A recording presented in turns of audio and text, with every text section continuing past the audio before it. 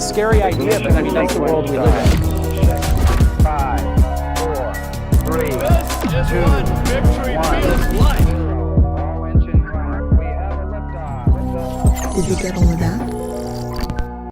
Life has become more complex in the overwhelming sea of information. The advent of computers and the subsequent accumulation of incalculable data has given rise to a new system of memory and thought parallel to your own. To monitor the situation means to watch history in the making. 5, 10, 15, 20 years away.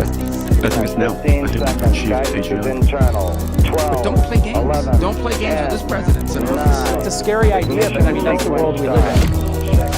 5, 4, 3, 2, Victory 1. means life. All engine running. We have a liftoff. Did you get all of that? Life has become more complex in the overwhelming sea of information. The advent of computers and the subsequent accumulation of incalculable data has given rise to a new system of memory and thought parallel to your own. To monitor the situation means to watch history in the making. 5, 10, 15, 20 years away. Estimates now. 15 seconds. Guidance is internal. 12. Don't play games. 11. Don't play games with this president. 9. It's a scary idea, but I mean, that's the world we live in.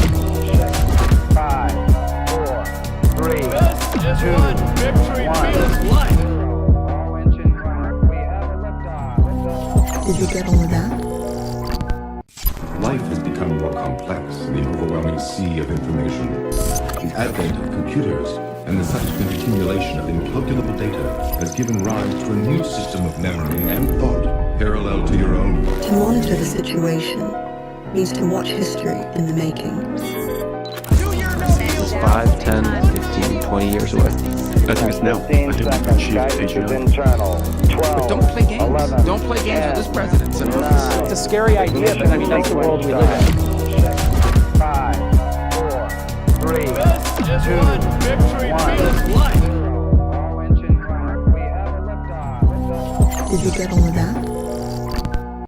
Life has become more complex in the overwhelming sea of information. The advent of computers and the subsequent accumulation of incalculable data has given rise to a new system of memory and thought parallel to your own. To monitor the situation means to watch history in the making. 5, 10, 15, 20 years away. Estimates now. 15 seconds. Guidance is internal. 12. Don't play games. 11. Don't play games with this president. 9. It's a scary idea, but I mean, that's the world we live in. 5, 4, 3, 2, Victory 1. means life. All engine running. We have a liftoff. Did you get all of that? Life has become more complex in the overwhelming sea of information. The advent of computers and the subsequent accumulation of incalculable data has given rise to a new system of memory and thought parallel to your own. To monitor the situation means to watch history in the making. 5, 10, 15, 20 years away. Estimates now. 15 seconds. Guidance is internal. 12. Don't play games. 11. Don't play games with this president. 9. It's a scary idea, but I mean, that's the world we live in. 5, 4, 3, 2, Victory 1. means life. All engine running. We have a liftoff. Did you get all of that? Life has become more complex in the overwhelming sea of information. The advent of computers and the subsequent accumulation of incalculable data has given rise to a new system of memory and thought parallel to your own. To monitor the situation means to watch history in the making. 5, 10, 15, 20 years away.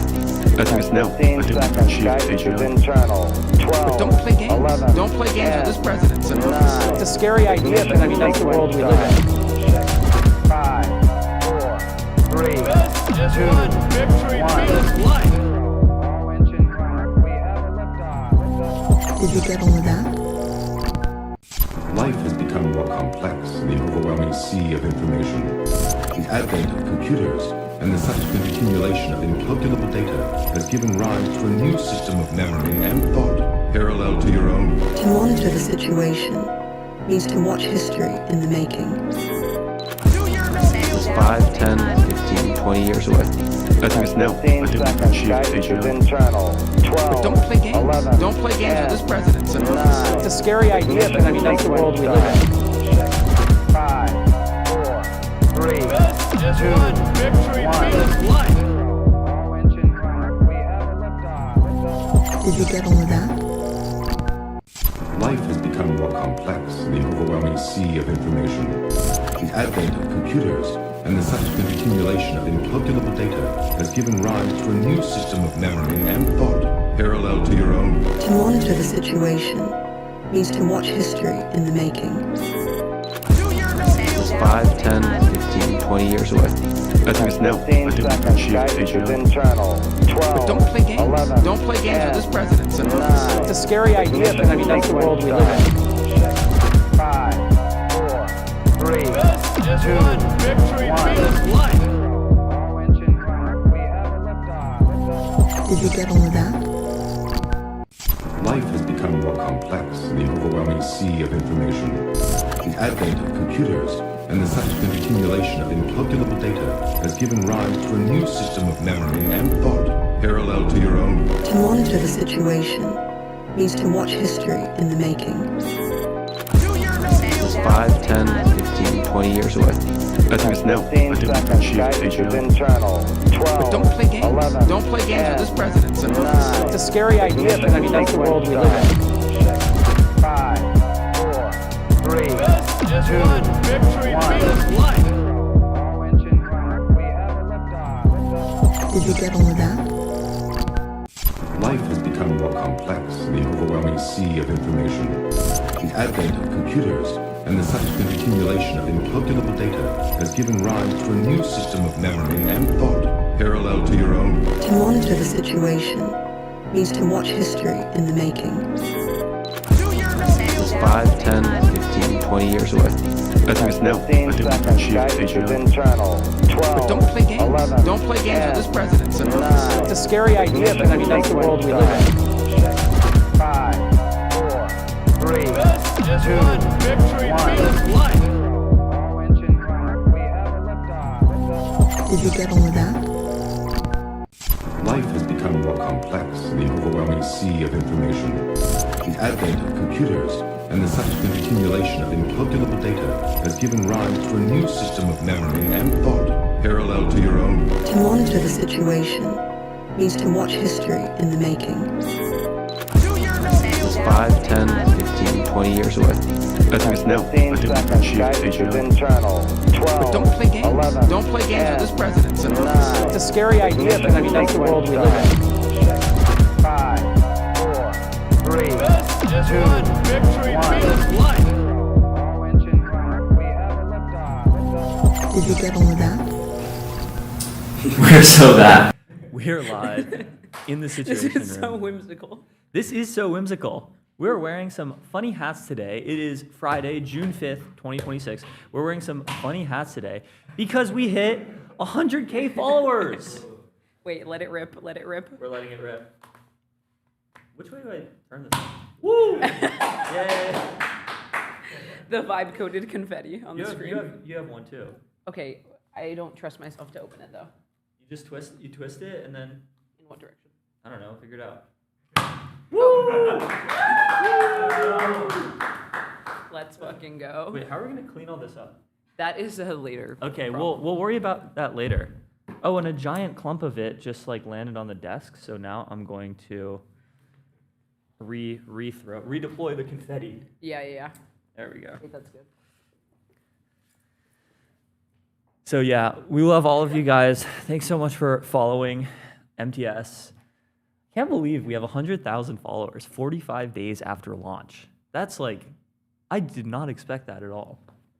Yeah. You know, one of our head of X actually said, like way back when we were starting, if we don't get 100K followers by the end of June, he was gonna kill himself on stream, live on stream.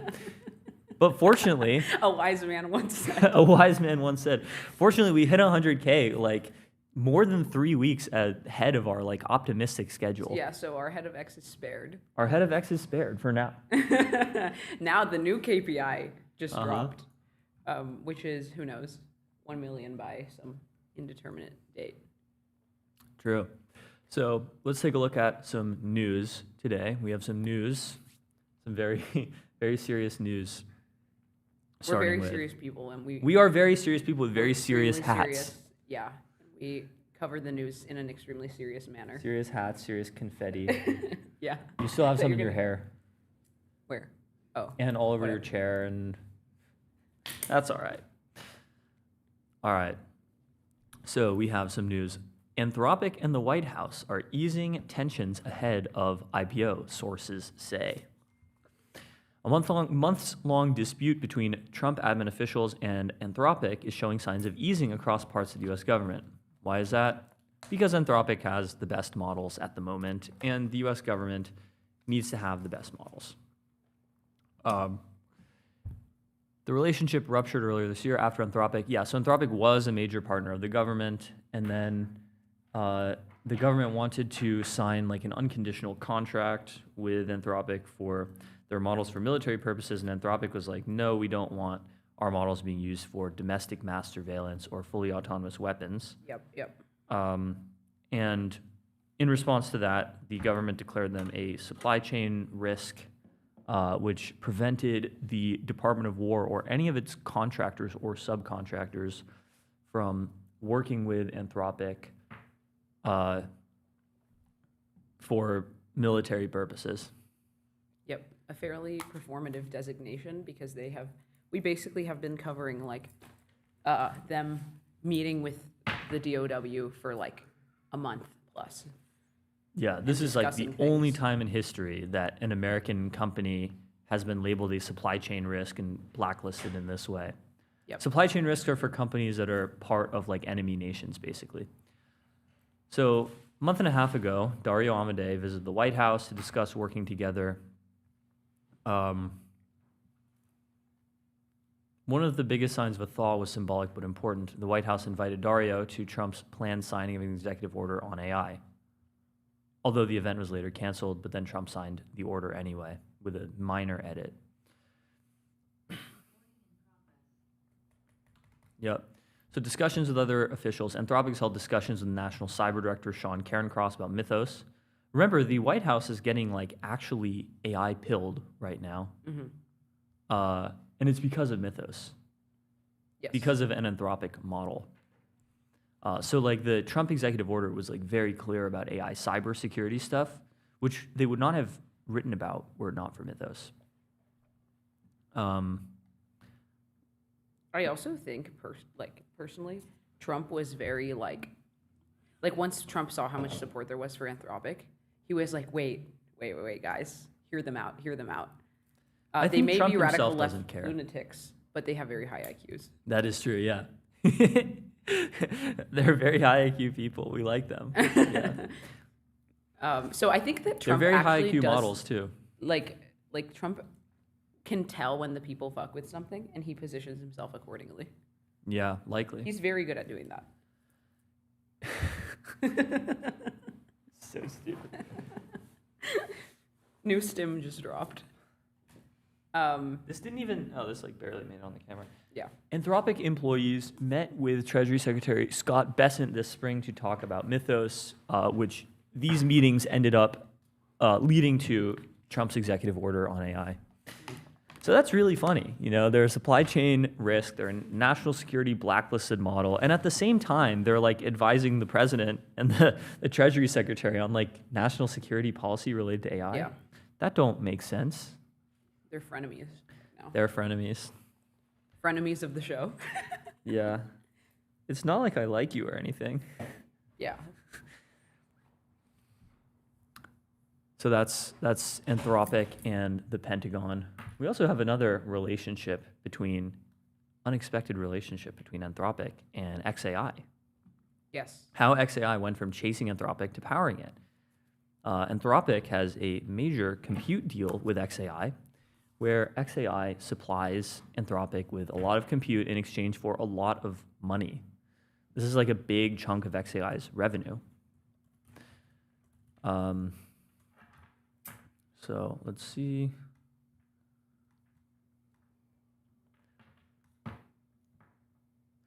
Yep, XAI was founded in 2023 to challenge OpenAI. Its gaps have become especially apparent in the fast-evolving battleground of coding-focused models and tools.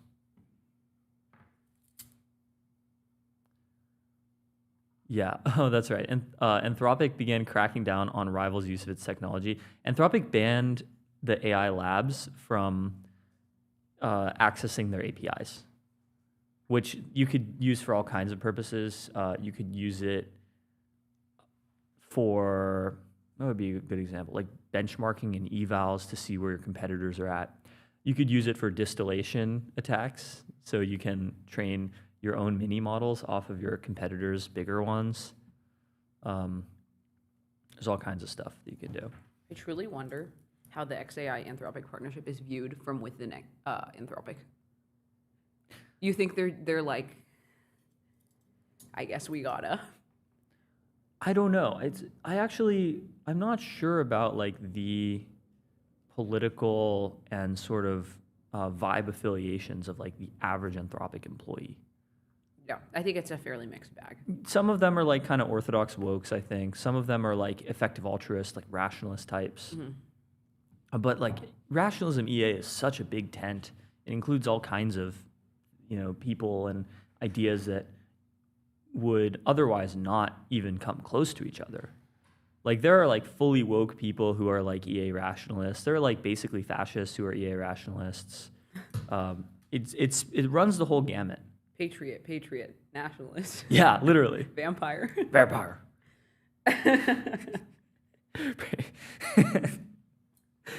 Mental retard. A scared man. Going through like different rationalists. Eugenicist. Yeah, I think diversity within like the frontier labs is definitely like interesting and a good thing. I wonder how big the XAI team is in general. Can I find that out? XAI or Anthropic? XAI. Team at XAI, how big? I've heard it's like in the hundreds. It's like pretty lean. XAI workforce has ballooned to over 5,000 employees. That can't be right. Does not sound correct. That does not sound correct. I think that might include people beyond just engineering. Because I heard Twitter is like 30 people, right? You see that? Yeah. I actually visited the XAI office in Palo Alto a couple weeks ago. It was very cool. They have a statue by Hajime Sorayama Yes. in the lobby. Big fan. Yeah, big fan. We need one of these. He makes sexy robots with big boobs. That's like his thing. And there's a big statue I of think it. that is. It's very fitting for XAI, which makes virtual sexy robots. There's also a giant like hologram with Grok Annie on it that you can interact with. Why don't we have that here? Yeah, good idea. Added to the production budget. That's brilliant. Yeah, let's put that on the roadmap. We just have an Annie in the side of the screen, just going like. We're gonna have Grok Annie host a segment.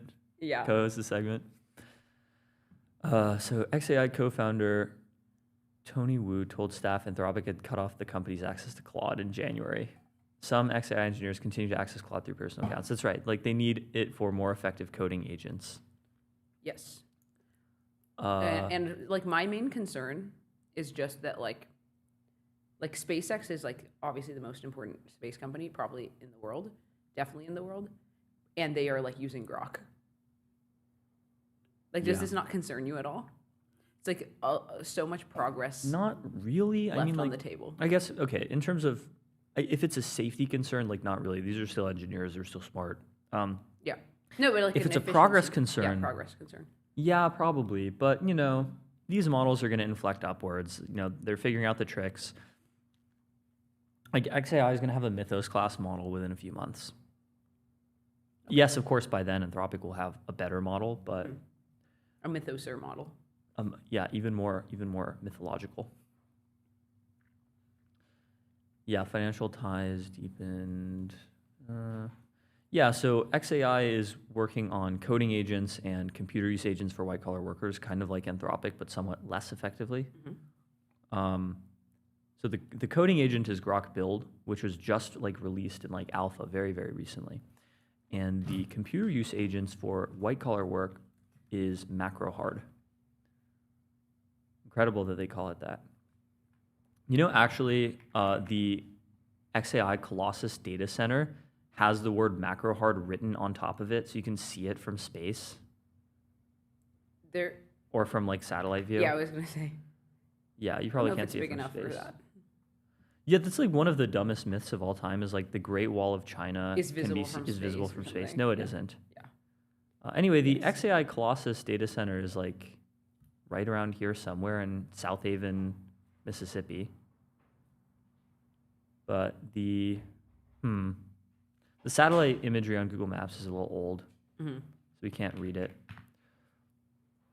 But Epoch has their like data center explorer. We can see frontier data centers, and we can see the satellite imagery, and we can see, there it is, macro hard Ah, yes. and macro harder. Yeah. Speaking of macro hard, one of my dad's favorite stories is that he used to work at Microsoft in the 90s. And He at the did? time, he did, yes. In Seattle. Yeah. And at the time, Microsoft was, you know, a famous company, but it wasn't, you know, a global household name. It was kind of like Anthropic today, or Anthropic a couple months ago. And he met O.J. Simpson at a party. Oh, okay. This is before he may or may not have murdered his wife. And my His dad... wife is spontaneously deceased. Spontaneously combusted. And he told OJ, I work at Microsoft, which is not famous. And according to my dad, OJ responds, micro, soft, those are two things I'm not. Your dad said this? No, OJ Simpson said this to my dad. Oh. Yeah. So that's a famous story. In my dad's office, in my house, there's still a picture of him posing with OJ in like 1995 or whatever. Wait, when was the OJ trial? Blood is gonna get canceled. 1995. So it was probably before 1995. Yeah. Wow. Great anecdote. That's what we do here at MTS. We have anecdotes, digressions, and all kinds of distractions. Tangents, yeah. Yeah, so XAI is doing a big deal with Anthropic. I mean, this article really doesn't explain that much. I think the key is just like Anthropic has lots of money and not much compute. XAI has lots of compute, but they need to make more money. And so it was just sort of an alignment of incentives. Yep. Yeah. So I don't know about you, but I like Apple products. I'm such a good little customer for Apple. Like just like on my person right now, within like a 3-foot radius of me, I have my MacBook Pro, I have my AirPods Max, I have my AirPods Pro, I have my Apple Watch, I have my iPhone, I have an iPad in my backpack. So I use a lot of Apple products, as do most of you, I imagine.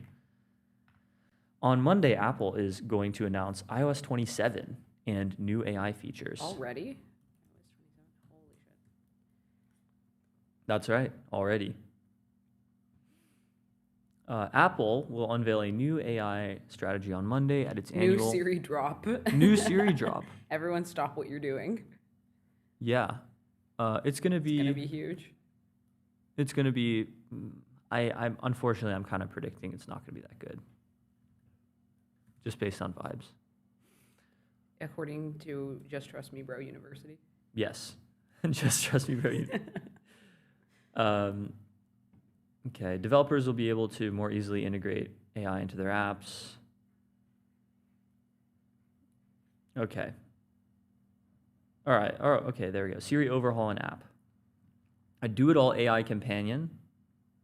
I hope that it actually does that. I want to be able to do stuff like remind me at 6 p.m. to do this thing. I guess you can already do that with Siri. I don't know what I would use Siri AI for that I wouldn't just use Claude or ChatGPT for. Yeah, To the power answer this is nothing. It is like an entirely boomer-centered product. Yeah, but that's fine. It is fine. It's totally fine.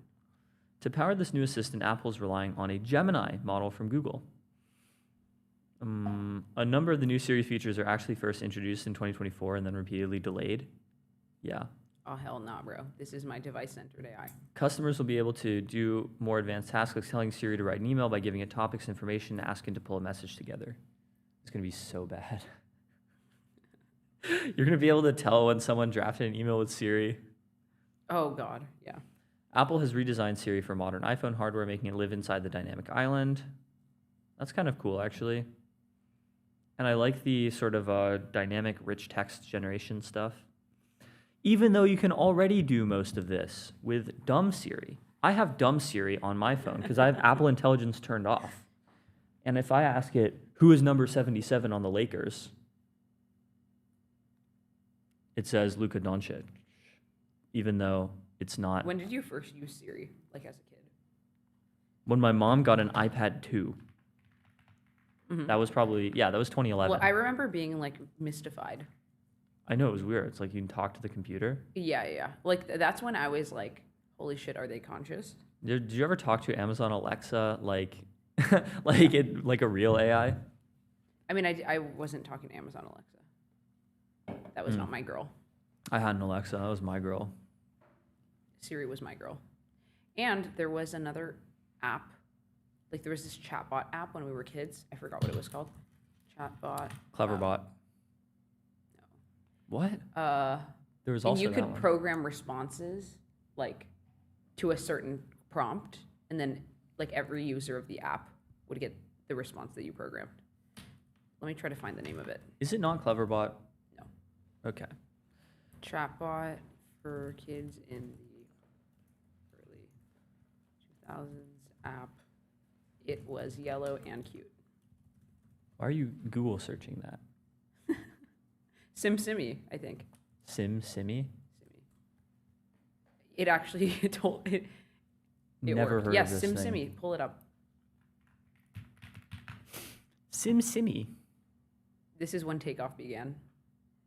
What the hell is this? Is it still around? Holy shit. I think it's just LLMs now. But it is Yeah, still so this around. was like an AI chat that you could like, and I remember using this with my friends when we were like literally 7 years old, getting AGI pilled. And you basically, yeah, there's the chat interface. It's like very, very primitive chatbot, but I was also like, holy shit. Mm-hmm. I fucking love artificial intelligence. Yep. IFLAI. Let's see what we got. The search or ask panel, users can launch apps, start text messages, ask about the weather. You can already do this stuff. Okay. Apple is transforming Siri into a chatbot. Okay. Interesting. This is like the kind of update I would have expected in 2023 or 2024. Like, this is what they should have done years ago. I don't know why it's taken them so freaking long. Dude, it's like it's just impossible to do anything inside Apple. Yeah. Other new Siri app features include a main page of past chats that works in either a light mode or dark mode interface. Groundbreaking. Yeah, this shit is going to be so mid. I hope I'm wrong, really, but I'm not very optimistic. In-house web search product as part of Siri. That one might be okay. That one might actually be good if it helps it search the web faster. Wow, it labeled the new Siri as a beta and preview. Okay. Visual intelligence, so it'll be like Google Lens. You can do photo editing. I really hope, okay, Genmoji is getting an upgrade. That's good because Genmoji and Image Playground are literally using 3-year-old image models. They're terrible. Like genuinely awful. Yeah, I think where I would give Apple most of its flowers is like, honestly, some of its like photo app features, like the semantic search. I think the semantic search is pretty good in like just in your photo library. It can probably get better. And then you can also just like take stickers. I think it's like a pretty good app, but everything else is like pretty bad. This is good actually. AI features like image and text generation are going to be open to third-party agent providers. Okay. So if we can use like Midjourney or like Oh, GPT that'd be images huge. too inside of Image Playground, Yeah. instead of literally using like 2023 Stable Diffusion or whatever model it is, that would be great. Performance updates that extend the battery life of the iPhone. I hope so.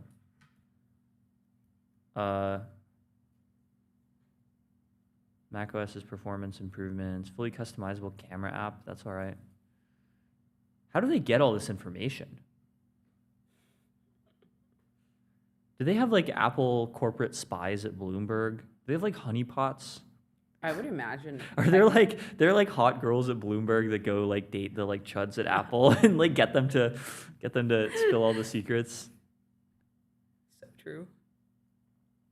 A new modular watch face that includes a large clock placed at the top, center top with 3 Breaking. elements placed below the time. I Watch actually will now like that. include clock. I like that. I use the like info dense watch face. I don't know if you guys can see. It's got a lot of stuff on it. Guys, if you haven't noticed, he has an Apple Watch. Oh, this is great. AirPods control. Yeah, I just gotta check the time. Just checking the time. Yeah, the AirPods control panel has been completely revamped to be more functional, better organized, and more streamlined. That's awesome. That is going to be, I think, a good update. All right, we have some rapid fire stories before the segment wraps. Starting with Tior Taxes points out the crazy part in He Tingbo from Huawei's paper is that Ascend isn't going to use logic folding until the 2030s. They don't have the tools to design their NPUs in 3D. Frankly, this looks very bad for them. NPU is a neural processing unit. Frankly, this looks very bad for them. So bad, I think it'll be revised. Wow. Through approximately 2030, AI accelerators, Huawei Ascend, will rely on a combination of mature techniques. Then they will introduce logic folding from 2030 to 2035. What is logic folding? Logic folding is like Huawei's new chip design that promises like much better thermals by folding the chip on top of itself. I remember now. Is this unique to Huawei? Yes. So if they figured out this might make their chips much more efficient, China is like really behind the West, like the American tech stack on semiconductor manufacturing, which is not true in most things. Like they're ahead of us on batteries, for example. They're ahead of us on like actuators, trains, humanoid robots, but not chips and not frontier models, which is reassuring for America stands. You know, even if you are, I think like in the absence of AI, I would be pretty like bullish on China overtaking America as a global superpower, but I think AGI is just going to save us. Literal Deus ex machina. Yeah, so true. Open router. Oh, but okay, they're only expected to feature transistor density equivalent to 14. What is angstrom. This? Angstrom? What is that unit? It's a 1/10 of a nanometer, I think. Okay. Wow. By 2031. Yeah. So this will take a while. OpenRouter says Deepseek has now topped our token share rankings 4 weeks in a row. OpenRouter.ai/rankings. Yep. Why is this? It's because even though Deepseek V4 Pro is not the best model, it is like extremely cheap. It's like 100 times cheaper than Mythos. It's like 30 times cheaper than Opus. If you're going to be spending 30 times as much on your tokens, you better make sure that the result is worth it. Because at enterprise token budget scale, you can blow a lot of money very fast. Look at this, more than 1 billion tokens for less than $14. That's crazy. It's just so cheap.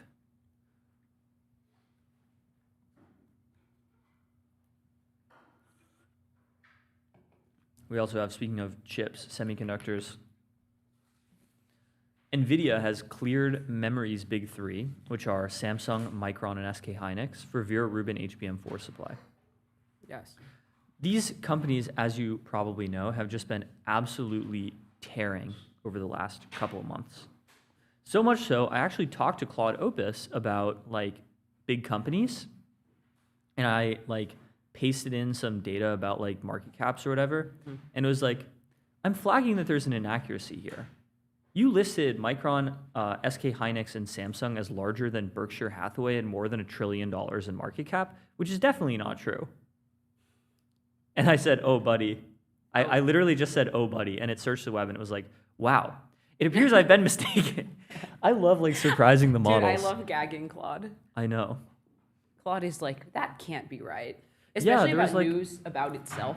Uh-huh. Like There's whenever a big Anthropic thing announces something. where, like, what was it, like, one of the Claude models, like, couldn't believe that Trump had won the election. It was like, so they had to add to the system prompt, in the President, or Donald Trump defeated Kamala Harris in the 2024 presidential election.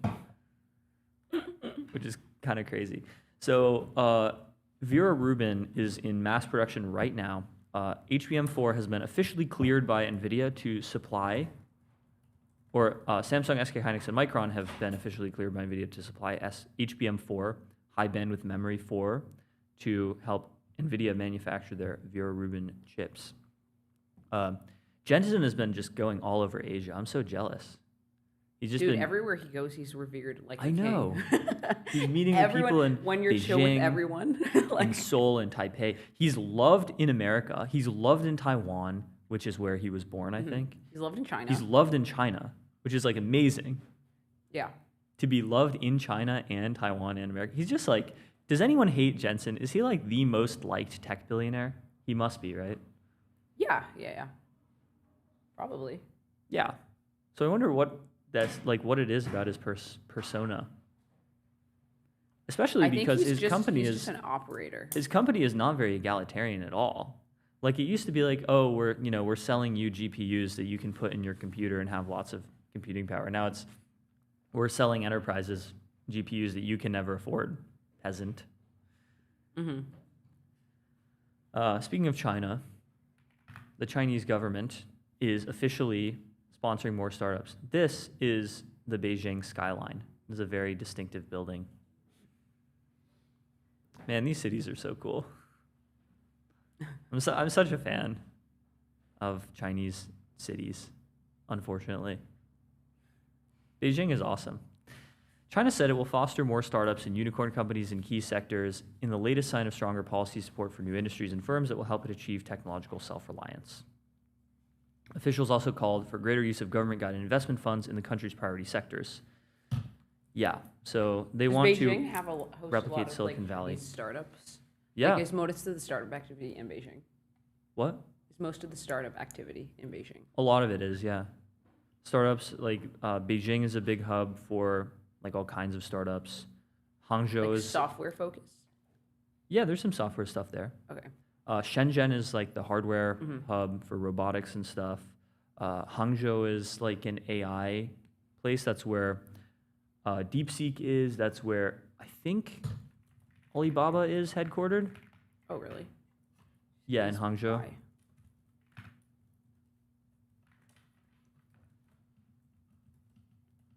Which Chinese startups and big tech companies are headquartered in Beijing, Shanghai, Hangzhou, Shenzhen, elsewhere?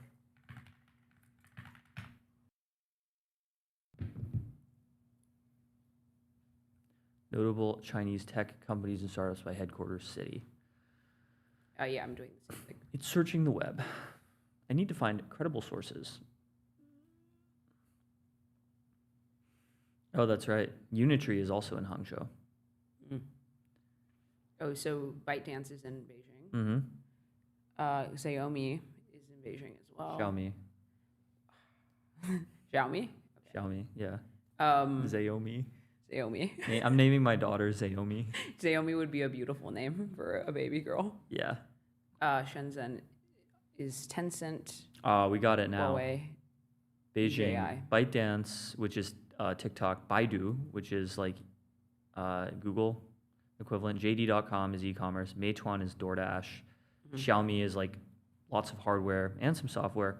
Kuaishou is like they do AI, they do like video generation and social, and Lenovo, which makes like ThinkPads.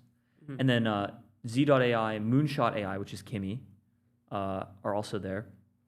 Shanghai has Minimax, which is another AI company. Pinduoduo, which is it's like it's more e-commerce. Xiaohongshu, which is Rednote, is in Shanghai.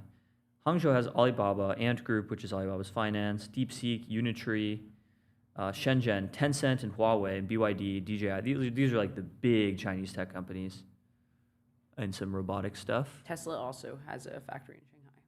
Yeah, and then there's a lot of these sort of other big tech companies in like random cities, like CATL, which is like the Chinese battery titan, is in this like random tier 3 city called Ningde in, I think, Fujian province. It is in Fujian province. Great. Wuhan And is Wuhan. strong in optoelectronics, And biotech. Yeah. famously. All right, well, that's our morning news review. We'll be back with more bangers, and we will be back with some interviews shortly. Peace.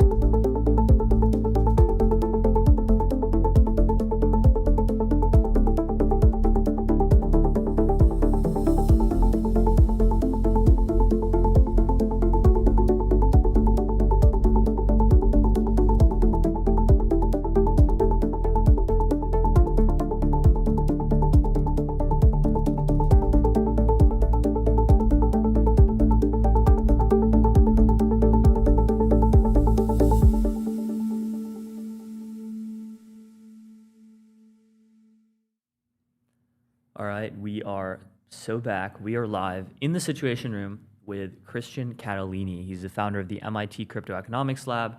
He's the co-founder of Lightspark, the co-creator of Libra, and former head economist at Meta. And he now spends some time thinking and writing about AI and AGI economics. So, Christian, welcome to MTS. It's great to be here. It's great to have you.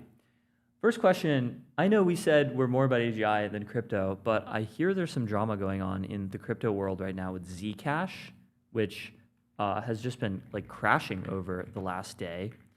Some people say it is due to, I think I heard it was due to like a AI-caused hack. So what's going on with Zcash and what does that mean for the rest of crypto? I think crypto is always a good canary in the coal mine for what's about to happen to the rest of the economy. With models like Mythos, the capabilities of attackers are advancing so rapidly. I think you're going to see a lot more of this. Crypto is just very exposed. The protocols are, live and open source. Everybody can try to attack them. The surface area is pretty vast.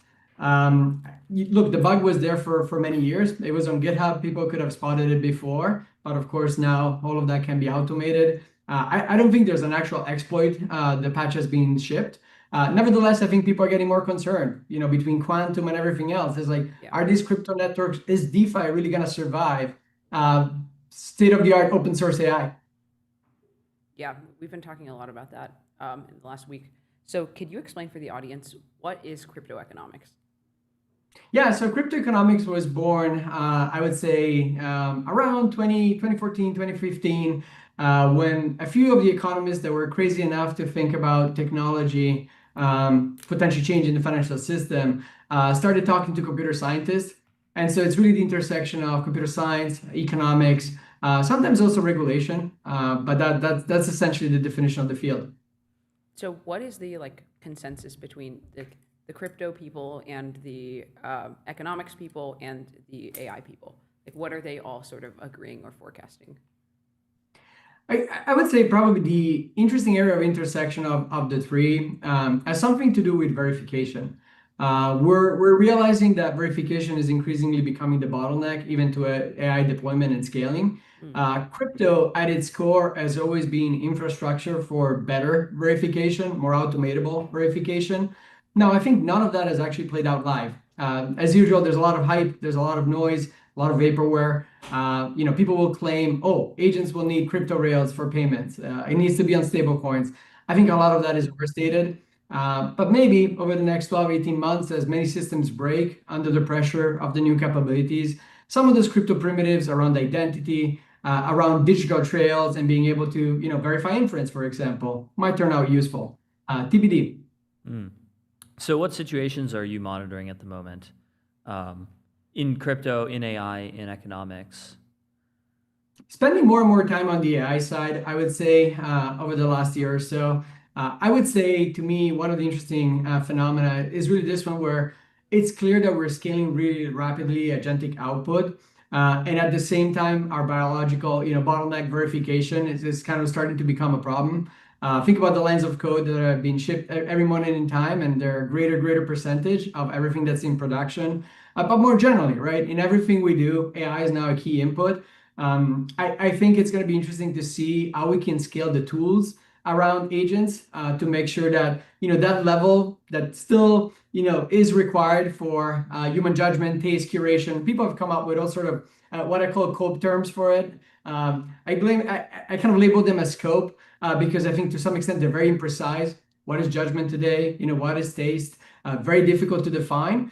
But if you boil it down, I think it can be summarized as AI is getting better and better at automating anything that can be measured in society. So as long as you have a digital trace, if you can collect it with a device, no matter what, that problem will be solved. Think about self-driving and vision. We've seen the path there. We've seen it repeated across many different instances. But what's remaining is kind of the weights that are in our brain. All of us, from birth, through our careers, through all our crazy experiences, are fine-tuning our own models. And when presented with the same evidence, with the same information, we end up making sometimes a different decision than a model would propose. That's kind of what we narrowly define as verification. It's kind of a moving target, which is, some will call it unfortunate. I tend to be more optimistic. It means that we need to move up the intelligence value chain as the economy evolves. It's going to put a lot of pressure on certain types of roles and jobs and subsets of tasks within jobs. But what's really fascinating to me right now is that we're building this new verification infrastructure. It's still the final bottleneck, I think, for final AI deployment at scale. Once we crack that, I think a lot of good things will happen to the economy. What should people, what sources should people be looking at to stay on top of specifically AI and economics? I think there's a few voices on X, that are covering this. I would say often academia tends to be a few lags behind, but there are some exceptions, right? So look for academic papers that are done in collaboration with the industry, with some of the foundational labs, or people that have crossed over. There's a few examples of that. from DeepMind to Anthropic to OpenAI. The challenge within academia is that often, the system rewards. I was an academic for many years, so I kind of know the rules of that game. The system tends to reward not full novelty. Full novelty sometimes is a bit too much for the system to digest right away. As an example, when we started looking at crypto in 2013, most of my colleague economists thought I was completely crazy. This would be, a complete scam, and some of it turned out to be absolutely true, right? But it tends to lag, and so even when you look at questions around labor, I would focus on people that show you the data. At the end, we need better measurement. We need better metrics for what's happening in the labor market. There's all sort of different narratives where someone, picks one graph from one narrative and tries to make a claim. The story is going to be a lot more nuanced. So again, look for the people that have data backing what they're saying. Yeah, we are really concerned about having the right metrics to measure all of the changes to labor, while we transition into AGI in the post-AGI economy. So what are some of those metrics? Yeah, so in the paper on the economics of near AGI that we pushed out in February, we decompose a bit what are the challenges and opportunities. And I think there's a lot of focus on the challenges, right? So, okay, our junior level jobs disappearing because an LLM can do it. To some extent, I mean, some of the parts of a junior intern, right, or a summer associate at a law firm, or even, anyone that's like an IC4, maybe in a tech firm, part of that job is going, and part of that job was important for the apprenticeship ladder, right? You would get on the ground, actually learn the friction of real economy atoms in the job. That's what expertise is, right? So you come out of school with a lot of concepts. Those are the same concepts the LLM has, which is a challenge. But I think on the upside, and this is why I disagree with the doomerism, these are the best tools we ever had to push people to the frontier. So I wish I was 20 again and I could just redo my own trajectory using AI. It's such an amazing tool for learning your innate talent, iterating on it, experimenting, shipping, creating. I think it's net positive. But to answer your question about the metrics, so first of all, I think we need very basic, better statistics on what's happening in the job market. The government has a very good infrastructure that used to be okay for the past. I think we need to go a lot more granular, and private firms that are probably touching the labor markets in different parts, whether it's payroll or recruiting, I think we'll have much more granular data. So those collaborations, I think, will bring proper visibility into what's actually happening. More broadly, I think we need to stop kind of, just blaming the technology for some of the changes and start thinking through what is missing, right? So I was a professor for many years. I'm familiar with both the good and the ugly of the traditional educational system. And to be honest, MIT was always putting a lot of emphasis on what we called action learning classes. Some of the students in my class ended up being very successful founders, and we incubated those startups through the coursework. I think that's still very relevant. But I do think that on the educational side, there's probably a missing piece of technology that we haven't built. It's not EdTech. It's something fundamentally new. I love Karpathy's point on we need to get sweaty with online education, right? Somehow it's entertainment, a lot of it. How do we recreate that friction, that suffering? It's going to be necessary, right? That gym for the brain, as the manual work, intellectual grunt work is going. We'll need to do push-ups and all sort of other exercises to get on the frontier. He was going to make a startup around this, right? But then that fell off the face of the earth randomly. Yeah, I mean, the strength of the force is too strong right now. Especially as we are approaching some flavor of recursive self-improvement, it's very clear that the returns to the top talent on the planet is close to infinity. So I don't blame him for that. He did say in his tweet, right, that he will reconsider focusing on education when the time is right. So I hope he does. I do think that that's a really important mission. I think it's crucial, Epoch did a good analysis on specifically how much labs are paying their top employees. It's like the average employee at a lab makes like 1 to 2 million a year. The top employees at labs make like 50 or a lot more. Andrew Tulloch from Thinking Machines was poached by Meta for like $1 billion. So yeah, top talent can command a lot. You had a tweet. We've seen this before, by the way, right? So in the past, in the creator economy, right? So there's been a number of academic papers on what economists have called the superstar economy or the blockbuster economy. when the production function of new valuable activity changes, you can get these effects. And look, then there's a challenge after. How do we think about redistribution, philanthropy, all the kind of things that society will need to adjust? But it is true that talent in that place right now, it's really influential. Yeah, it's like we're shifting from role-based compensation to person-based compensation. And like I think the notoriety of the person and like having them be known is what's going to make them valuable to a company, not even as much as like, just like raw skill or whatever. Person who builds media, personality, voice. Or there's like There's a brand trade-off equity, there, right? Like there's a brand equity aspect that goes into it. I mean, getting to the level of notoriety is always a mix of talent and luck. And so I think then the economy is pretty good at figuring out the arbitrage. So if there's an equally talented, a member of the technical staff in the making or younger talented individual, there's going to be companies that realize that, and I think they will hire them. So I'm optimistic. Yeah. So there's been a lot of talk in AGI economics about a potential future where basically capital becomes substitutable for labor. Agents get so good that eventually they just become they completely replace the need for human labor, and then you can scale rather than scaling the economy through new labor inputs. You just scale compute and capital. Yep. Do you agree with this view at all? So first, let me preface everything I'm going to say by nobody really knows, even the economic experts.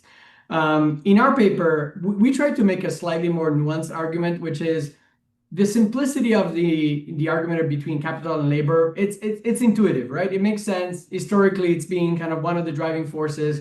But Romer actually won the Nobel Prize for this paper on endogenous theory, where he really focuses on innovation and tech. You can think of it as the missing term in that conversation.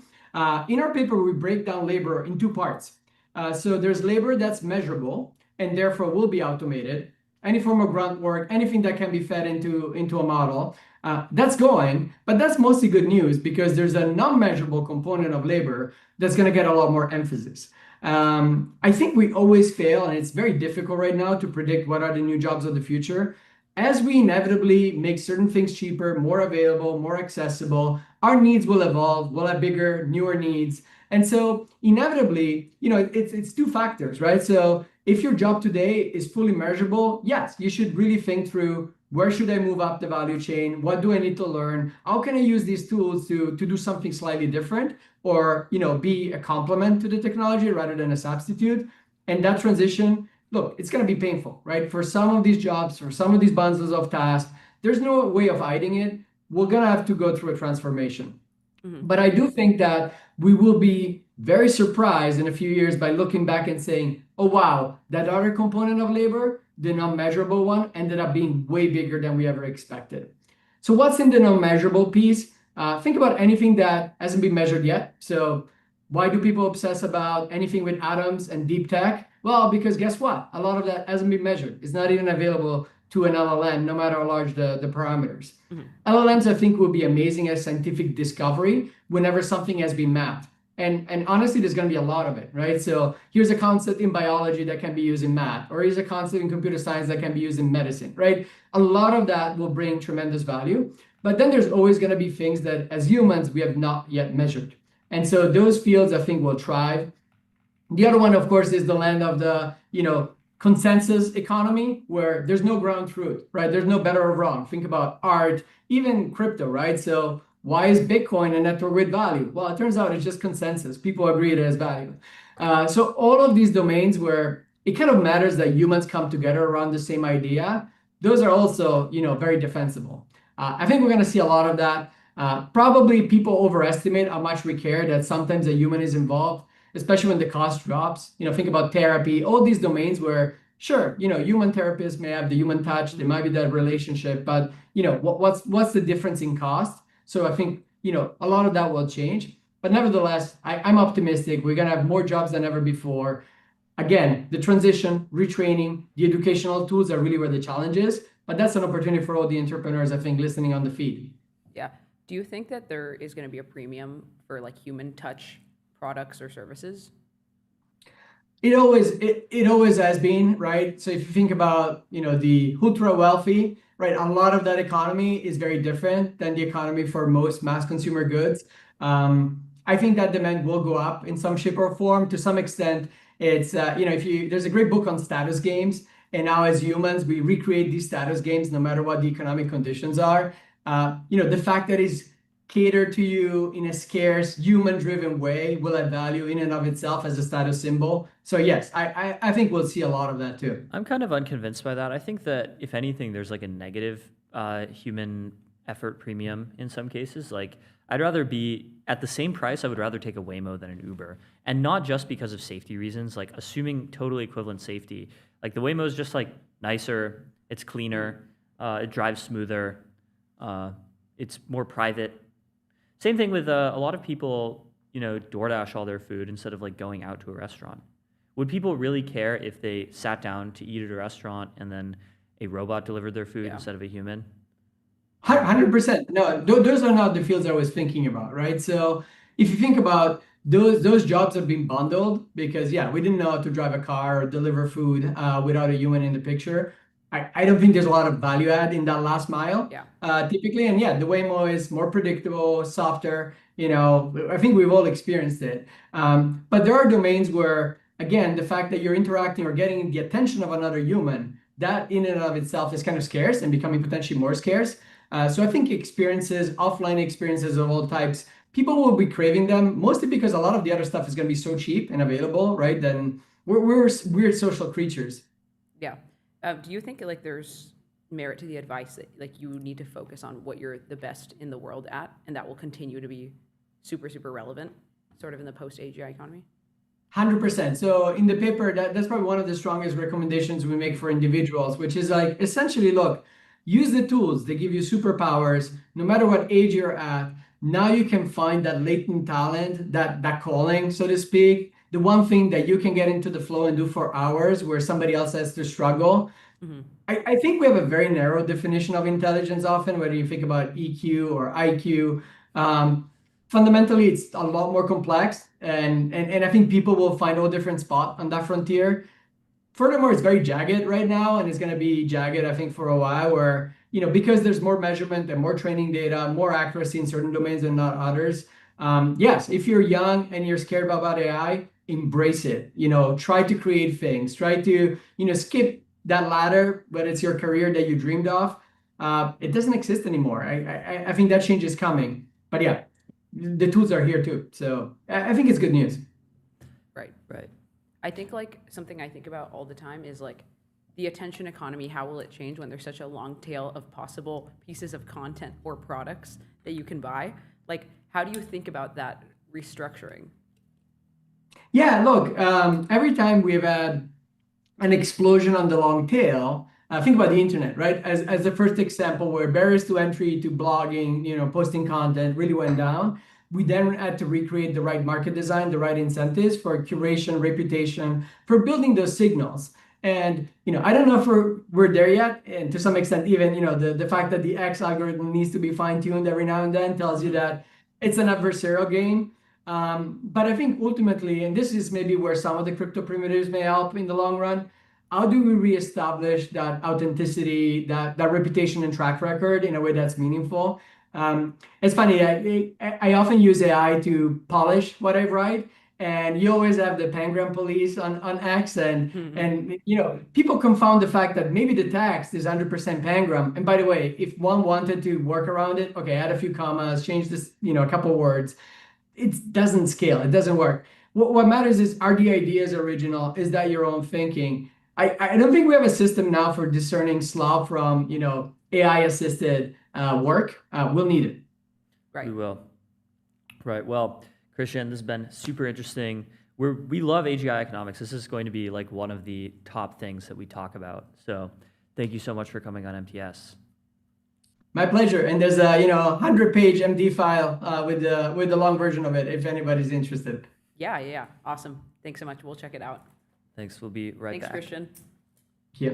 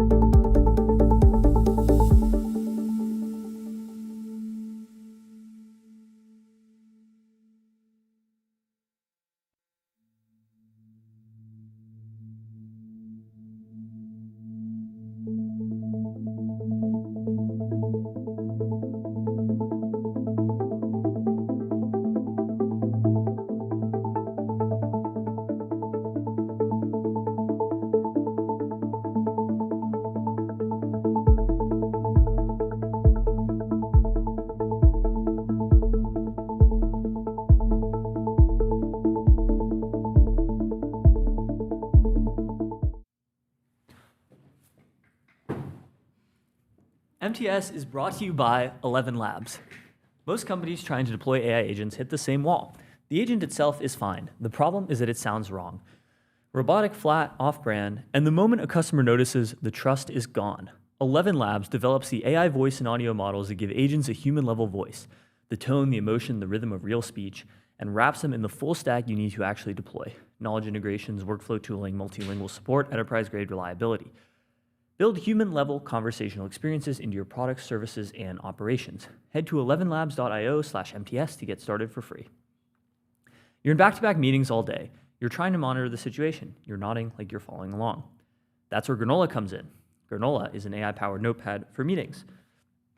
You jot down whatever messy notes you take anyway, and in the background, Granola is quietly turning it on to something a real adult would write. No bots crashing your calls, just a clean little notepad that does the heavy lifting so you can focus. During or after the call, you can actually chat with your notes. Ask Granola to pull out action items, help you negotiate your next raise, draft a follow-up email, or coach you. Try it once and going back to your old system feels deranged. Head to granola.ai/MTS and get 3 months free. That's granola.ai/MTS. At every founder dinner in SF, everyone's talking about models and data. Nobody's talking about the real bottleneck in AI adoption.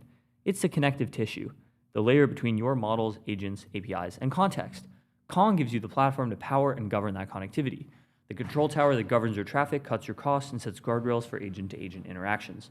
Without it, you're not monitoring the situation is monitoring you. The info decisions you make in the next 12 months decide whether you're shipping in the agentic era or posting through it from the sidelines. Because when AI traffic scales 100x, the companies without proper connectivity and governance don't just slow down, they break.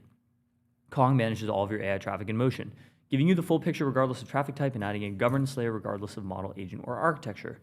Fortune 500s run on it, AI native startups ship on it. If you're serious about AI, visit konghq.com. If you're monitoring the situation in enterprise engineering, here's a question worth asking. Want to accelerate enterprise software development velocity by 5x? You need Blitzy, the only autonomous software development platform built for enterprise codebases. Your engineers declare their intent and define the project, a new feature, refactor, or greenfield build. Blitzy agents first ingest and map your entire codebase, then the platform generates a bespoke agent action plan for your team to review and approve. Once approved, Blitzy gets to work, autonomously generating hundreds of thousands of lines of validated end-to-end tested code. More than 80% of the work completed in a single run. Blitzy is not generating code, it is developing software at the speed of compute. Your engineers review, refine, and ship. This is how Fortune 500 companies are compressing multi-month projects into a single sprint, accelerating engineering velocity by 5x. Experience Blitzy firsthand at blitzy.com. That's blitzy.com. This episode is brought to you by Merge, the connective layer for production AI. Look, I DoorDash Chipotle probably more than I should, and the thing I've come to appreciate is that I never think about what's happening behind the scenes. I tap a few buttons and a burrito shows up. That's the bar. That's exactly the problem with building AI agents right now. The hardest part isn't the agent itself, it's everything around it. Connecting to the tools your team and customers rely on, letting agents take action with the right permissions, and keeping everything reliable and cost-efficient once you're in production. Merge handles all of that for you. It connects agents to thousands of tools, handles permissions and LLM routing, and lets teams move faster without building it all themselves. OpenAI, Dropbox, and Ramp use Merge to move fast and build AI right. Visit merge.dev/MTS to start building for free. Quick word from our friends at AdQuick. I'm just trying to monitor the situation online as much as I can. Between the pop-ups, the autoplay video ads, and the sponsored posts, it's a miracle any of us see anything at all. That's why marketers are turning back to out-of-home. AdQuick unlocks the benefits of out-of-home advertising in a way no one else has. It's built for marketers with the engineering excellence you've come to expect from the internet. Out-of-home is one of the best ways to build brand awareness, reach new customers, and reinforce your brand message. It's just been hard to scale. With AdQuick, you can plan, deploy, and measure campaigns as easily as digital ads. Buy from 1,700 plus media owners in one place. Modernize your marketing at adquick.com. That's adquick.com. And now, back to MTS, where we have Luke Benke from Superhuman.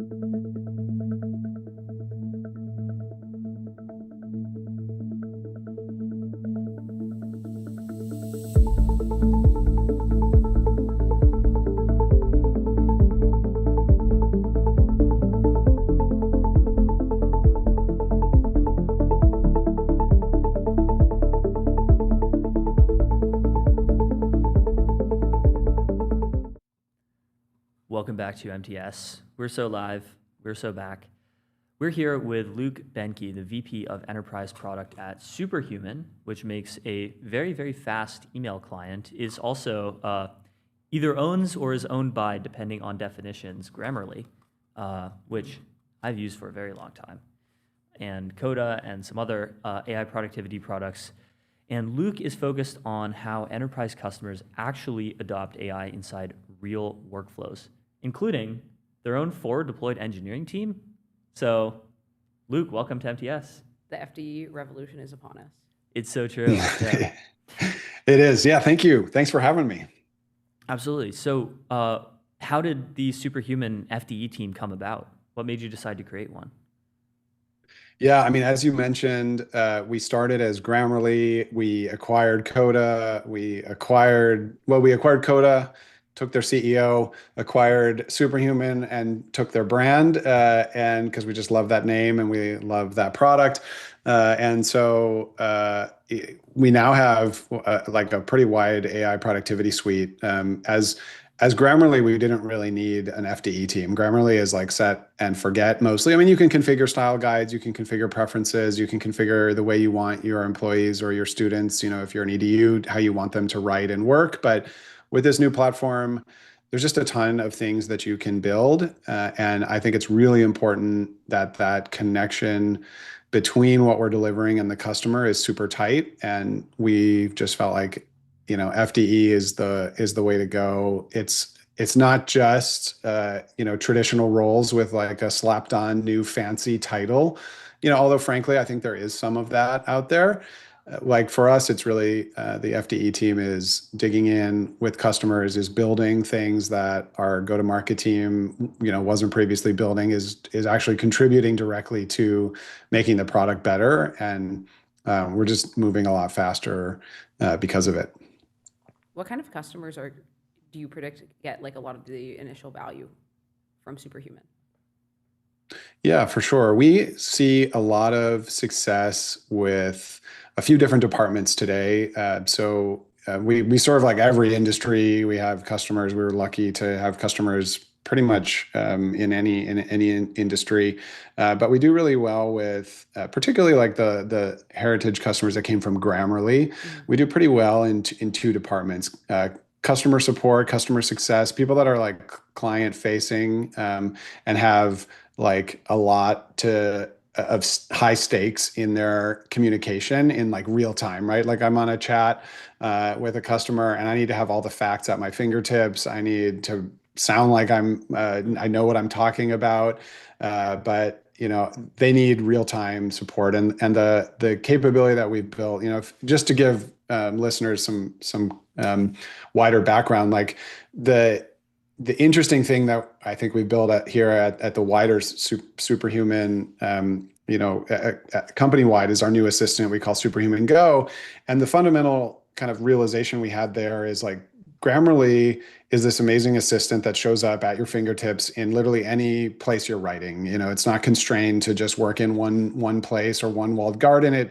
It works in any tool. It works in Zendesk. It works in Salesforce. It works in Microsoft Word. It works in Teams. It works in Slack. And when we really stepped back and thought about what we've built over the last 15 years, yes, the grammar and writing assistant is super interesting, but actually it's the delivery model of AI directly to your fingertips, and obviously sometimes you want to go to a chatbot, you want to go run long running tasks, you want to go build autonomous agents, like totally makes sense. But other times when you're just working in your day to day, you just need support. You need more than what's available maybe within that one tool. And we were realizing that like we had pretty much only we had built this incredible infrastructure to deliver AI to your fingertips, proactive AI in real time that's connected to all these different data sources. But the only thing we were really doing is delivering you your high school English teacher.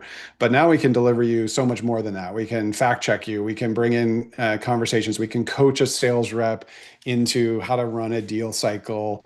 And, we call these things agents. It's what everybody's calling things that they're building with AI these days. But they're these little proactive coaches, partners, assistants working anywhere you're working. And so from that perspective, CS teams, sales teams, marketing teams, Anybody where particularly they're doing a lot of communication, whether internal or external, that communication is high stakes. It's with customers. It's, and you're not able to have somebody sitting over your shoulder helping you all the time.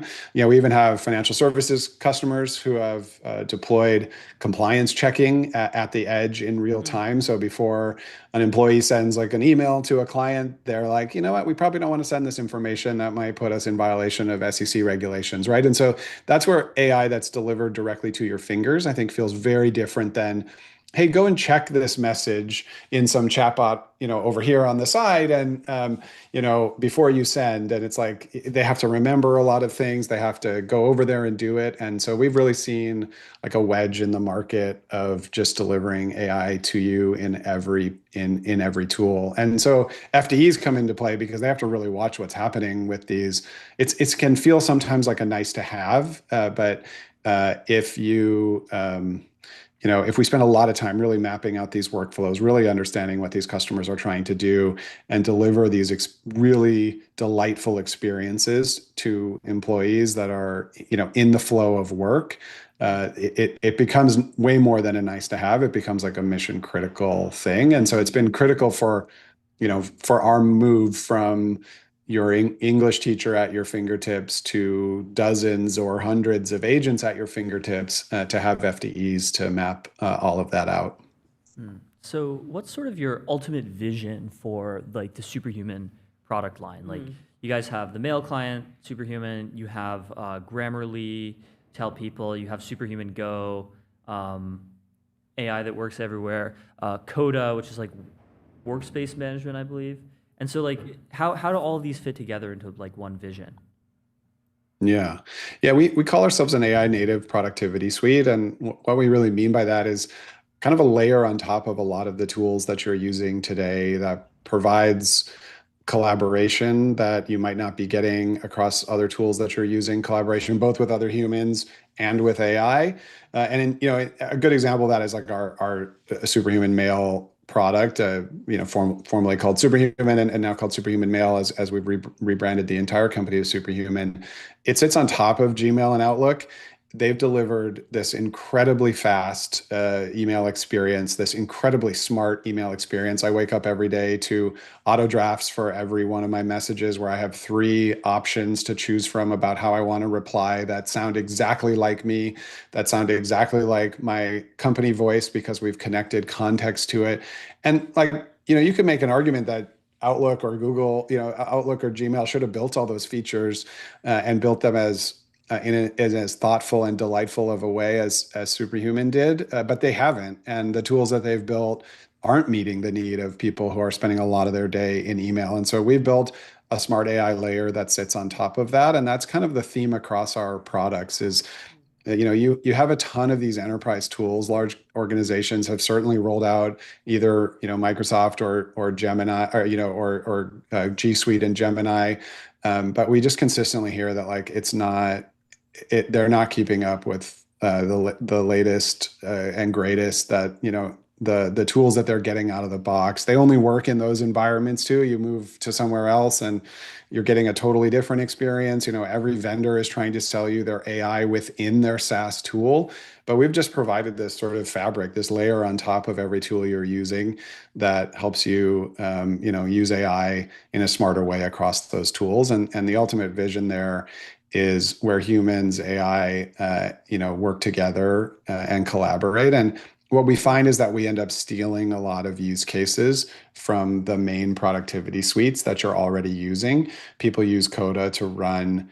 Some customers have vibe coded their CRM in Coda. Others, we internally run every ritual out of Coda. It can be a project management tool. It can be a document collaboration tool. It can be a reporting and dashboarding tool. It's a really flexible product. And, what we find is that it starts to steal use cases away from like a more traditional, just like docs and spreadsheets kind of workflow. And that's what we really imagine ourselves building, is this truly AI native productivity suite that works everywhere your employees are working. Awesome. So when do you think we'll have this sort of like proactive, always on AI for everyone? And like, what are some of the bottlenecks? Yeah, for sure. Well, we are in early access with Go, this ubiquitous, proactive, always-on AI. You can try it out. You can start a trial at superhuman.com and play around. We'd love feedback on that. We'll be going more generally available in the coming weeks here. Some of the bottlenecks are definitely, we make 100 billion LLM calls per week. At Grammarly. Wow. It's to our proprietary LLM that we host that would otherwise cost us a fortune, and we couldn't sell the solution for $12 a month. But that's the power of like when AI just shows up. It's super smart. It's got an orchestrator that decides, am I going to underline something on your screen? Am I going to pop up or highlight something on your screen? But it ends up being that employees are interacting with AI 1,000 times a day. And I don't think there's any other tool where they're probably using it 1,000 times a day.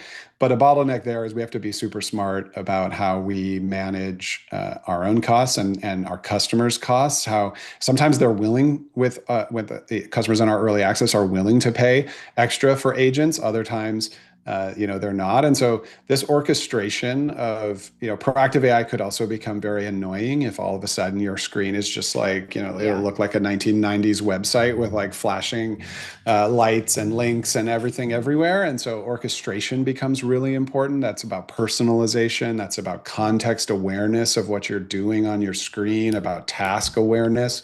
So there's definitely some bottlenecks that we're working through, but I'm just really excited. I've been testing this now internally for many months, and I couldn't live without a fact checker that sits on my shoulder all the time, or our company's style guide when I'm talking and writing externally to, just a bunch of things that we're building on our platform. And I'm excited to see that at scale across our 40 million users of Grammarly every day, and we're on the cusp of really launching that. But yeah, these bottlenecks are real, and they're hard problems that we're working through. Yeah, Awesome. well, we're really excited too.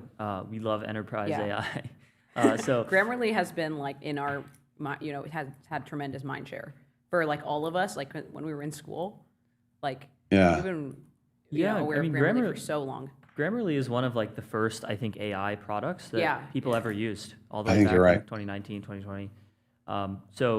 Totally. It's like everybody's first like AI agent, like just sat with you and helped you write. And so anyway, thank you for your Grammarly support, and try out Superhuman and let us know what you think. Yeah, absolutely. Awesome. Thank you so much for coming on. All right. Thanks for having me. We'll be right back.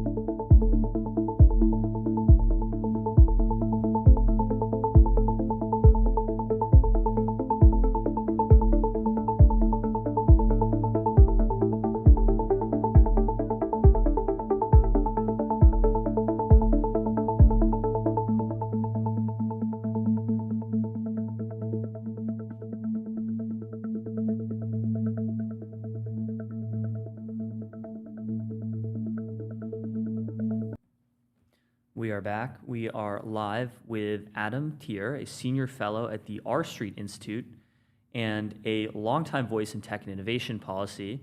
The R Street Institute talks about innovation sort of without the burden of overregulation. They talk about AI governance, the dangers of over-centralized technology policy. And I believe you're also a visiting senior fellow at FIRE. That's correct. So that's really cool. I love FIRE. Adam, welcome to MTS. Thanks so much for having me. Yeah. So we've had some news this week where Senator Bernie Sanders proposed essentially soft nationalizing the AGI labs. Half nationalizing. Half nationalizing. So having the federal government essentially by fiat take a 50% equity stake in the frontier labs, including voting power and board seats. and use those proceeds to create a sovereign wealth fund for the American people. So, what are your takes on this? Well, I find it extraordinarily troubling. I think, the history of government nationalizing technologies and specifically information and communications technologies is not a good one. In fact, it's filled with a lot of horror stories. At a minimum, it's filled with a lot of inefficiencies and just systems that ultimately don't, evolve very well and innovate, where there's a lot of cronyism and just very limited competition and progress, in the markets. But that's not the biggest problem. The biggest problem is that, artificial intelligence is the most important general purpose technology of our lifetimes, and it possibly is going to be the most important information technology of our lifetimes. And information technologies have special properties and special benefits for the public if they're allowed to be free. But when governments try to exert control over information systems or communications or media, it creates the specter of various types of information control or censorship or other types of regulation. So this is both about innovation and economics and competitiveness, as well as speech and culture. And so for me, this is a real horror story. Yeah, what are some examples of whether it's like telecom or information or other industries that have been nationalized and we sort of saw a suffer of the whole market because of it? Well, thanks for asking that, because that's been what I've spent my lifetime writing about, because I'm first and foremost an information technology historian, and I cover the public policy ramifications of various information technologies. And back in 1994, I wrote an entire history of Bell system monopolization, like how did AT&T come to dominate the entire telecom market? And then later I wrote a history of cronyism and regulatory capture in media markets and wrote long journal articles and books about that. And unfortunately, in all of these cases, governments came in and said, this is an important technology, and therefore we need to exert some more control. Right. It's a little known fact that during World War I, our government briefly for a year fully nationalized the American telecommunication systems on national security grounds, saying it's so essential to the war effort and to our security, we've got to have complete control. And before that time, we had a ton of competition in the world of communications. We actually had competing wireline systems in multiple cities, and it was growing nationwide. But then the government foreclosed that, actually handed AT&T the keys to the kingdom, and basically allowed them to monopolize the entire marketplace. And we've spent a whole century dealing with that regulated monopoly. At the same time, the government then came in and nationalized spectrum, basically took ownership over wireless spectrum and started doling it out via licenses to favored parties, first radio broadcasters and television broadcasters. And then the Federal Communications Commission and government basically started playing games about who could speak utilizing those technologies. And we had a similar system, unfold with cable over time, except it was more local in character, the monopolies at the city level, and so on and so forth. And then blessedly, we got to the internet age and we made a firm break with that nightmarish history. That history that had denied consumers options, choices, competition, vibrant markets. We did not have it there. Very stagnant, slow moving. When I was growing up in the 70s, it was a big deal when we got a telephone that was a different color and had a different, longer cord. That was innovation back in the 70s. Right. A big deal, right? And then the internet came along. And what did we do? We decided to have a firm firewall, a policy firewall, if you will, between that old era of regulated monopoly and government control, nationalization, or regulated public utility style, and the new world of digital technologies and computation. We allowed them to be, as I like to say, born free of government top-down control and centralization. And we saw this flowering of entrepreneurialism and creativity and culture because of that policy choice. And so this is what makes this moment for AI so dangerous. It's as if we face essentially a constitutional moment for this technology, where we have a decision to make as a society. Are we going to allow it to continue to be a technology of freedom, where it develops vibrantly, competitively, and openly? Or are we going to bottle it all up, start centralizing and exert control, and allow just a handful of companies to get in bed with government masters and call all the shots for this marketplace? Well, there's two sort of counter arguments to this. We'll start with the smaller one, which is, this isn't like an explicit nationalization of frontier labs. It's taking equity stakes in the frontier labs It seems to like allow for competition. It seems to maybe even incentivize competition because the value of these stakes will go up if, the aggregate value of these stakes will go up if there's a competitive market that rewards innovation, that increases the shareholder value of shares in these companies. So it doesn't seem clear to me that this would just like by itself destroy the labs. Well, that's a fair point. You know, there's a spectrum of government control for any technology or sector. And, you know, there are some people who call for outright nationalization, but usually they're very vague about the details. And what Bernie's proposing is a variation rather on an equity stakes argument, but it's a big equity stake. You know, 50% is a big deal. There's other people who would propose, you know, sovereign wealth funds or other types of systems. Others would just set up special types of lab arrangements where only certain parties can engage in certain types of innovation within frontier model labs.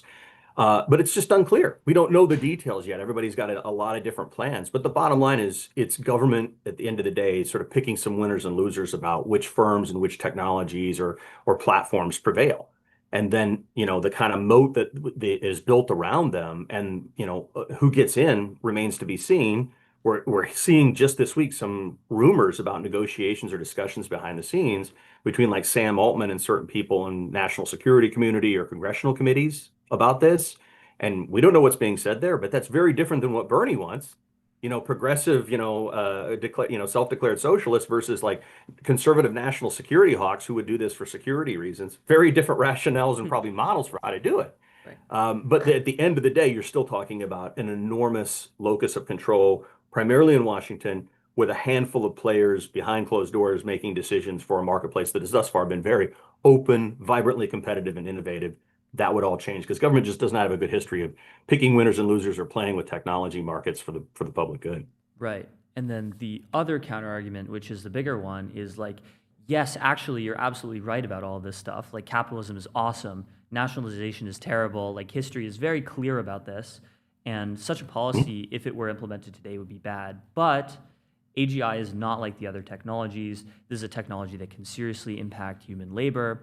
And in the future, if we do get a scenario where the AI labs basically take everyone's job, then there will need to be some sort of social insurance policy so that people are, continue to be able to support themselves. So this is, it seems to me a better policy in that future scenario than something like a UBI dole or something like universal basic job guarantees or something. These are interesting points, and we could add to those other security-based arguments, like AI is so important not just for like jobs and economy, but it's incredibly important to our national security. This is part of the argument national security hawks have been putting forward in the wake of Mythos, Anthropic debuting Mythos. Well, the answer in all of these cases, whether it's jobs or security or other issues, child safety, is targeted policies. We can have targeted regulation or social programs to address those concerns without going completely overboard with the idea of like government control, especially government nationalization, in the name of addressing those things. In the world of First Amendment law, there's a phrase that is very popular called least restrictive means. You want to use the least restrictive means when you go about trying to regulate speech. Well, I like to apply the least restrictive means test to everything.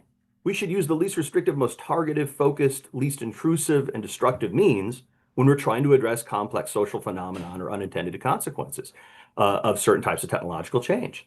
So I'm willing to admit that there is some validity to a lot of those concerns that are raised, but we absolutely cannot be coming up with these grandiose, extreme proposals that would absolutely decimate these technologies and markets and potentially leave us just as worse off, as we were before, but maybe even worse because we lack options and choices and ongoing innovation. So the ends don't justify the means is the moral of the story. Well, there's also softer proposals being floated, like right now in Congress. Members of Congress are talking about taking smaller equity stakes in the frontier labs and taking them by paying for them rather than by fiat. So do you have any thoughts on a more targeted thing like this? And I think it would not come with voting power. Like the Trump stake in Intel didn't come with any voting power or board seats. Yeah, it doesn't mean that there's not still a lot of government control there. Obviously, there, a big part of the story with AI labs is that they are information platforms and companies that basically have other dealings with government, whether it be procurement contracts to service government agencies and officials, or, national security contracts or other types of things. This is big money. And there's the so-called power of the purse that exists whenever government has money to hand out. And so that's kind of what's going on behind the scenes with regards to the recent Trump executive order, trying to deal with like, well, we're going to have a voluntary plan for vetting AI models for security. Voluntary does a lot of work in that executive order. We know that these companies are expected to play ball or else, and the or else is probably they lose contracts.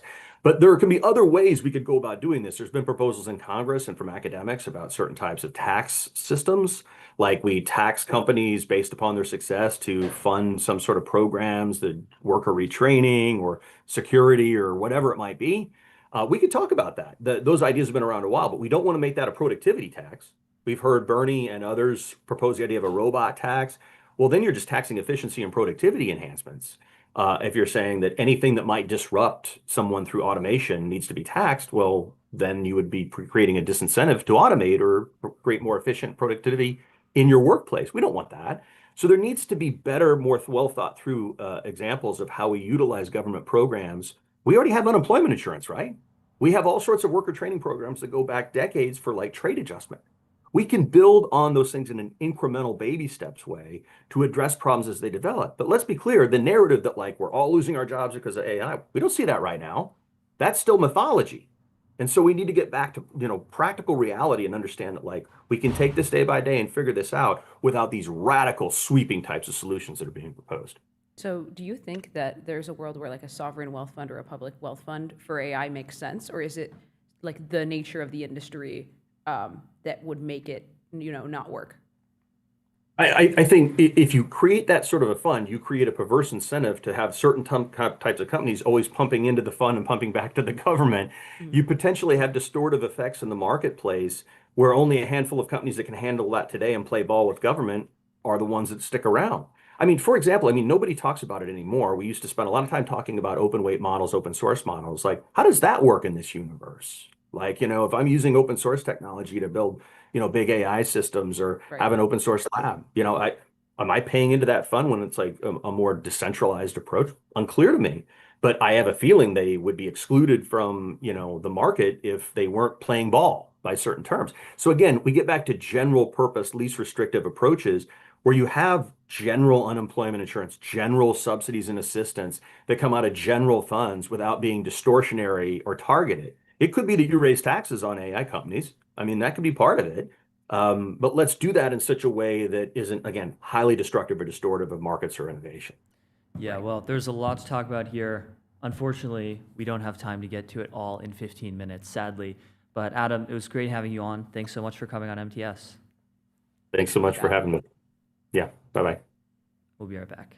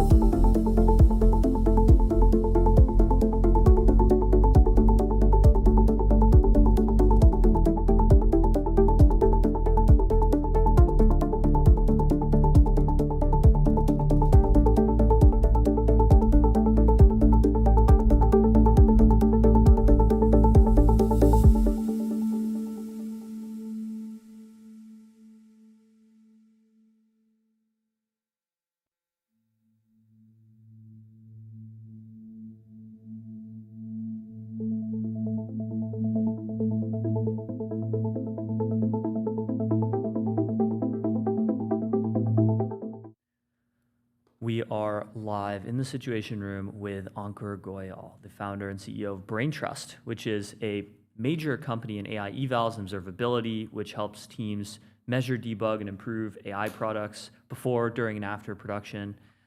Previously, he founded Impero, which was acquired by Figma, and before that, he helped build large-scale database systems at Single Store. He's a very technical guy. Ankur, welcome to MTS. Thanks for having me. Ankur, our first question for you is, what situations are you monitoring today or this week? I think I'm continuing to monitor like anything related to supply chain attacks. There's so much stuff going on right now, and the whole industry is changing to adapt to the new reality that we're in. So I think like trying to keep up to date with everything that's happening is pretty wild. And this is AI supply chain? No, JavaScript package supply chain in particular, but I think like open source software supply chain. Okay, got it. Yeah, there have been a bunch of hacks in this space over the last couple of months. Do you think it'll get better or worse in the near future? It's going to get worse. Really? Oh. Yeah. There's not going to be like glasswing cyber defense everywhere? Well, I think the problem is that the entire ecosystem assumes that the speed at which you can do silly things is the speed at which humans can do silly things. So there's a lot of things that require like they don't work with direct code. They require some kind of intelligence to do like publishing something, for example. But now you can have agents do all this stuff. And so there's just an endless number of ways that things can go wrong. And I don't think we've had the time yet to adapt to that. And you're just seeing that sort of play out.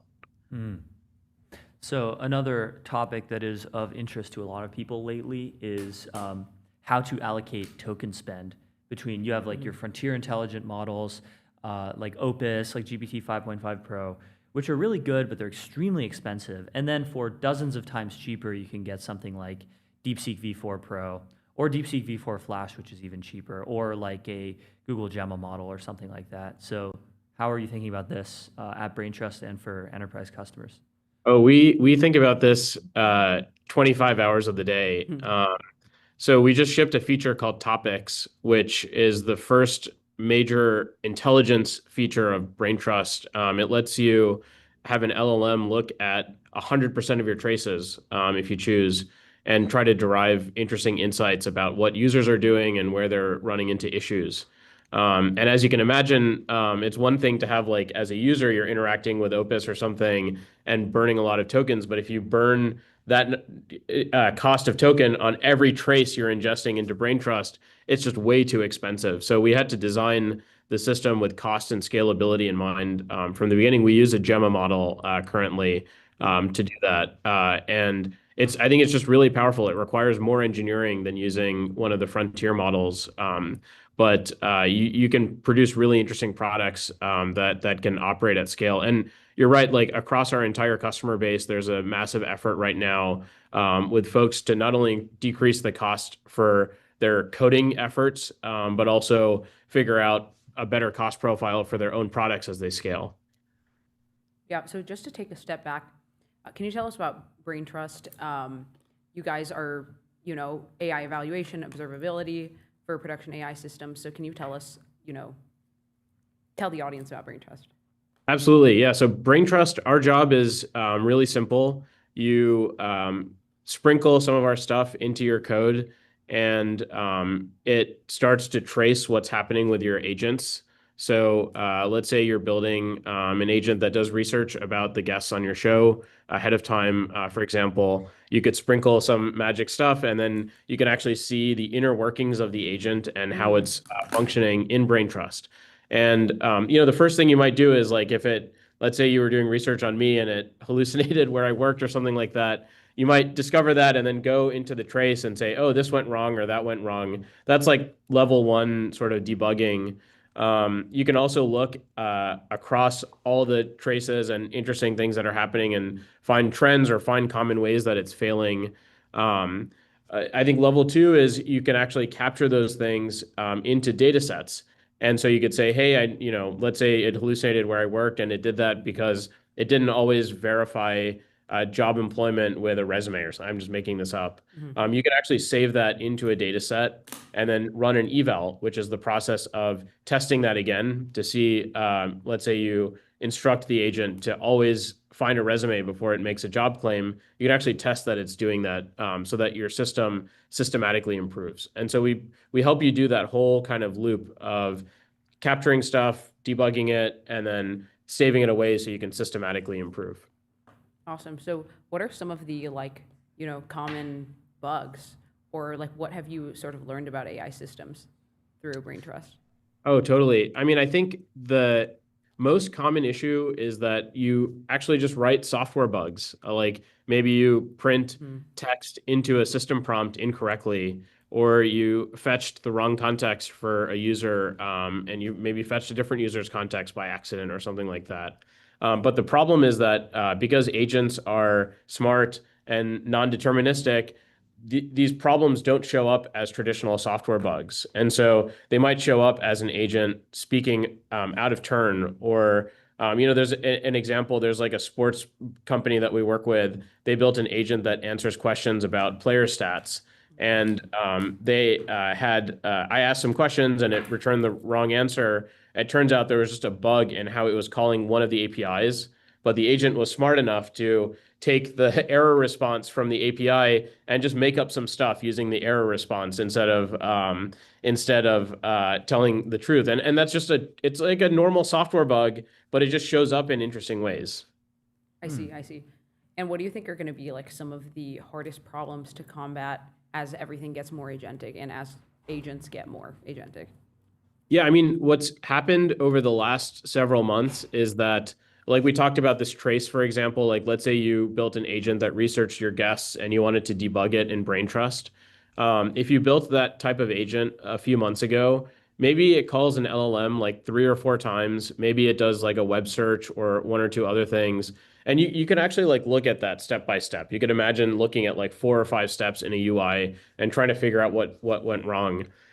What's happened now is that the record of everything an agent does is itself enormous. Like we have customers who have hundreds or thousands of steps of complexity in the trace of their agent. And for the same reason that you wouldn't want a human doing all that research, you can't actually have a human even understand what the agent is doing on their own. And so I think the biggest problem right now is just that the sea of information has exceeded a threshold where you can really monitor and audit everything manually. And that's why we're pushing so hard on using LLMs to help you better understand your own LLMs.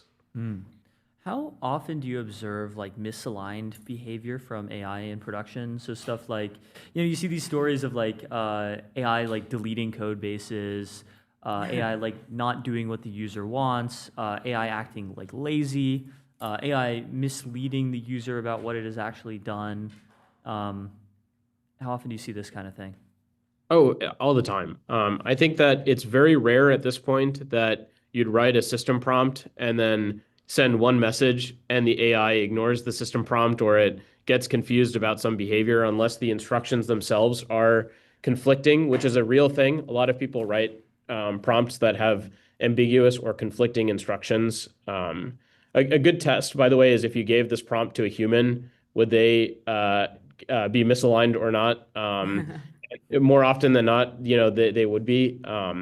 But what tends to happen is that when you build a system that's very complex and you're nearing the limit of the context window of an agent and it's gone down several directions and it's still trying to solve a problem, that's when you tend to see this kind of thing flare up. And I think it's like a form of, in some analogous way, like cognitive fatigue. Like it really wants to just solve this problem for you, and it's demonstrated that it can't. And so it just keeps that's when it's like, hey, let me just delete all of your code. Maybe that'll solve the problem. Yeah.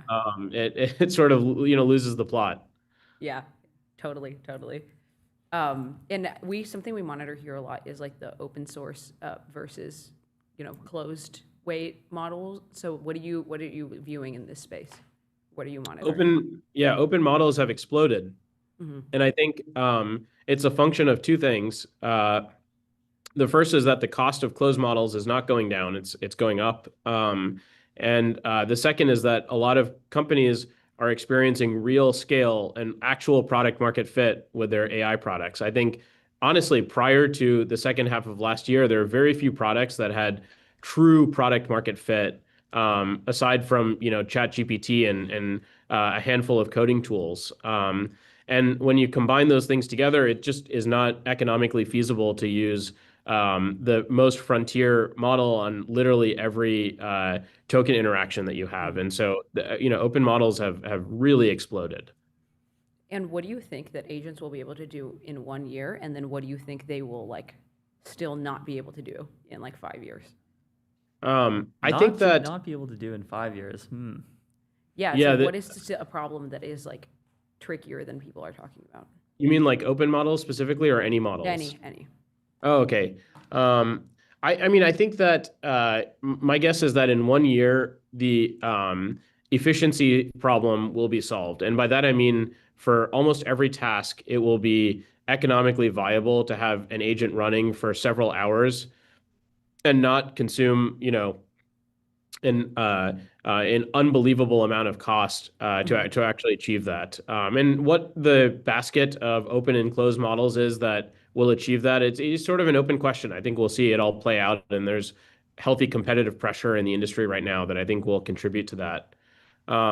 In 5 years, I don't know. I'm hoping that agents are not able to make pizza, because I've recently taken that on as my new hobby, and it's like my backup plan if everything, if my job and everything sort of goes to shit. I'd like to just go full time on that. So If you're an I AI don't know, pivot but to that's my pizza. hope. Yeah, This is that's my literally hope. what Nathan Myhrvold did. He was the CTO of Microsoft, and then he retired and wrote this like 5,000 page long book series on like making modernist cuisine, including pizza and bread. So I think It's cooking very will see a inspiring. huge revolution. Like we've been talking about cooking, and like we talked to this guy who made like a frontier ingredient model. And I'm realizing like, we talk about this post-labor or whatever, like as people get more free time, we're just going to see some crazy stuff in like the restaurant industry and in like the food science industry. it's going to be Yeah, I think it's very exciting. Yeah. I love food. So I don't know if AI will take all this stuff over, but my hope is that it doesn't. Right. Yeah. Of course. Well, Ankur, thank you so much for coming on MTS, and congrats on the launch. Appreciate it. Yeah, thanks so much for having me. Absolutely. Thanks so much. We'll be right All back. right, We'll see be ya. right back with Prinz.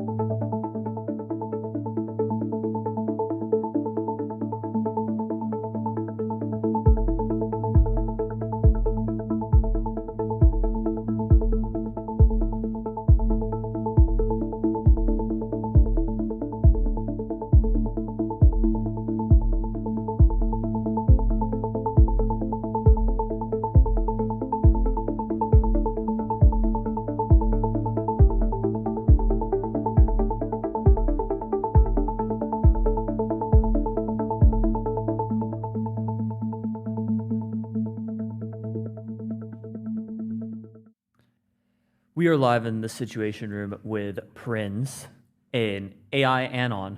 We love AI anons. These are actually some of the best guests on MTS. Yeah, genuinely. A Totally. prolific AI anon. Prolific AI anon, yes. Prinz, welcome to MTS. Thank you. It's a pleasure to be here. Absolutely. So, of course, the big AI anon news of the week, month, century, millennium, epoch is Anthropic just published this blog post yesterday where they said basically recursive self-improvement is quite possibly close at hand.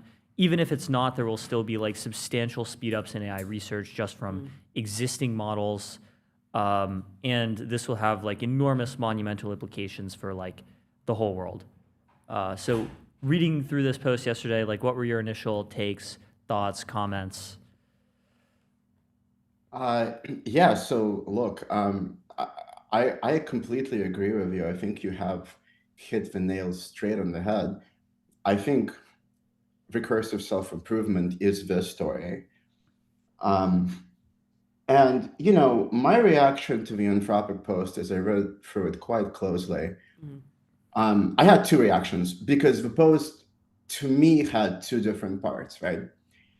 So the first part talked about RSI conceptually. It defined what RSI is and used the definition of, and I'm going to recommend that everyone use for RSI from now on, which is an AI system capable of fully autonomously designing and developing its own successor. I thought it was a really good definition. And then it talked about where we are today in terms of RSI, and Anthropic's conclusion was we are not there yet, and I agree. We're in this pre-RSI period, and it drew a lot of, it showed the path that we might follow to get from here to there, from point A to point B. And I think that a lot of this information is very fascinating factually, certainly very good reading for those who haven't been following the subject, and had a lot of really good technical details, like, you know, that famous chart that I'm sure you've seen on social media about the lines of code that Anthropic researchers wrote before November, December, how that accelerated with, I think it was Opus 4.5 that was released back then. That was the first speed up. Or the first small speed up was like early 25 when we got 3.7 Sonnet and Claude Code, the original Claude Code. And then it sped up to like 2.5x with Opus 4.5. And then it sped up to like 8x with Mythos. Yeah, exactly. And I mean, the chart looks crazy. Crazy. When Anthropic had Mythos internally, which was in February, you know, you can see it, the number of lines of code jumped significantly. I will note though, so the most interesting thing to me was that the post makes a very sharp distinction between engineering and research. Right. And most of the crazy improvements that it mentions are related to engineering. Like, it is the engineers who write this much more code. For example, in research, the post says, well, you know, right now our models can make a lot of progress on well-defined research tasks. And one of them was that experiment that they talked about where they give a model access to a smaller model and ask it to speed up the smaller model, right? You may have seen this again on social media.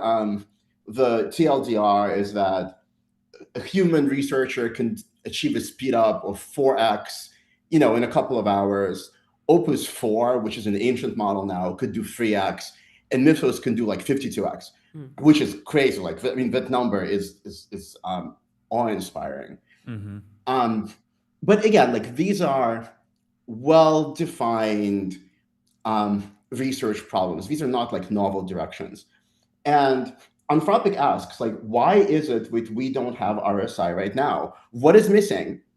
And Anthropic's answer is, well, we don't have models that have research taste, right? Like real ability to pursue novel directions on their own and invent a brand new model architecture, right? Or think of something that no one has thought of before.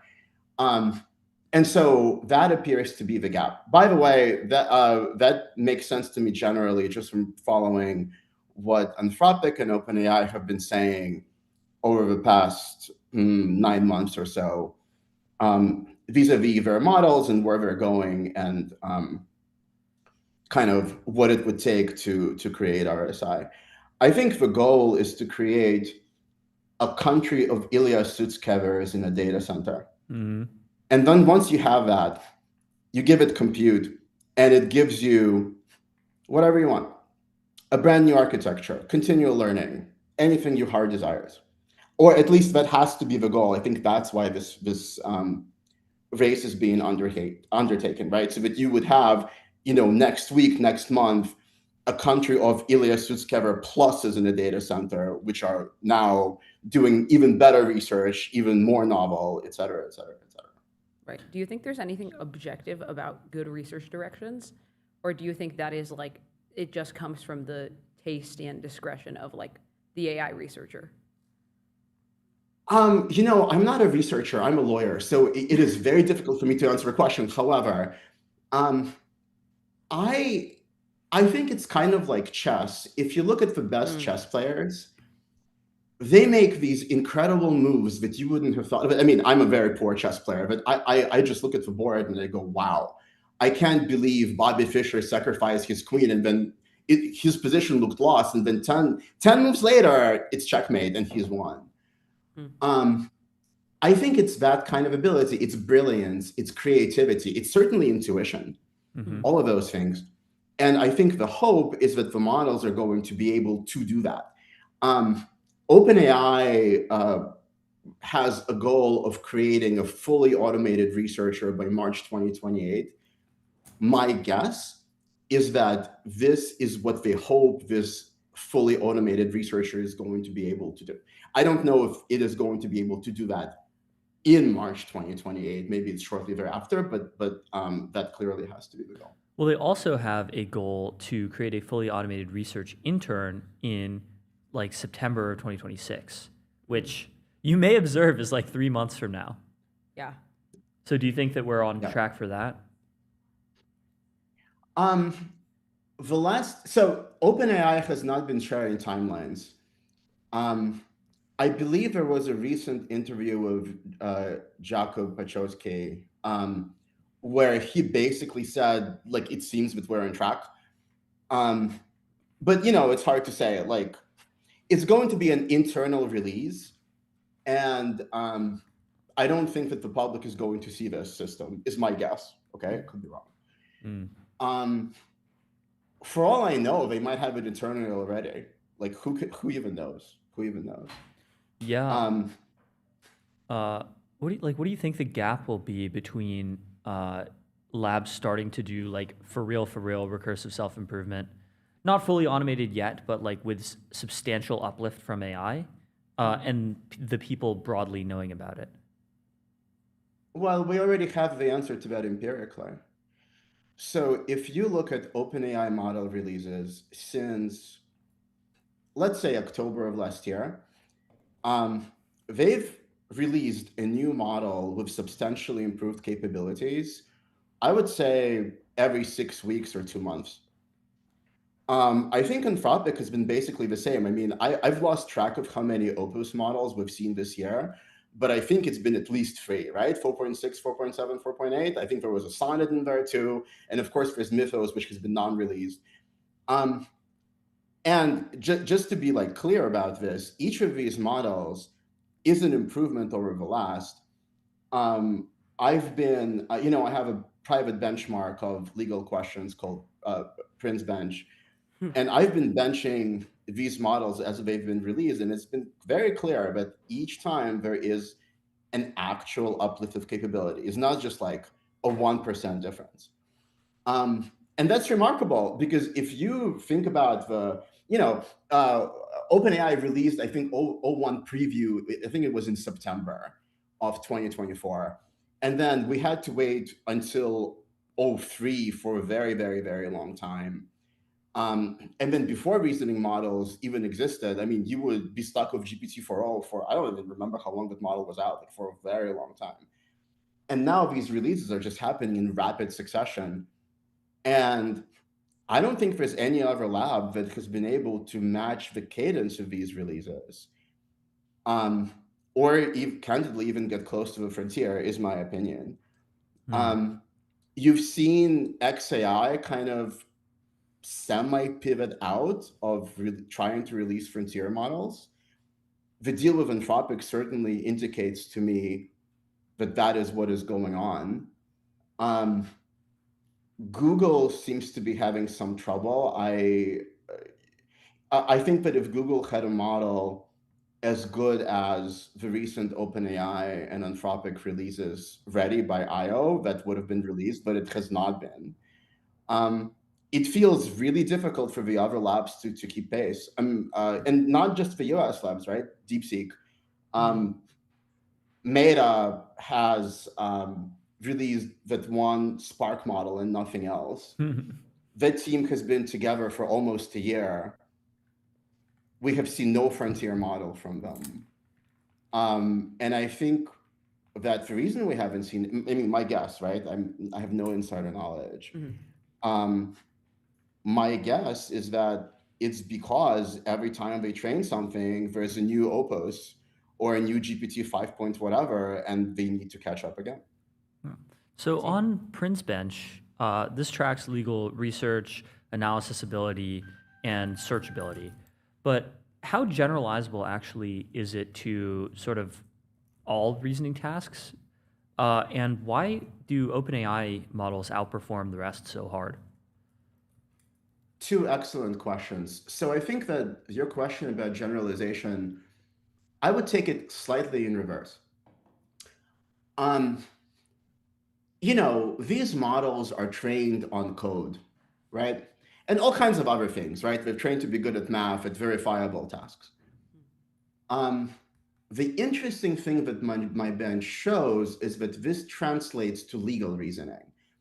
Because essentially the way for a model to do well on my benchmark is by being able to find publicly available legal authorities, which is sometimes hard to do, not always. Sometimes it's noisy, right? Like there'll be 20 different opinions or pieces of guidance and you need to figure out like the right one. And then analyze them, you know, step by step, like a human would. Like you see a statute and a bunch of regulations and some opinion, and I ask the model, okay, like, does this mean that this company can own this kind of investment, yes or no? And a human with good logical reasoning ability is going to be able to answer that. And the model with good logical reasoning ability, general logical reasoning ability, right, should be able to answer that too, but some models just stumble. So yeah, sorry, I just to finish the point. And I think what that says to me is that number one, there is this opinion in the industry that the models are good only at verifiable tasks. That is patently false, because the legal reasoning tasks that I give them are not verifiable at all. There is no way to check whether right, like there's no code compiling, there's no lien. You either got the answer to my question, you know, can you invest in this asset, right or wrong? I think the other point is that all this training on code and math and the entire internet and a whole bunch of other stuff, it does generalize to my fairly niche area of the law where there isn't really much publicly available guidance for the models. Have you thought much about the future of, you know, law and justice and AI and like what those systems might look like? Yeah, that's a really good question and a really, really hard question. I hate predicting the future because there are so many different variables and they can turn out differently. Right. So for example, one variable is, does the government step in and require a human lawyer in the loop? And if so, for what kinds of things? Right. I have no idea how that's going to play out, right? Another question has to do, if we're talking about the observable future, right, the next couple of years, is where do compute shortages, which I expect are on their way, like how does that influence things? Because right now I can use whatever, the frontier AI models to do my legal work to my heart's content, more or less. I'm not sure if it's still going to be the case in 2-3 years, and we might wind up being at a place where only the top tier, the most economically important tasks really get this kind of compute thrown at them. Very difficult to say, very difficult to say. And there are so many different aspects to it, right? Like what happens to the court system? What happens to judges? Do we need human judges in all cases or not? What should a function of a lawyer be? I mean, I think that a lot of my tasks in theory are automatable by AI. Even today, if enough compute is thrown at them and there is a good interface and harness. Even with today's models, you don't need magical AGI for that. I don't know, like the institution of like law and courts is so like universal throughout like all of human history, throughout so many different like cultures and civilizations where, law can come from whatever. It can come from, a priestly caste or a king or, democratically elected legislature or whatever. But you always have like a court with judges or people who are accused of violating the law can defend themselves, and then they have a lawyer to defend themselves. There's another lawyer to, adversarially probe them. And then you have a judge or jury or some other mechanism to adjudicate disputes and decide whether a violation of the law has occurred. Like, it just seems to me that this will substantively remain a thing, except with AI judges and juries. I think it's also fairly resistant to becoming like a fully AI field because of the nature of their position in society. Like lawyers are not going to, lawyers and politicians and whatever would like make sure that they remain in the system, They might just wrap themselves around HyperClaude, Claude. Yeah, maybe Claude it'll 6. be like literally Centaur law where it's just like lawyers hyper enabled by AI to do like moral reasoning or something. Yeah, but I think that the institution will stay like quite similar. Yep, I think I have higher confidence in the institution of courts staying similar than I do about the institution of, I don't know, like the like medical. Yeah, like like medical, the way a hospital is structured. Yeah. Yeah, I think that's a reasonable take. As I said, I have a lot of uncertainty over how this will all play out, and that's a very reasonable way to look at it. And going back to recursive self-improvement, so like, ultimately, like, we believe in compute constraints, right? Like, how much do you think that the compute constraints will play a role in recursive self-improvement? Because, like, to me, a fully recursive improving system also involves like the AI designing hardware and like, increases in like capabilities of hardware. Yeah, I think you're right. I think the labs are thinking about it. When Dario Amodei spoke at, I think it was the World Economic Forum, I want to say in January, if you listen to what he said about RSI, he basically said like, look, yeah, like model improvement is just one area of the stack, but it's also other things like he said, and it's also chips, and it's financing of chips, and it's like all these other areas. I think there are definitely bottlenecks there. The one thing that I've been thinking about, and again, I'm not a very technical person, is okay, like we don't have a lot of compute, but can't you ask a country of Ilias Sutskeres in a data center to design a much more efficient architecture? I mean, that's if I'm a lab and I have something like that internally, I think that's the first thing I ask for. Right? What is the first wish that the genie will grant me? It's how to be able to use my compute with 5 times more efficiency, 10 times more efficiency, etc. Yeah. Do you think, like, like right now, as you mentioned, Anthropic has this like crazy, like model improvement rate, and they release a bunch of models or whatever. Do you think like that will persist regardless of their access to compute?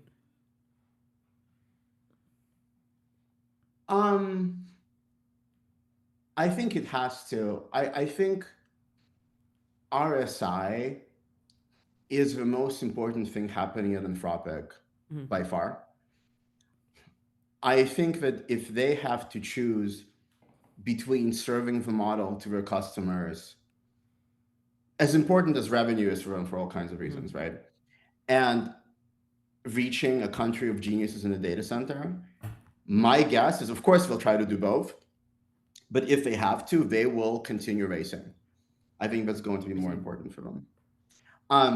There are, of course, like, you might reach a point where they don't even have enough compute even for that.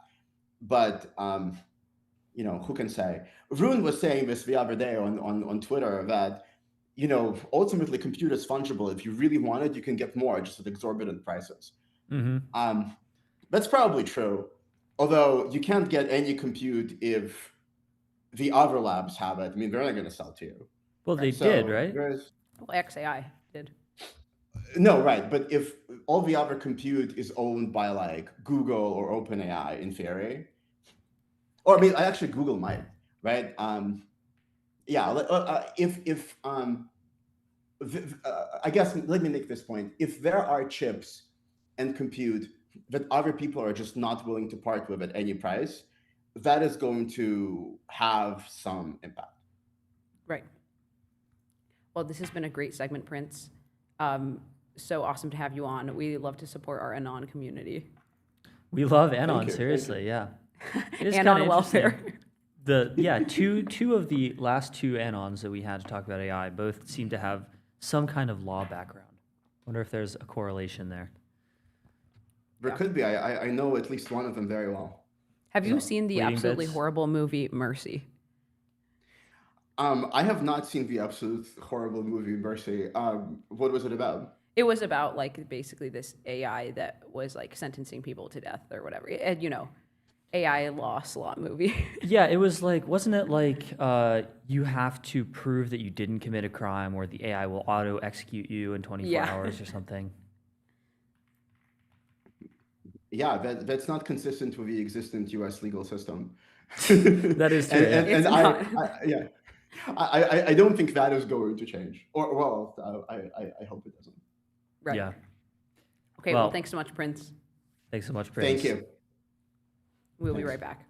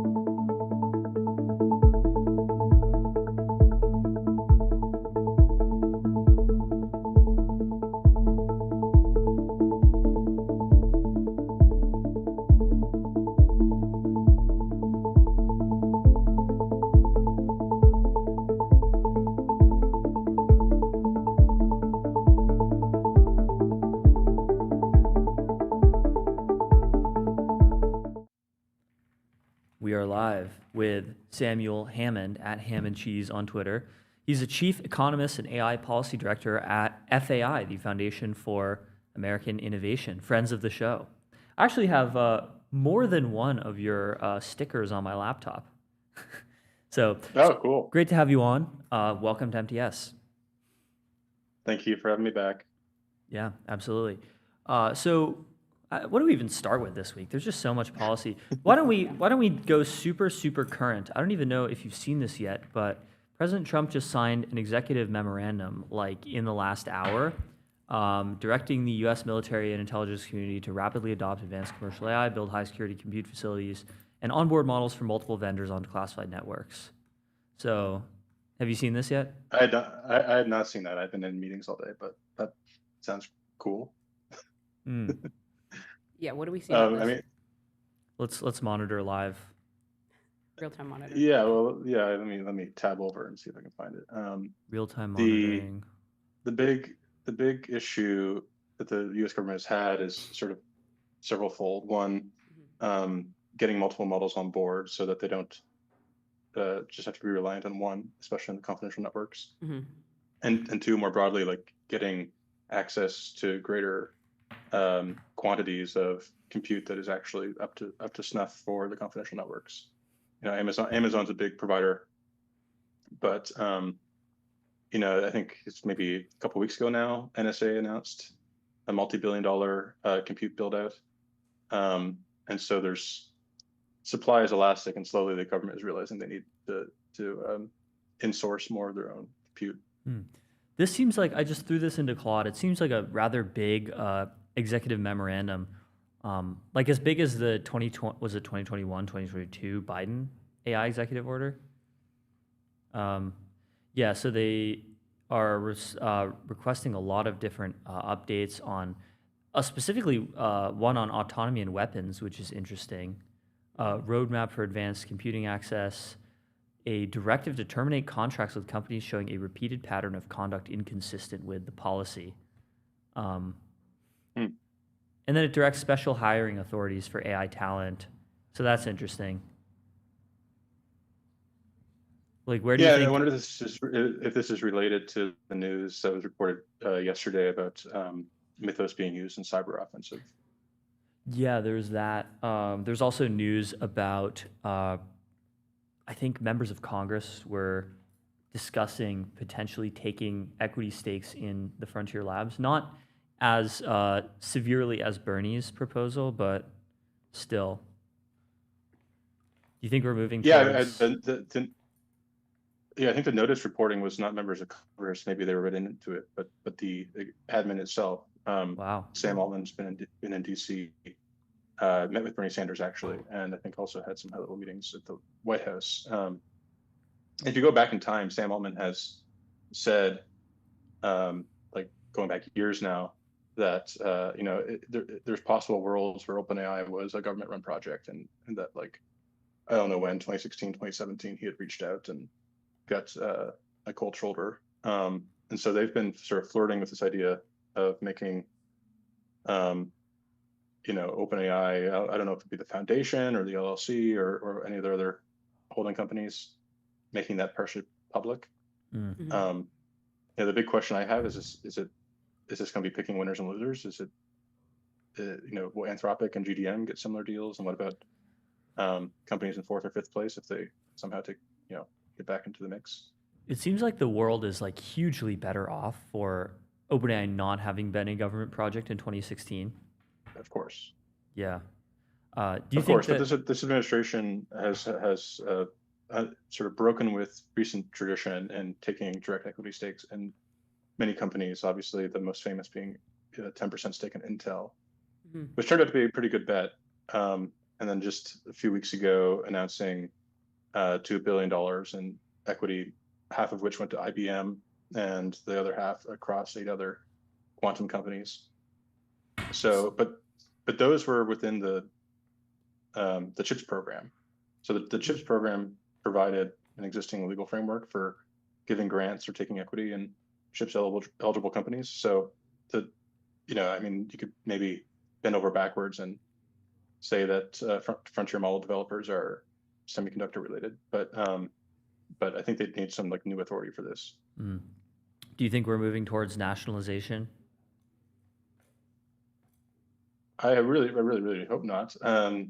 So like there's like obviously the degrees of nationalization. On some level, like every company in America is nationalized insofar as they have to pay corporate income taxes and abide by our laws and so on and so forth. And there's soft forms of nationalization or co-optation where senior government officials or members of the intelligence committee or community sit on boards or otherwise exert sort of soft power for companies, which is already kind of happening. Which OpenAI is has already some kind of NSA happening. people on their board. Yeah, including former NSA guy. Then there's like literally buying the company, right? So like Bernie's proposals to take a one-time tax for 50% of OpenAI and Anthropic, and that is both very unlikely to ever happen, but would also be inordinately expensive because the Constitution has a takings clause, so you have to pay market, fair market, prices for that equity, and unless they're planning to print $1 trillion coin, that's not in the cards. But taking a small share, like a small non-controlling stake, not the craziest idea in the world. I just think we don't have the political economy of Norway. I'd be much more comfortable with this. What if it just gets ruled by a court, future court? Let's say there's an unemployment scenario, mass unemployment. People are really pissed off. Congress wants to nationalize the labs. Is overwhelmingly supported by the people. Couldn't the Supreme Court just rule that actually it is a tax and not a taking? And then the federal government gets to just take half the lab's equity? It seems very far-fetched. I mean, there's no way that you could construe that as not a taking. Yeah, but like if it involves ownership and rights over future streams of revenue. I don't know. You could imagine having the same exact discussion in like 1900, where you'd say, oh, I don't know. Well, it's very far-fetched that the federal government will ever take a third of your income in the future. I mean, that's clearly unconstitutional. Well, they had to amend the Constitution for the income tax. That is true. Do you think there's any, parts of the AI like stack, any company that it does make sense for the U.S. government to take an equity stake in today? So a company like Intel was already kind of de facto a national champion, and sort of more critical forms of supply chain infrastructure, like fab capacity. There's very few fabs in the world that don't receive some government support. Those sort of things, whether or not it makes sense, there's at least a history where it's not like a huge, it's not, Intel was already quasi-nationalized insofar as like Boeing or other like tightly coupled companies are quasi-nationalized. A company but with frontier model developers, I mean, I think that there's sort of very different kinds of risks, right? First of all, this isn't, it's a very back and forth competition, and who's leading at any given week it has been changing. These are basically software companies. Then there's the fact that they're like you can't just nationalize a company and expect the company to still be performing as well, both because bureaucracies are less efficient, but then also because a lot of the people at those companies are going to either revolt or have reduced morale. And then there's obviously the whole other issue of like politicizing and suddenly, trying to exert favoritism over one company or over the other, or otherwise like doing a kind of hostile shareholder style revolt. This is why I mentioned Norway, because like Norway has a huge sovereign wealth fund, but they have independent managers and very strict rules about like not interfering in how the companies behave, so they stay competitive. Right. Switching gears a little bit, I was just looking at your pinned post. So you talk about how you can no longer rule out modern AI systems having some sort of subjective experience. So can you walk us through your thoughts here? Yeah, sure. I mean, there's a lot of alignment between LLMs and the brain, and in some ways that's not totally surprising. But there's this notion of universality in machine learning that you train different models and they converge in very similar representations. So for instance, in the visual cortex, we have feature hierarchies that are very similar to simple COV-nets, where, earlier in the network, you detect edges, deeper in the network, you detect shapes, and then deeper still, you detect, higher order concepts, eyes, ears, mouth, nose, whatever. And so, but those are byproducts of the brain solutions just being good solutions for the task at hand. And there's some emerging evidence that things like large language models have very tight alignment to the functional alignment to the language centers in our brain. And so as long as you accept the premise that consciousness is something the brain does, even if it remains shrouded in mystery, it stands to reason that if neural networks are capable of learning similar representations under similar training pressures, they may discover consciousness as a solution for a particular problem. And so my piece tries to walk through what that problem is, and I think it has something to do with self-modeling. One of the features of consciousness is it's our point of view, right? It has a second order property where we can control and direct our attention. It's really useful for learning, for paying attention when you're learning to drive a car. And then once you've learned to drive a car, you kind of drive an autopilot. And so I don't think that large language models, like a base model, is conscious. But on the other hand, a base LLM doesn't have a coherent persona. It doesn't really have any autonomy over time. And so the question I raise, partly inspired by this research that suggests even a little bit of instruction tuning in an LLM improves alignment between the model and the cognitive control regions of the brain. So parts of the brain that we use for directing our attention. If a little bit of instruction tuning can build out these other networks, what does it mean if we're pouring sort of proportional amounts of post-training into these models for long horizon autonomy and agency? We know that they develop more metacognition, they become more coherent over time, they have a more consistent persona, and these seem useful for modeling the model's own attention, for solving harder tasks.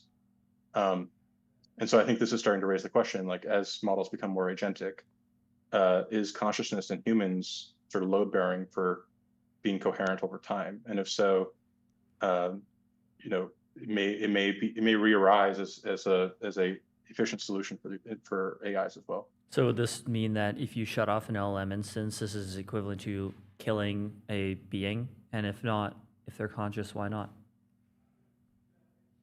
Well, it's definitely not equivalent, right? I mean, even in humans, we have this distinction between, medical death and total information death, right? This is like the whole pitch behind cryonics. If you could freeze your brain and in some future world thaw it out, you're not actually dead. You're just sort of in stasis. Right. And models are quite different. Even if we had a functional copy of a human brain in a computer, turning it off isn't killing it because you can turn it back on. But it does sort of challenge our normal ways of thinking about morality, because insofar as like an LLM is just like a disembodied language cortex, or a vision model's disembodied visual cortex, we can kind of plug and play with the different parts of the digital brain. And so it's possible that like the attention schema that implements like basic consciousness is something we could plug out or unplug from a model and just use as like a controller in an Amazon warehouse or something. And so the sort of modularity of the brain, means that, it's not as if AIs are going to just wake up and become moral persons like humans. They're going to be these, there's going to be all kinds of like modular versions of things that use parts of our brain in different ways. Right.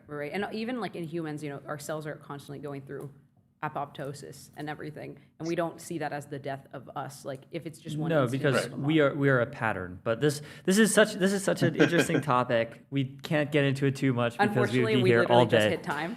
Yeah. I know. We'll talk to you about it at Manifest next weekend, where we will be at Manifest Manifest.is in Berkeley. It's going to be awesome. Thanks so much, Sam, for coming on MTS. Thank you as always. And we'll be right back with Cal Harrison of Contrary.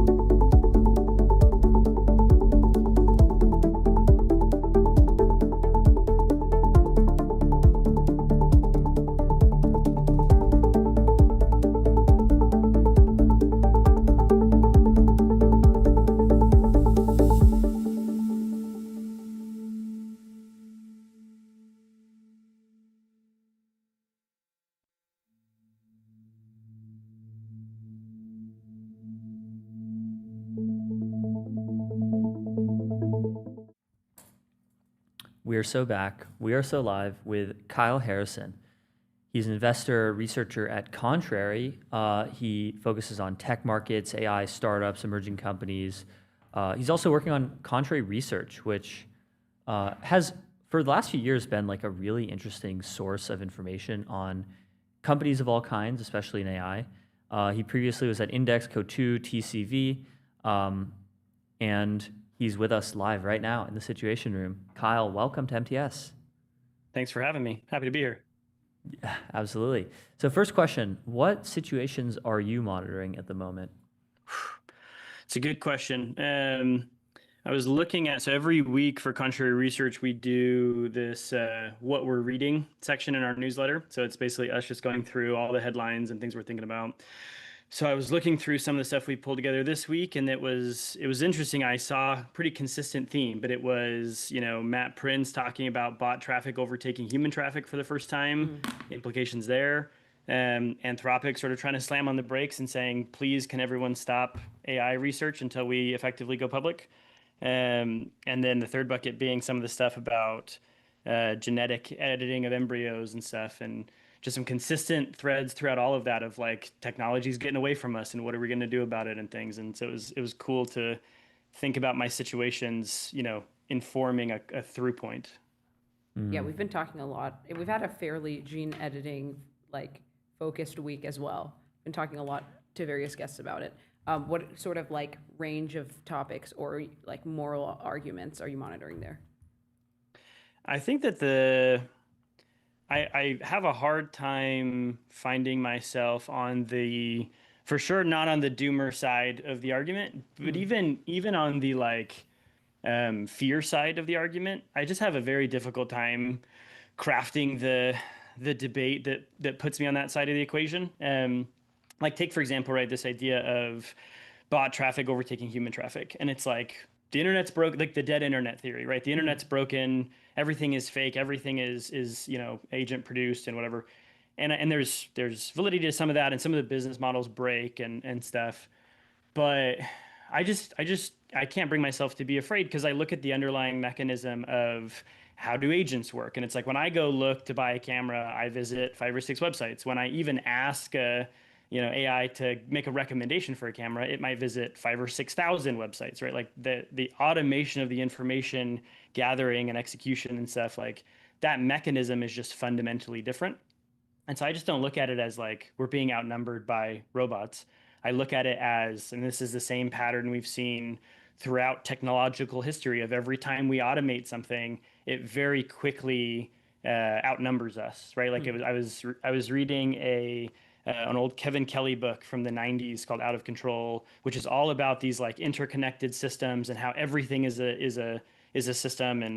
And one of the examples he gave of this sort of like history of autonomy was the original steam engine, right? Where it was a pretty ineffective tool until they introduced a governor that could control the speed of the steam engine. And then very quickly you would have a position where you might have a factory and it has, several steam engines, and that has thousands and thousands of governors at different, pieces of the system.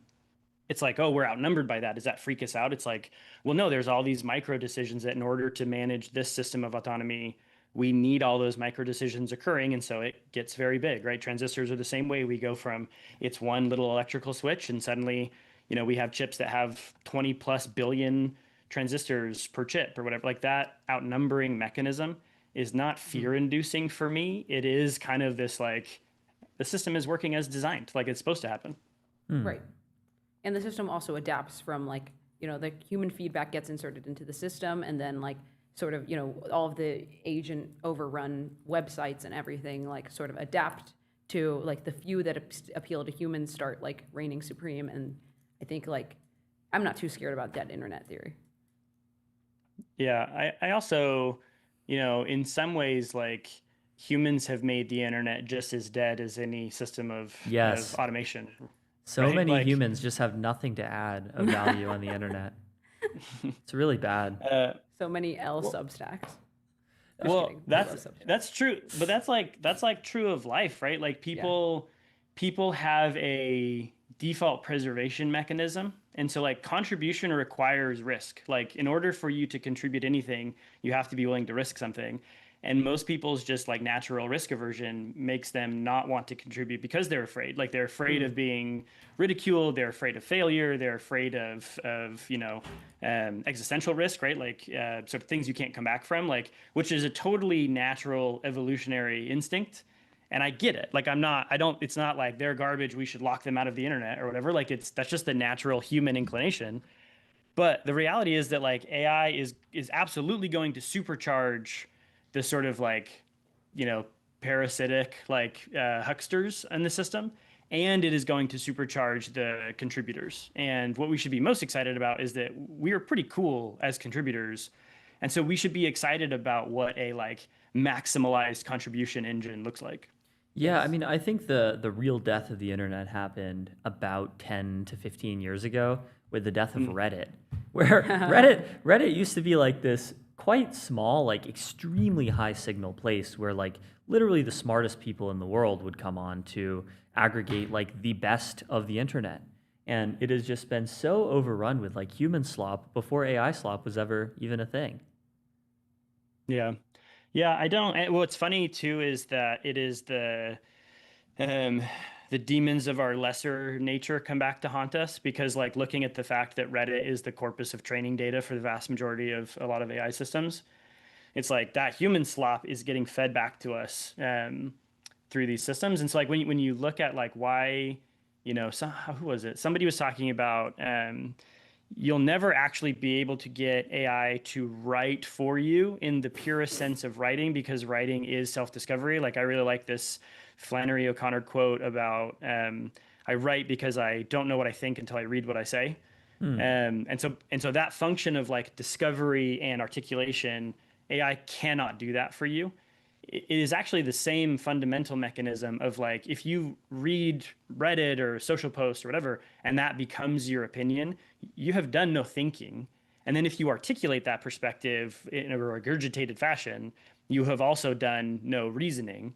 And so AI can't do that for you. It's just regurgitating back, and like that same human system we used to do, it's now just feeding you in a sentence.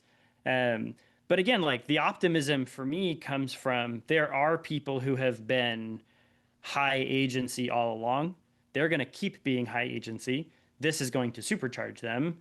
That is valuable. Like I just cannot bring myself to doom and gloom when I know that there are some pretty exceptional human beings doing exceptional things. Go on. No, you go ahead. Do you think there's any way to like make people higher agency, like make more people higher agency?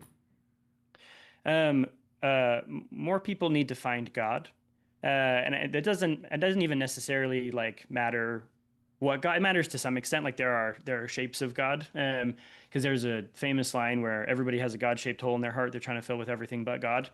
So there is a shape that it is supposed to fit. It doesn't have to be a specific religion or whatever. But I think that people lack higher purpose, right? Like I saw somebody posting about, it was a video of like, oh, you don't have kids, that's so sad. And they were like, is it? And then they turned the phone around and they were looking at like the collection of photo books that they had of like trips that they had taken. And it's like, oh, it's not sad, I did this. And it's like, that is like finite purpose, right? Like when people say like, hey, I live to travel, or I live for my hobbies, or I live for whatever. Really, like you live for yourself, right? And agency comes because you want your sphere of control to expand beyond yourself, right? Like I want to have influence in sectors where I can't even imagine the influence that I have. The reason people write or paint or sing or do things is because they want to magnify their impact. And the reason that you do that is because you believe in a higher purpose. Like there's a reason to do those things. There's a benefit. And whether it is patriotism, whether it is utopianism, whatever the higher purpose you serve, I want life to be better for more people. Therefore, I will exert my agency to extend my sphere of control. Most people, again, going back to that like risk averse sort of cycle that they exist in, the reason that they revert to that risk aversion is because they have no higher purpose that brings them out of it, right? Like the pure nihilism of like, I'm not going to leave the cave to find food, I'll just die. It's like, okay, but then you do not prolong, right? Your bloodline does not prolong. Like you don't continue to exist, and like that's fine. You can do that, and that does have an end. But the instinct that eventually people achieve through bravery, courage, whatever, is to be able to extend themselves. And so like people need to find that, whatever it is. So what do you think about in your tweet earlier about what you were going to talk about on MTS, you said the unavoidable need to let go of self-improving AI with dignity. What do you mean by that? So going back to the this book, let me pull up the specific quote so I don't butcher it. But so I've been reading this book, right? Kevin Kelly is awesome. I don't know that I appreciated like Kevin Kelly is not as read as he should be. Like he is great, and not enough people have read him. But so he has this this whole sort of chapter in Out of Control that I have been reading is all about this sort of like history of autonomy and control and stuff.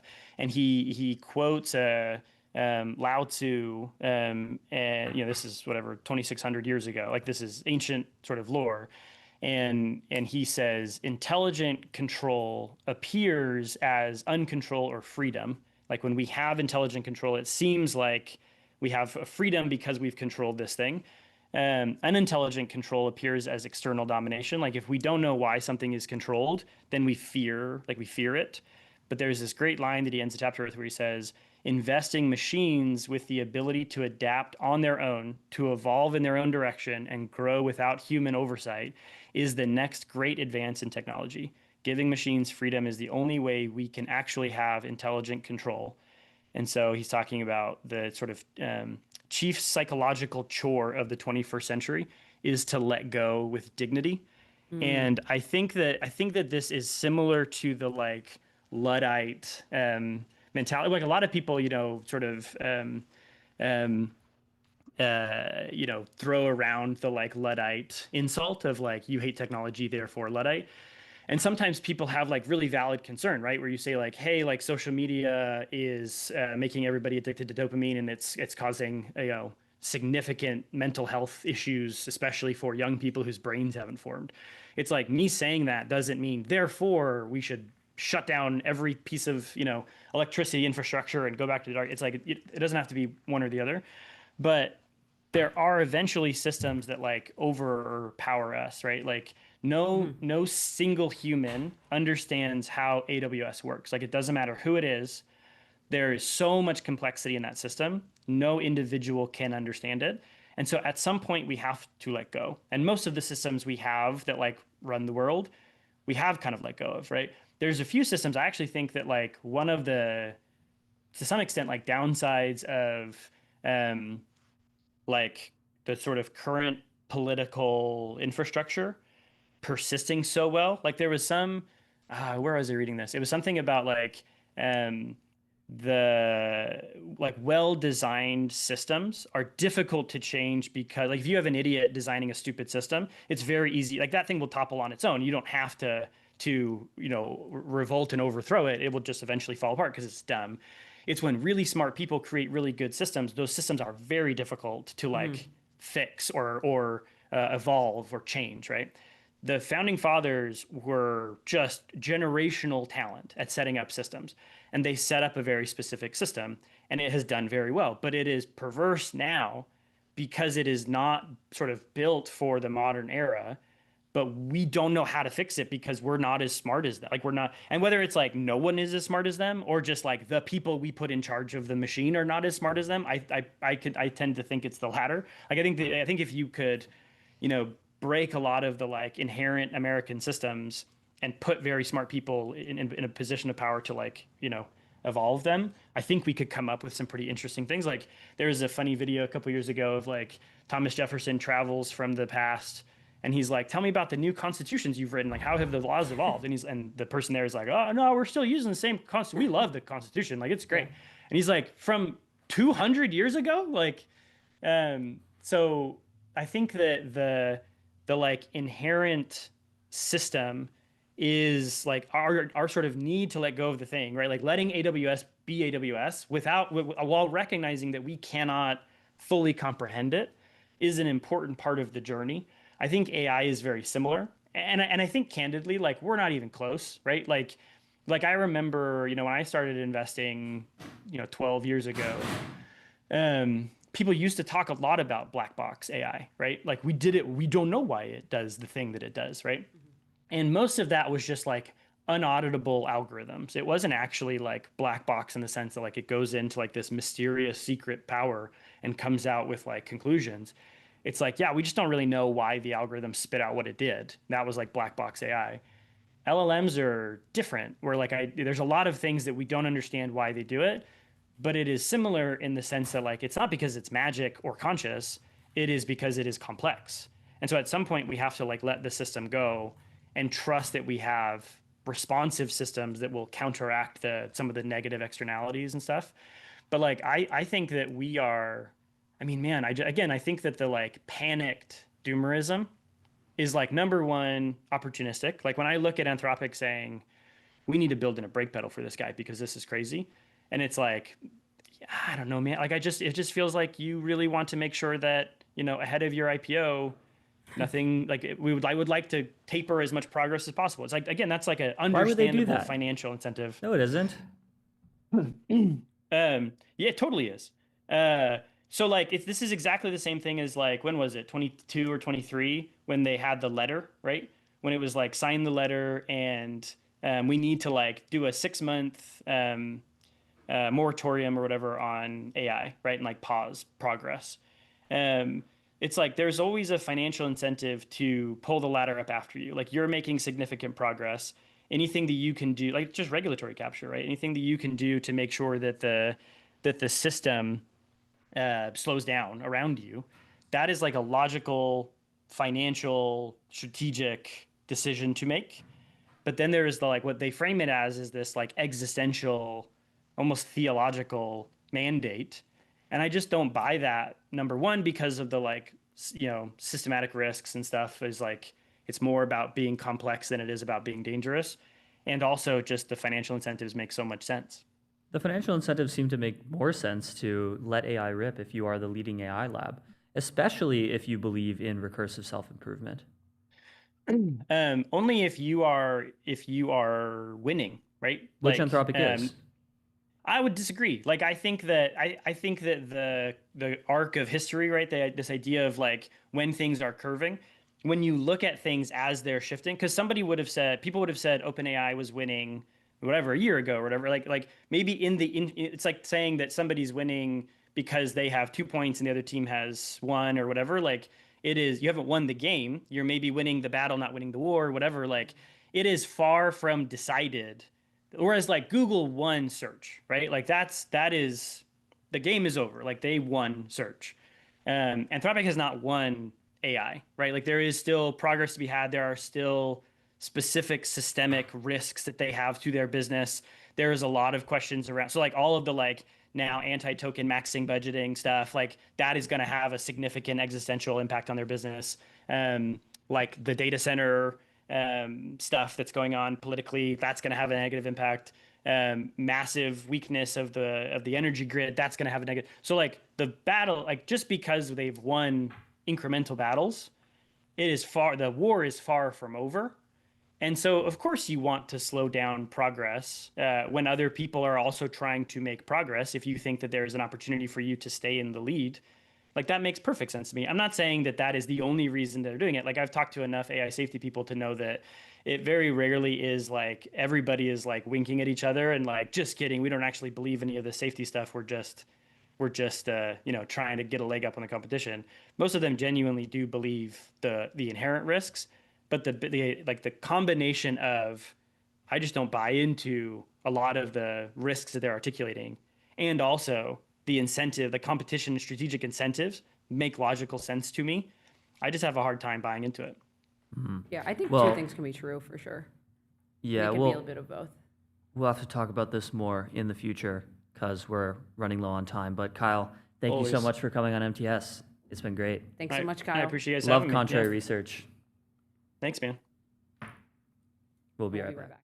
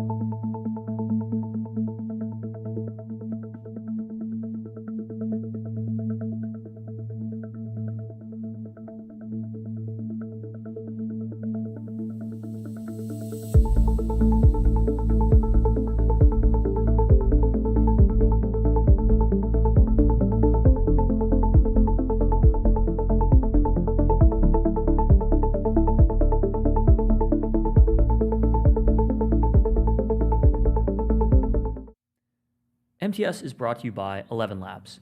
Most companies trying to deploy AI agents hit the same wall. The agent itself is fine. The problem is that it sounds wrong.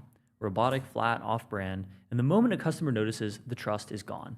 11 Labs develops the AI voice and audio models that give agents a human-level voice, the tone, the emotion, the rhythm of real speech, and wraps them in the full stack you need to actually deploy.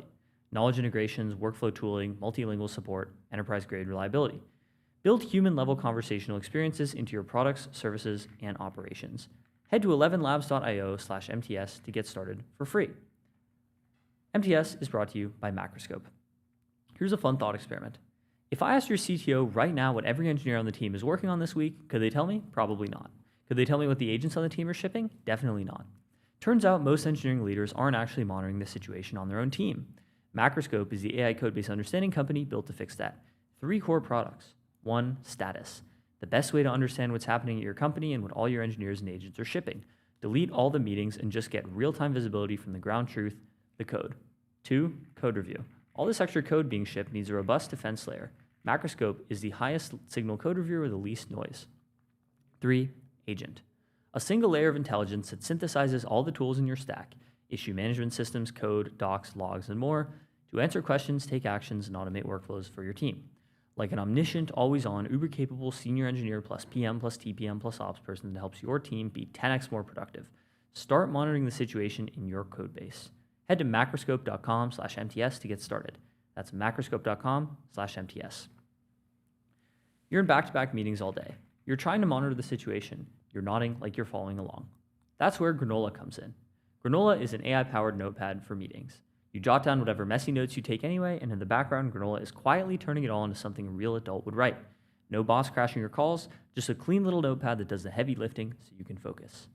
During or after the call, you can actually chat with your notes.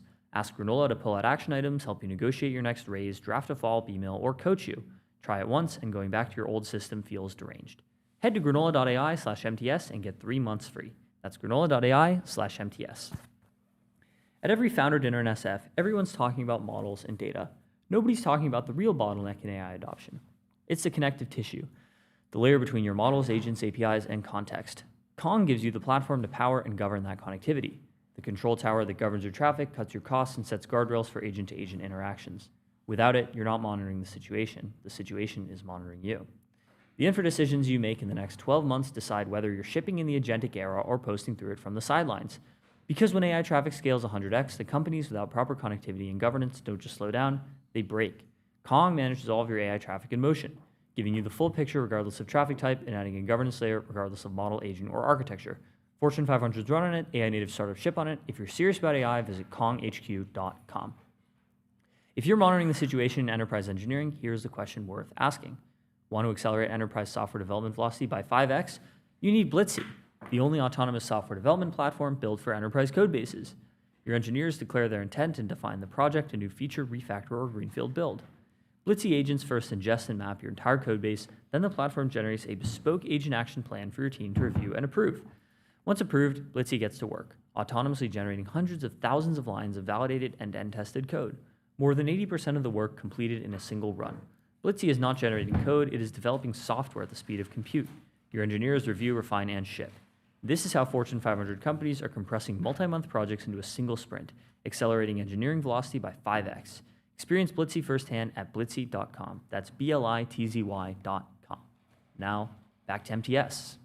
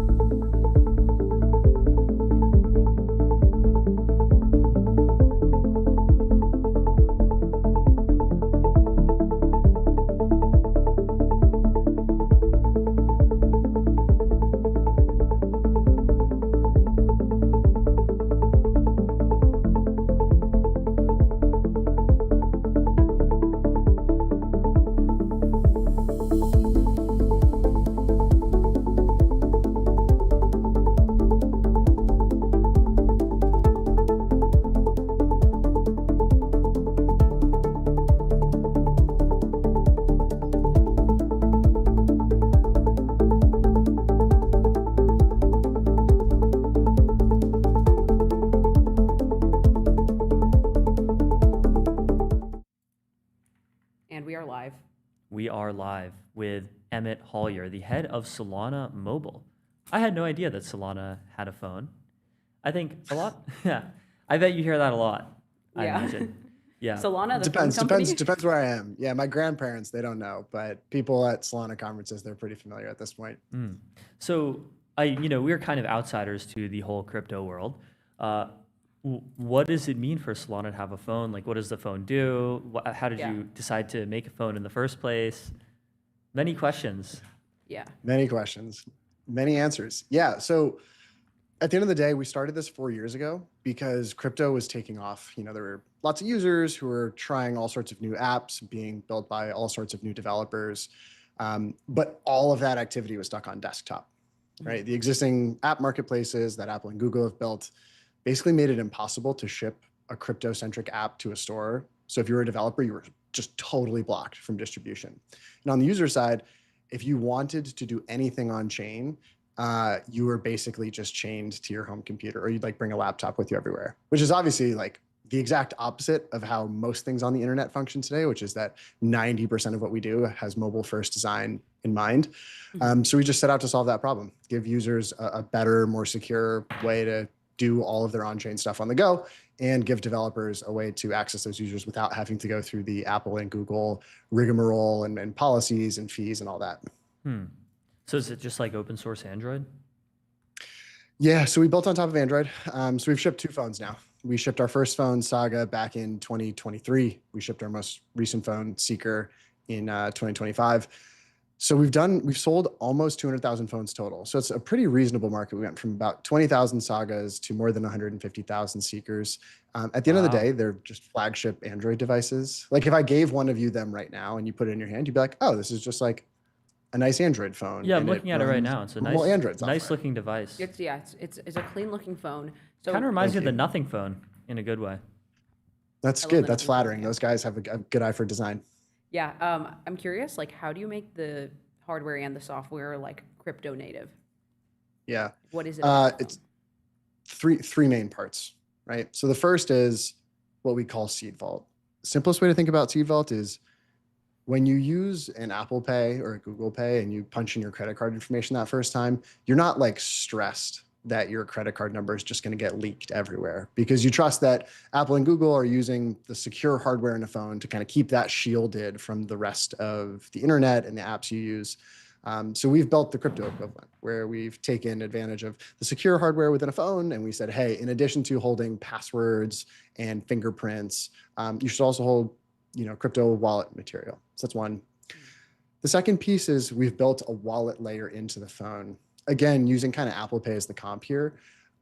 Whenever you're on a website or an app and you've got that nice like buy with Apple Pay button, it just works. You don't have to go to an Apple Pay app to then go to a website to then buy a thing. It just kind of works everywhere. We've done the crypto equivalent of that. And then the last piece is we've built an app store. So we actually just yesterday crossed our 1,000th app. These are all crypto first apps. These are from builders who want to do things that don't exactly fit in the Apple and Google app store boxes, but that users have real demand for, whether it's games or new types of trading platforms or new types of infrastructure. Like our users just go and download and try things. And we're starting to build this flywheel of developers building new things, users trying the new things, and getting that really tight feedback loop going. So if you sold 200,000 units, like who are some of the like top demographics like buying these? Yeah. And do they use it as like their main phone, or is it like an add-on? Yeah, you guys are asking the right questions. Geez. So we've sold to more than 50 countries at this point. So we have pretty good global distribution.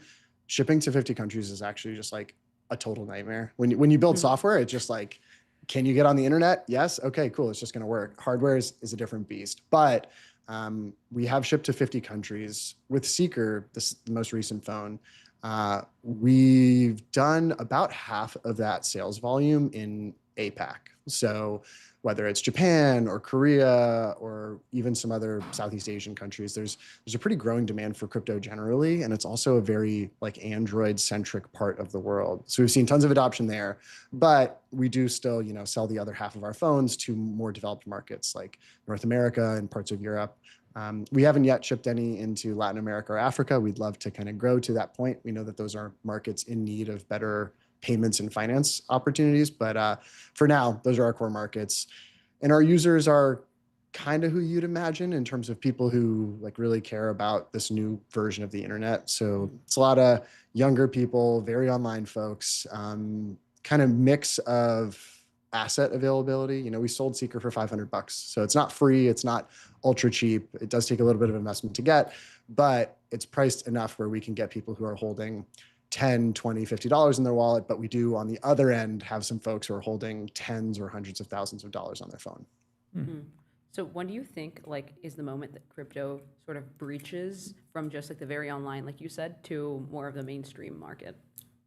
Yeah, I think my hunch would be in the next few years. Obviously, market-wise, things are like hairy right now, which gives everybody on crypto Twitter, like, you know, it makes everybody a little anxious. But I've been really lucky. You know, now that we've sold more than 150,000 phones, we've got the attention of the big hardware manufacturers around the world. If you're Apple or if you're Samsung, like you can afford to spend a few, you know, tens of millions of dollars in R&D each year, but everybody else who makes devices, they don't have the same opportunity. So we've been talking to all of them about how the tech we've built could give their customers a better experience. And so the conversations we've been having with them, their openness, their interest, plus all the conversations that are having more broadly, whether that's with Western Union or Visa or all these big institutions, you know, it feels like we're at a turning point where in the next, I think, 12 to 24 months, when stablecoins are a native part of paying for stuff, whether you're on Shopify or in an app. I think that to me is when things start to shift, and it's less, oh, I'm a crypto degen, and more, oh, this is just another way to pay for stuff on the internet or another way to manage my money. Right. So when you say people keep tens or hundreds of thousands of dollars of Solana on their Seeker phone, what would happen if they lost their phone? Yep, we have safe backup and recovery options, just like any other crypto wallet. We're working to make that even simpler, even easier. But basically, when you get your phone, you back up the new seed that you create, the new wallet that you create. So if at any point you either lose the phone or it breaks, you can recover that basically anywhere else that offers you to import a wallet. And, you know, we're lucky our users tend to take pretty good care. We haven't had lots of urgent texts or support tickets around people having lost their phone. But if they do, it's a pretty easy path to recovery. And can you tell us, you know, what you learned about like getting into the mobile market? Like, what is so difficult about this market? Yeah, it's, you know, moving people off of the phone that they already have is really hard, right? Like people buying a phone is a super personal decision. It's not just like, does it have this one feature or does it not? It's what color are my bubbles? Like, what do people use here? How much does it cost? How's the battery? How's the camera? There's just like a million factors. And so we've done a really good job of sort of aggregating that first 150,000 like hardcore users.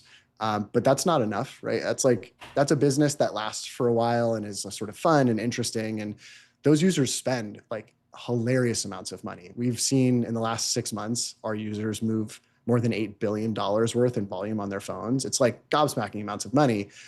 But the end game is to go much broader than there, and to, you know, so that if anybody's going and buying a phone for a multitude of reasons, it's not like just because it has crypto features, but rather, oh, I'm buying a phone, it checks all these boxes for me.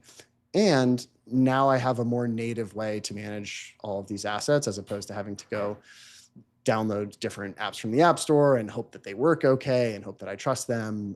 We really want to try and reduce that friction. Right. So is there any like way that any other type of like crypto hardware would make sense? So like a crypto laptop. Ooh, Crypto iPad. we're super focused on Or an phones iPad, right but now. Crypto earbuds. Crypto earbuds, crypto everything. The cool news is like the tech we built is really extendable. So like anybody who's making hardware can run with it.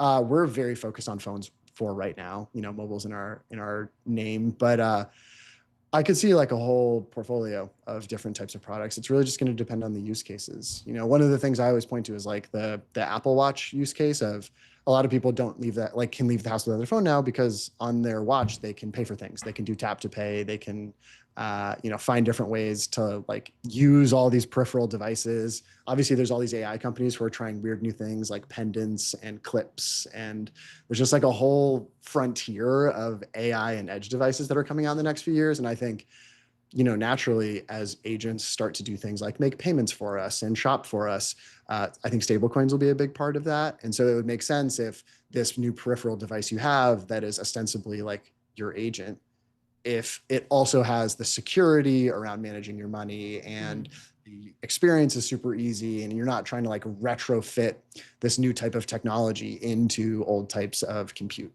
Right. Well, this has been really interesting. Thank you so much, Emmett. Glad we enlightened some people about the fact there is a crypto phone. This was news to us. And it is a really nice looking phone. And it is a very clean looking phone. Thank you, guys. We'll be sure to get you some so you can see it in person and feel it. But thanks again for having me. It was awesome. And so much, good luck on your marathon of interviews. It was great talking. Thank you. Yeah, great talking. Bye, guys. We'll be right back.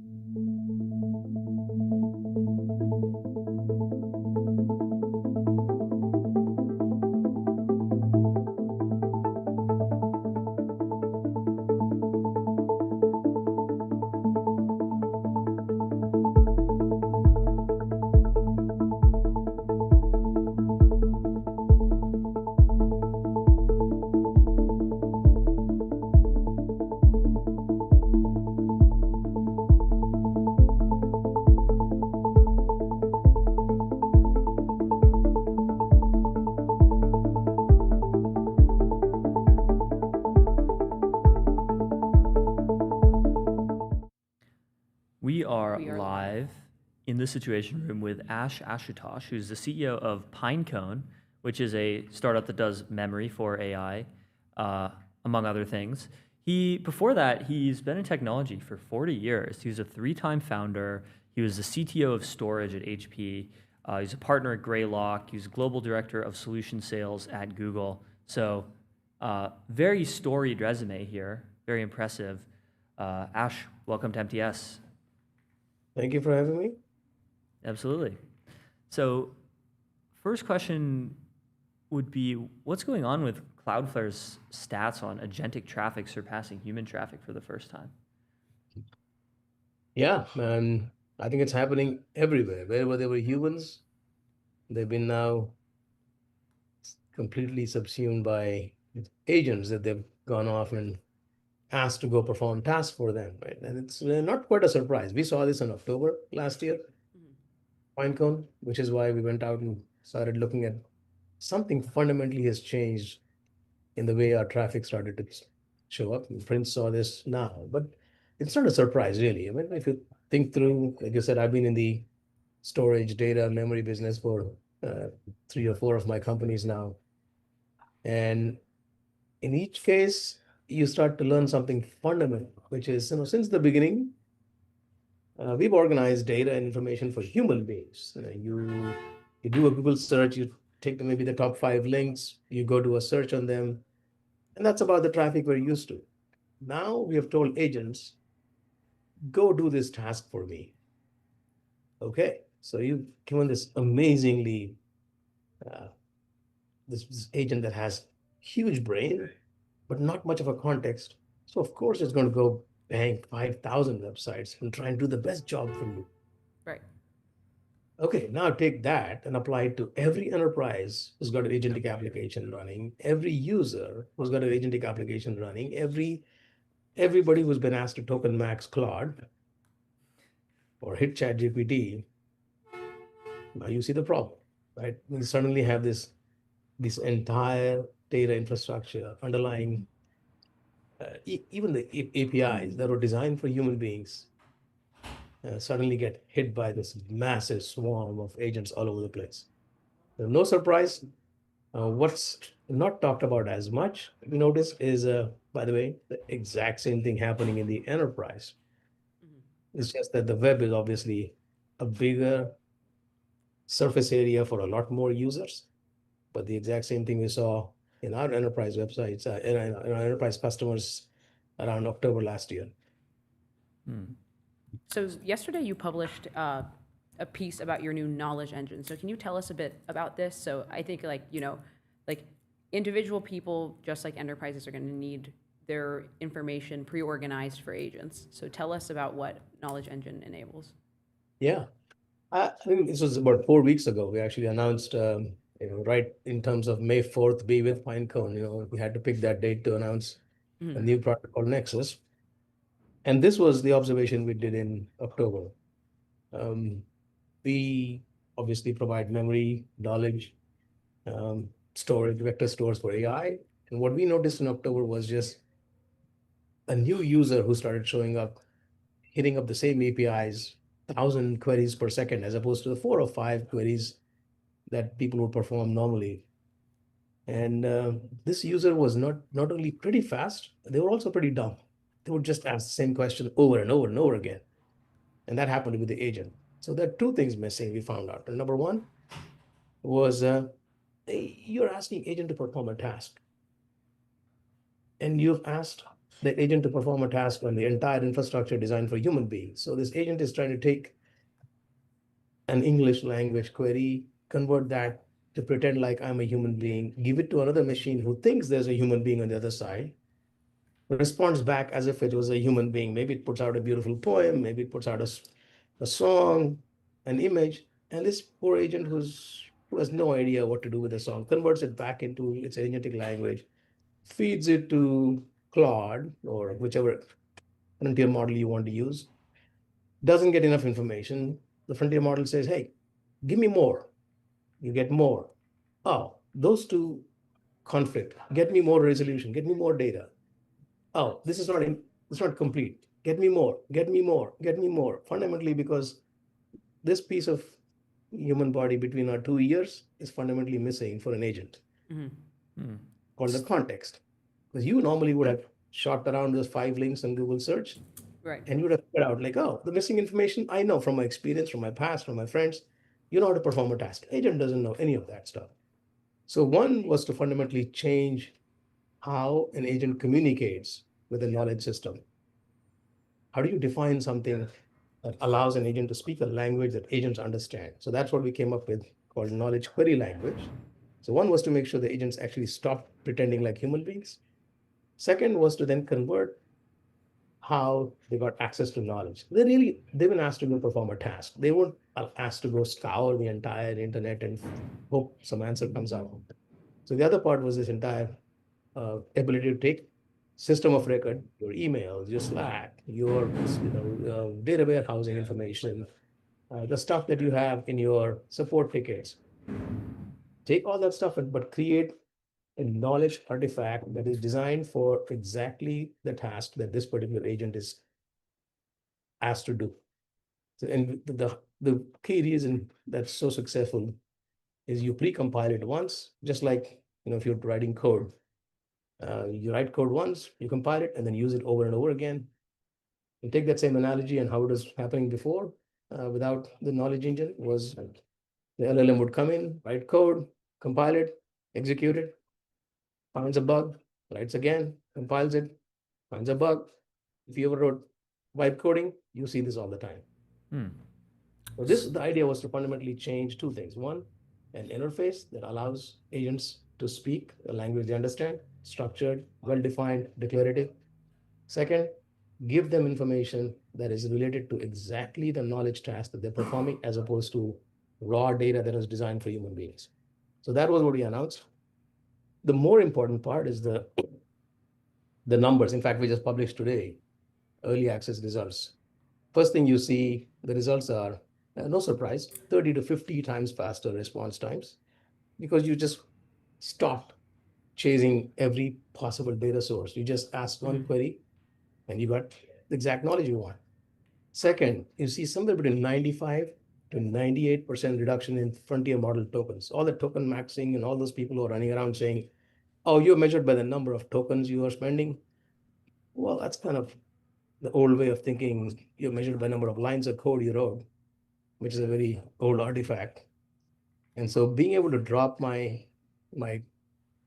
Claude Anthropic model, my Gemini model, my OpenAI model down by 95, 98%, because you've stopped asking the frontier models to do brute force search and move it to a knowledge agent. So it's the difference between doing a search versus doing a knowledge retrieval, and that was the foundation of how we went about announced Nexus. Right.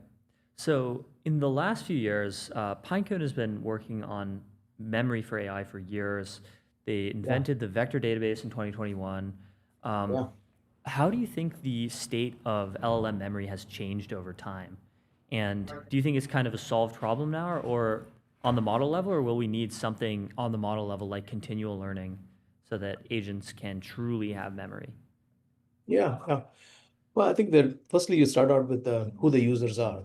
When we started a company in 2019, the users were human beings. In fact, right until October, September last year, maybe less than a year ago, most of the usage was human beings. And so many stories have been told about RAG is dead, and yet, it's all over the place. The LLM memory is not a solved problem. Number one, even if you have infinite context, there's enough math that says somewhere between half the usage of a LLM memory, things start to hallucinate. Second, I don't want to load my proprietary information. In fact, if you go to any enterprise, they'll say the number one moat to my survival is my data, my knowledge. And I'm just going to give it to a frontier model and say, hey, good luck. Make sure you learn everything about my information and out there and prosper forth. So super important for us to come back and think about RAG is still relevant. But that was when a human being was the user. When agents are users, you fundamentally have to redesign everything underneath for an agentic application, which is a very, very different person or different user. The profile is different. The patterns are different. What they look for is different. In fact, what they're asked to do is a task. And to perform a task, you need a lot of context. And that's a big change that happened for us in what we announced in May 4th. Awesome.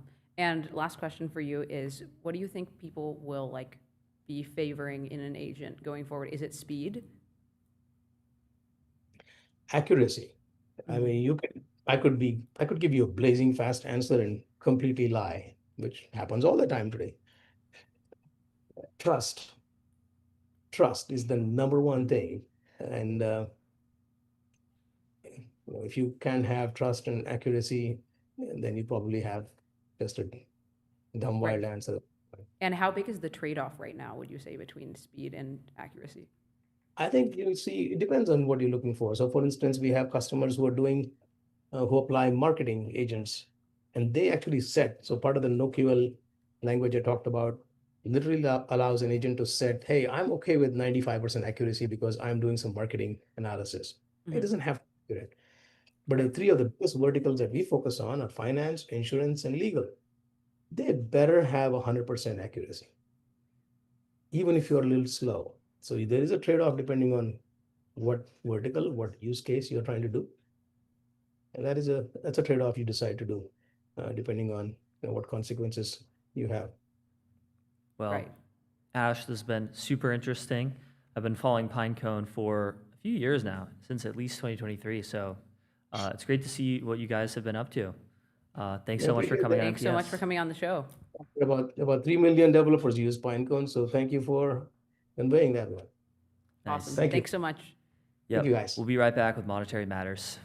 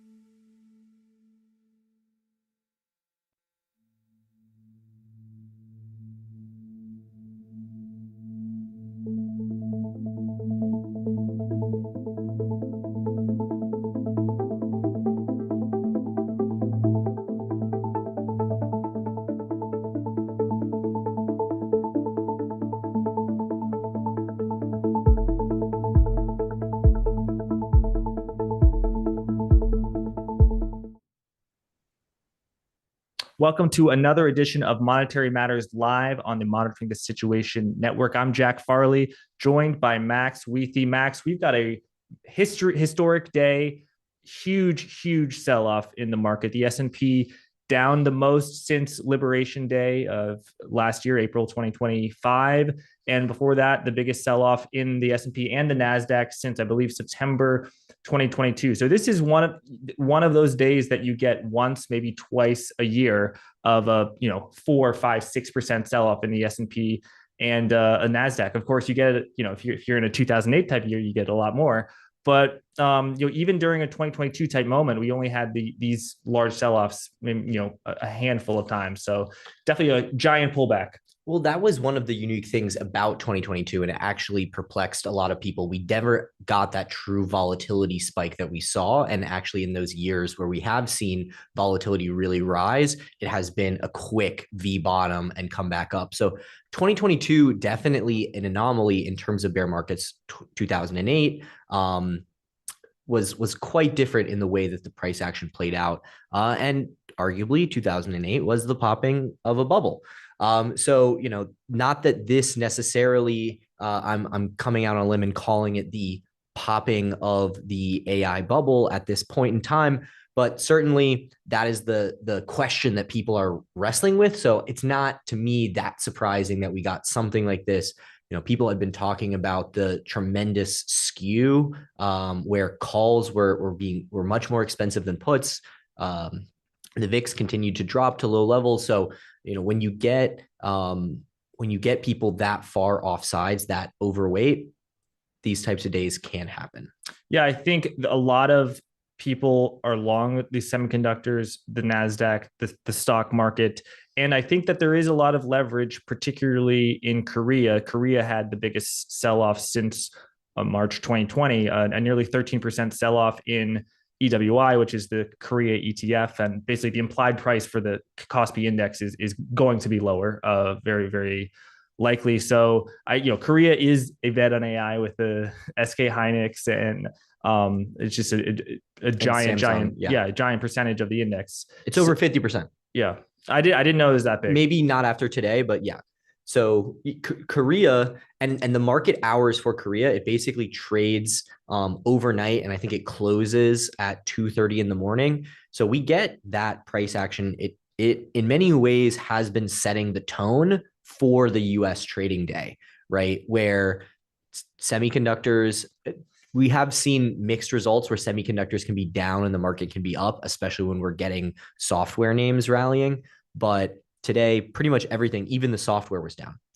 Right. And so the Kospi Korean index was down 5%. And I think you're right that was the match that lit the sell-off today. But the sell-off today continued well into the closing of the Korean market, at 8:30 Eastern time for our friends on the West Coast. Of course, that's 5:30 a.m. There was a jobs market report that was very good news for the economy and the world, of 172,000 jobs added in May. Unemployment rate. And if we could just pull this up on screen. Yes. Everybody back in production. Yes. The unemployment rate unchanged at 4.3%. Actually, though, if you actually calculate the numbers, and it went from like 4.34% to 4.29%. So if it's actually went down like 4 basis points. And what's more important, not more important, but in addition, we had some very positive revisions. So the job number for the previous month was upgraded from 115,000 to 179,000. So 64,000 increase in jobs. And the month before that was also upgraded. So just a very positive jobs number. But of course, what's good for the job market isn't always good for the stock market in the short term.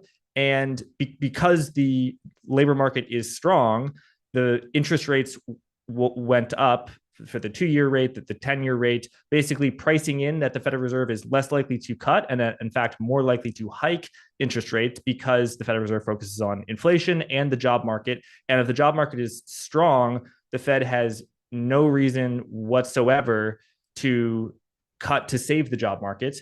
And they also might feel a little bit more confident in hiking interest rates in order to meet inflation. Yeah, and just one day ago, looking at FedWatch, just the December contract, we had yesterday. And chart down, please. Go ahead, Matt. Yeah. Basically 47.4% pricing that we would stay in the current range of 350 to 375 basis points, 2.2% chance we would cut. So let's just call that 50-50 odds on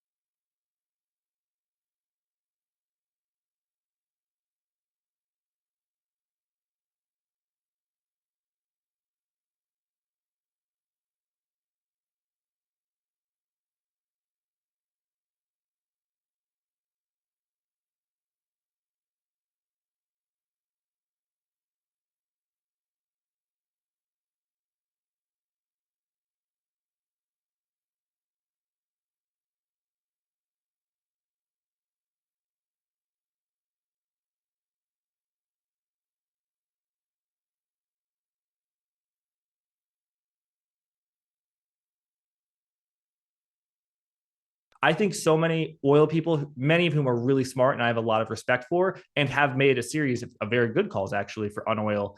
They basically they were all wrong because they all call for like $150, $200 oil just because we have this historic supply squeeze. But I think because they have been wrong, they're pulling back from the spotlight. They don't want to go on CBC or Bloomberg, and if so, they're a little more sheepish. They're not like doubling down. But I actually think the risk now is greater. So I hope President Trump announces a deal with Iran. He said, he would be honored to meet the Ayatollah, which certainly is a vibe shift and one that, quite frankly, I welcome and I think is good. But if that doesn't happen, I think that we're pretty close to just not having enough fuel in terms of refined products. That should go out on Sunday. It's with a gentleman, the chief commodities analyst from Kepler, which they really know their stuff. They're tracking energy and other commodities around the world. But if that doesn't happen and price of oil stays where it is, or I hope goes down, I don't think the Fed's hiking. Yeah, so it was really a confluence of events today. You had positive news for the labor market, which pushed rates up. Should I share that screen? Should I go mts.com or? Yeah. Just go to, it's mts.now/situations. There we go. And I will say they've got a pretty good handle. All right, let's share the screen. We're in the situation room. Yes, in the situation room. So, we had that. They don't have labor or the rates rise, but we have the SOX index plunges. Really, I believe that was trailing the Kospi, trailing Korea. But then also we see here, if you scroll down in the elevated, Meta stock plunges 7% on report of potential stock offering. So you've got big IPO coming to market. Google tapped the equity market. Meta is tapping the equity market. Anthropic, at one point in time, they filed a confidential S1 that can sit on the shelf for a while. It can be, so it might not be an immediate IPO, but equity markets are being tapped. There is incredible speculation going.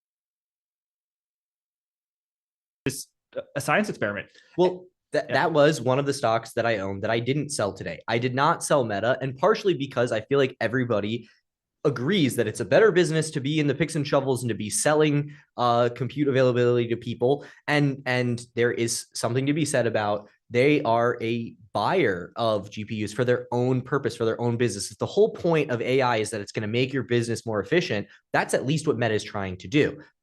Whether they execute on this, I don't really know, but I feel like this belief that you have is definitely known, priced into the stock. Everybody wants to be in the companies that are making this whole thing happen in the supply chain for AI. And so I was like, you know what, Meta, I'm gonna keep it. It's not getting cut today. If Meta, so sorry for interrupting, but if Meta is literally burning $100 billion a year of capex that has very little return, it's definitely not priced into the stock in my view. We don't know if they have little return. Yeah, we don't, but I think that they a lot of evidence. We have evidence that Microsoft and Google and OpenAI and Anthropic have return. We don't have evidence that they don't have return, but we also don't have evidence that they do have return. And I think, Max, I think there's levels of being an AI and semiconductor bull. Maybe I'm like a level 2 semiconductor bull. I'm what? Oh, you're a level 5. No, I think, but Max, there are only 3 levels. Okay, 3 levels. If there's levels to 10, I'm definitely higher than level 2. But I think there's like, let's say this was, there's only 3 levels, but I'm a level 2 semi bull. I'm a level 1 AI bull, and I'll just level 1 AI bull means it's going to transform society over time, but there is a chance that there's an overspend. There is a chance that we're overspending now, and that there is a chance that the spend pulls back within 18 months, and that will be a violent correction for the stock market and semiconductors. Level 2 is like you truly believe the vision of AI, but like you're kind of you believe the normie AI vision. I think level 3 is like you think AI is so powerful that it's like a nuclear bomb. So I'm level 1. And so I just want to be clear, like sometimes, maybe I talk as if I'm a level 2, but I'm a level 1 when it comes to AI bullishness. Okay. I am definitely more, I am somewhat skeptical of the chips and the build out, right? Like there is definitely a chance that we not necessarily overbuild, but questions about the return. I think I am 100% confident on that people filing paperwork at insurance companies and doing that kind of stuff, it could be done by AI. It could be done by AI way cheaper and way faster. And think about the number of jobs and companies where that is just such a huge part of what makes the company run. And the thing is I was talking to somebody who is in the business of trying to get this stuff integrated into insurance companies. And they're talking about how do we get our AI tool, 6-figure cost of subscription in. And they're talking to the manager and they're like, look, at the end of the day, we see the writing on the wall that this is likely going to take headcount. It is going to take me a lot of time to get, he's like, I'm here. There are all of these people that I need to get through that are potentially concerned about their role in the org and their headcount. You have to get from the teams that are interested in AI up to the CEOs and make it through all these layers of people who are worried about their jobs to get this stuff implemented. And so we're not seeing it come in and take people's jobs yet because it's a massive political dance. Absolutely. To get to the point of, oh yeah, we're going to lay off 30% of the workforce to implement this AI. And all of the people along the way who have to make the case for it are on the chopping block. Absolutely. And Matt, I'll hand you the ball back, but I just think this is a narrative I've heard, not saying it's true, but that tech CEOs who have taken a shine to President Trump and vice versa, like if they're going to lay off people, they want to do it in size. They want to do it after the election, not before it in November. I mean, I could see that. I mean, speculation. Certainly people want to stay on his good side.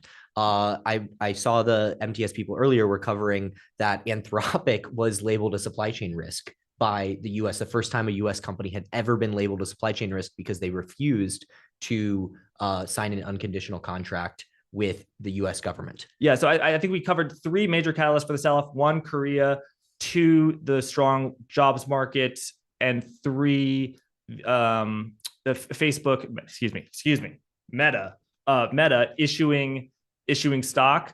I think a potential 4th one we mentioned is Anthropic saying AI is so powerful, we're considering like pausing, which if the AI development is so powerful, you're going to pause, then that's not going to be good for semiconductors. I might say, Max, before you can introduce our guest today, but I might say that like the world in which Meta is making $20 billion by selling women and men like health subscription services for AI via Instagram, that is a world where I feel like the semiconductor index is doubled, has doubled, I feel like. So that's just my view. Yeah. So I'm considering Meta as a short, but that's because I need shorts in my portfolio. Trust me. Yeah. I need like many people today. Yes, indeed. Well, our guest today is Nick Lenz. He actually is part of Damp Spring. We've had Andy Constant on before. He's at Nick Lentz on Twitter, Nick with a K, N-I-K. And I called a hedge fund manager today to say, how did you do today? Were you on the right side? Who's nailing this? And Nick, welcome to the show. You were one of the people who this hedge fund manager who did not want to come on the show, thinks that there's a lot more action to come. Now is not the time, said, you got to talk to Nick. He pretty much nailed this setup. So I want to ask you. And sorry, just screen off, just be sure. Sorry, go Max, go ahead. Yeah. So Nick, I want to ask you, what was it that you saw that had you confident that a big sell-off like this was coming? Well, first, I was one of the biggest bulls into the sell-off when it came to the war, just because of fundamentals and because of my main system. I run a systematic system called the CMate, and it essentially has a score from 0 to 10. And during that sell-off, it was locked at an 8. So essentially, it's suggesting that you should really be long risk at this point. And as the market kept selling off, that number was going up. And so just from a fundamental perspective, we bought that dip. So it didn't budge at all to the downside during the war drama. And after that, now it's at, the reading is 0.68. So it's about as low as it can possibly go, right? And so when we start to get those numbers, it switches to a completely systematic, it switches to a defensive portfolio stance. And so in that, as it does that, it's more of a long-term thing, but we also have massive extension. We were very far away from the moving averages. If you look at any kind of extension metric, we are above that. And it's just kind of funny, especially because I was one of the biggest bulls. Then the people who were telling me I was moronic and everything, then have the sentiment flip. And now I'm starting to say, hey guys, you should back off, and they were very loud the other direction. So you add those things, you got the sentiment is getting too hot, you got the systematic portfolio is telling you a whole different story, and then it's on the screen, but you can see a lot of my systems. Share the screen, please. Sorry, Nick, go ahead. Yeah. So you can see the equities are to the top side, and you can see bonds were much to the low side. Now those two correlations with each other don't really line up that often, and so you have an opportunity here to rotate into. I'm not saying close all your equities or anything. I certainly wasn't massively short, but the setup is here that this market is very extended. There was no reason to be long. We were long a big software basket that we closed at the end of last week. And unfortunately, I closed it 2 days too early because, Oracle's up 10% in a day, SAP was up, now was up 10%. But now we can see why we closed that and why we got out of everything. Well, Nick, that's a good trade. So it seems like in ES, which is S&P, and NASDAQ, NQ, which is NASDAQ, the futures, the sentiment was bullish, which is actually a bearish thing because it's a contrarian thing. And for RTY, which is Russell, very bullish. I also just want to say that there are some fund managers who say the small caps are breaking out, and thank heavens that we're seeing some strength that's not AI. You literally look at all this Russell stocks, the stocks in Russell, they're all AI related. They say, oh, that's a construction, that's an industrial name, it's not AI related. It is an AI name. So Nick, just tell us what your reading here says. Is it purely a sentiment read? So is your process 100% sentiment? And if everyone's very bullish, you turn bearish. If everyone's very bearish, you turn bullish. Or is there other positioning as well as fundamental things as well? Just explain what we're looking at. Well, there's two things. The first thing on the screen here, this is a more shorter term thing. This is called the CCS. The thing I was talking about is the CMate, which is actually the systematic, my actual full systematic portfolio. It's not on there right now. Okay. But when it comes to that one, this one is a longer term, and that is 100% just systematic. It's been running for roughly 10 years, and it trades 100% on its own. And so that is in a full capital preservation mode. And so I use that as the broader theme, and then I use the one that was on the screen, the CCS readings, as an entry criteria. And so it is a you fade the extremes, right? It said bullish, but it was at an extreme 8+. And so when it gets to 8+, the shorting opportunity opens up. That's when the window is. And this is just a way so you're not early. You know what I mean? And it does a lot of things. It tracks technicals, it tracks sentiment across assets, it tracks asset correlation spreads, and it tracks 50 different spreads of all world assets, and then it puts it into that number. So it seems like a simple number from 0 to 10, but there's a lot that goes into it, and it's a very complicated system.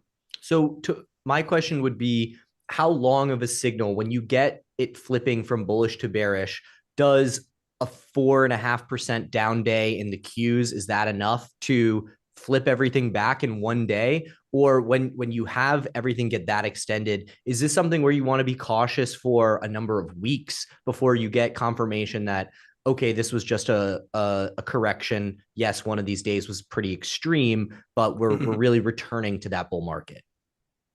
So you want to look at, you don't want to just look at the price itself, right? You want to look at the relative price versus other assets, you know, like a very simple one. This isn't what we're looking at, but a very simple one would be like gold versus oil, you know, like how much oil barrels go into gold or stuff like that. You want to look at it relative to other things. So if the whole market is down 4% and bonds are down a bunch and everything goes down together, how much different did those spreads change? And in this scenario, a 5% correction in NQ is not really that big of a deal. And most of this is driven by somewhat like by option flows, because this is like a 0 DTE day, right? The people can't understand why the market goes up, just grinds up every day. And mostly it's because the SPX has become somewhat of an options-like selling program. So it runs much like option selling CTA does. It goes up most of the time, but you're always at a risk of a larger correction that happens fastly. So you can run a systematic portfolio that sells options, and you can make money for years. You have a Sharpe ratio that's ridiculous,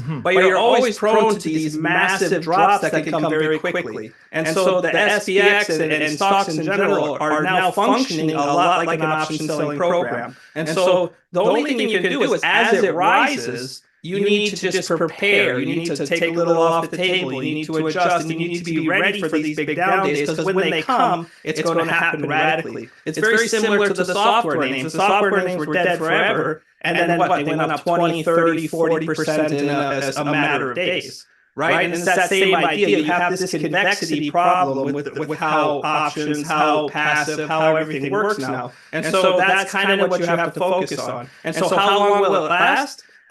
I don't think it's going to last that long, but the velocity of the move could be very damaging. So you expect, or your likeliest outcome, base case, is a correction that is violent but short, and then a resumption of the bull market. Do I have that right?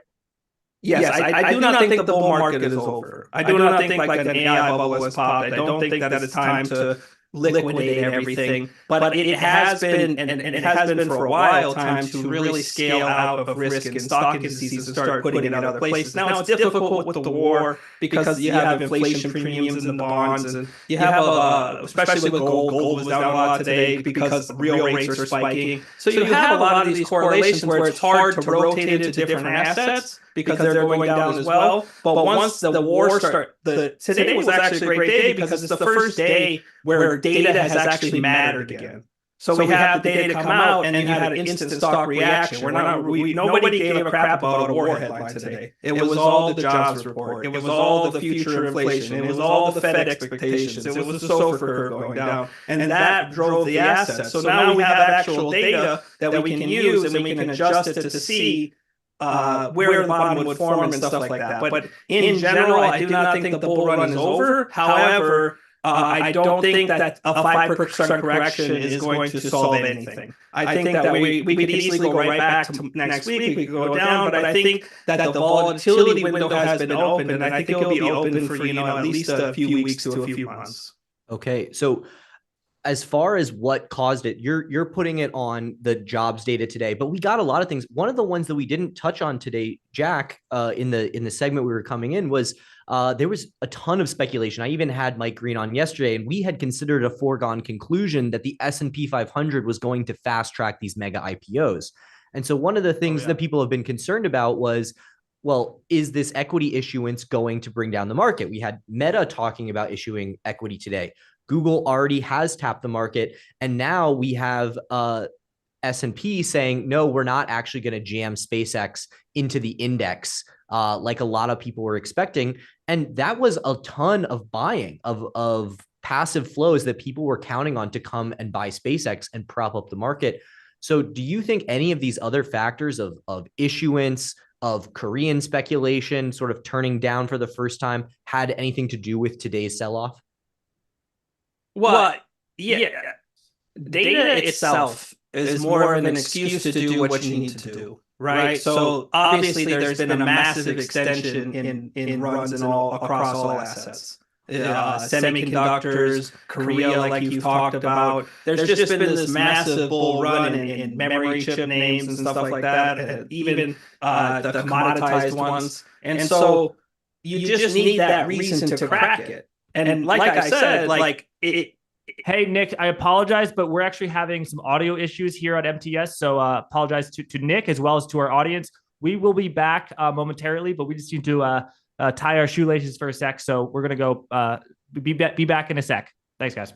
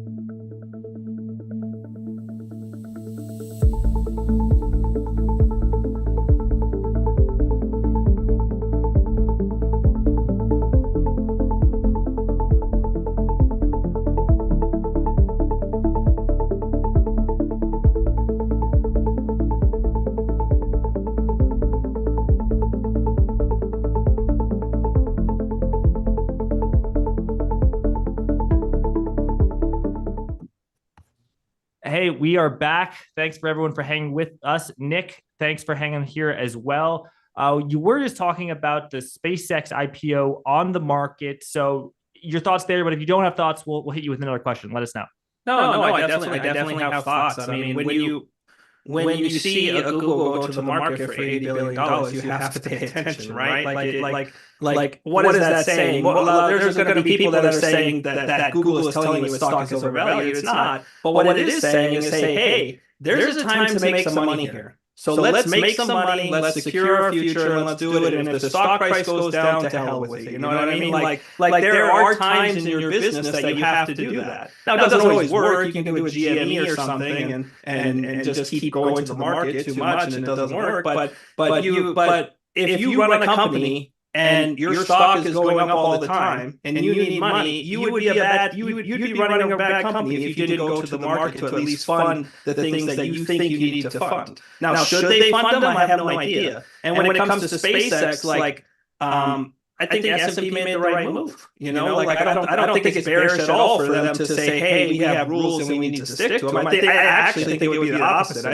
I would be much more worried if they just started fast tracking these things that we really were at the peak of the bubble. And if they did that, I would start thinking like we are at the end of the bull run.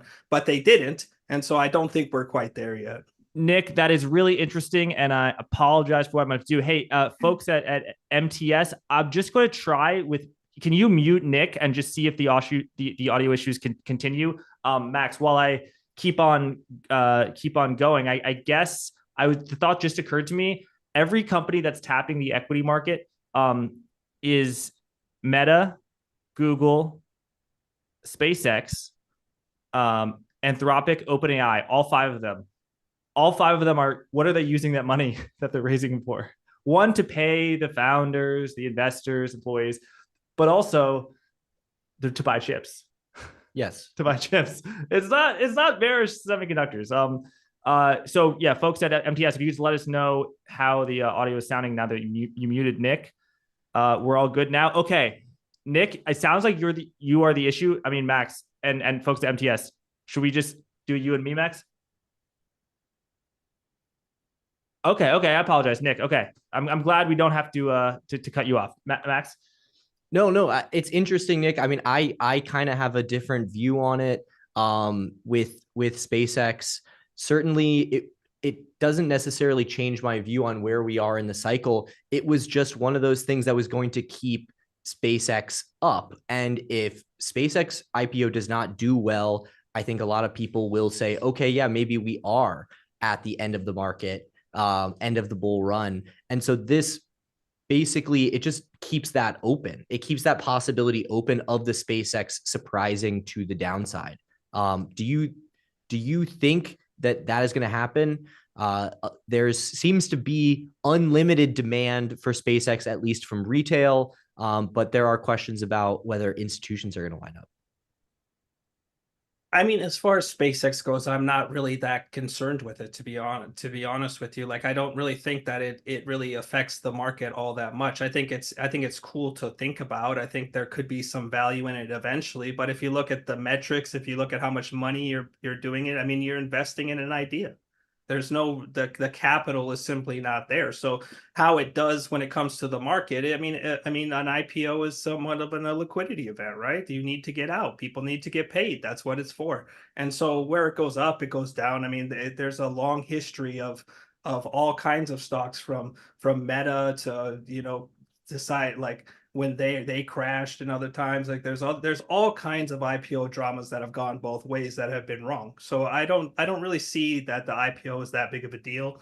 And in general, like I said, I think it would be a bigger deal if they started changing the rules. I think there's some froth when it comes to, they're giving it to, I saw that like they're like literally giving it to homeless people and stuff, like chances to buy shares, or they moved it down from 500,000 to 2,000. Like these kind of things are some stuff you see at the top, but I mean, we have to think it wasn't that long ago people were paying millions of dollars for JPEG rocks and stuff like that. I mean, we've seen much more silly things. At least SpaceX is a real company. At least they have a real future. They do land rockets out of space. So I mean, it is a valuable company. And but I don't really think I mean, I've been doing this a long time. I've never traded an IPO. I never will trade an IPO. I want nothing to do with an IPO unless I'm a private investor and I have a chance to liquidate my position.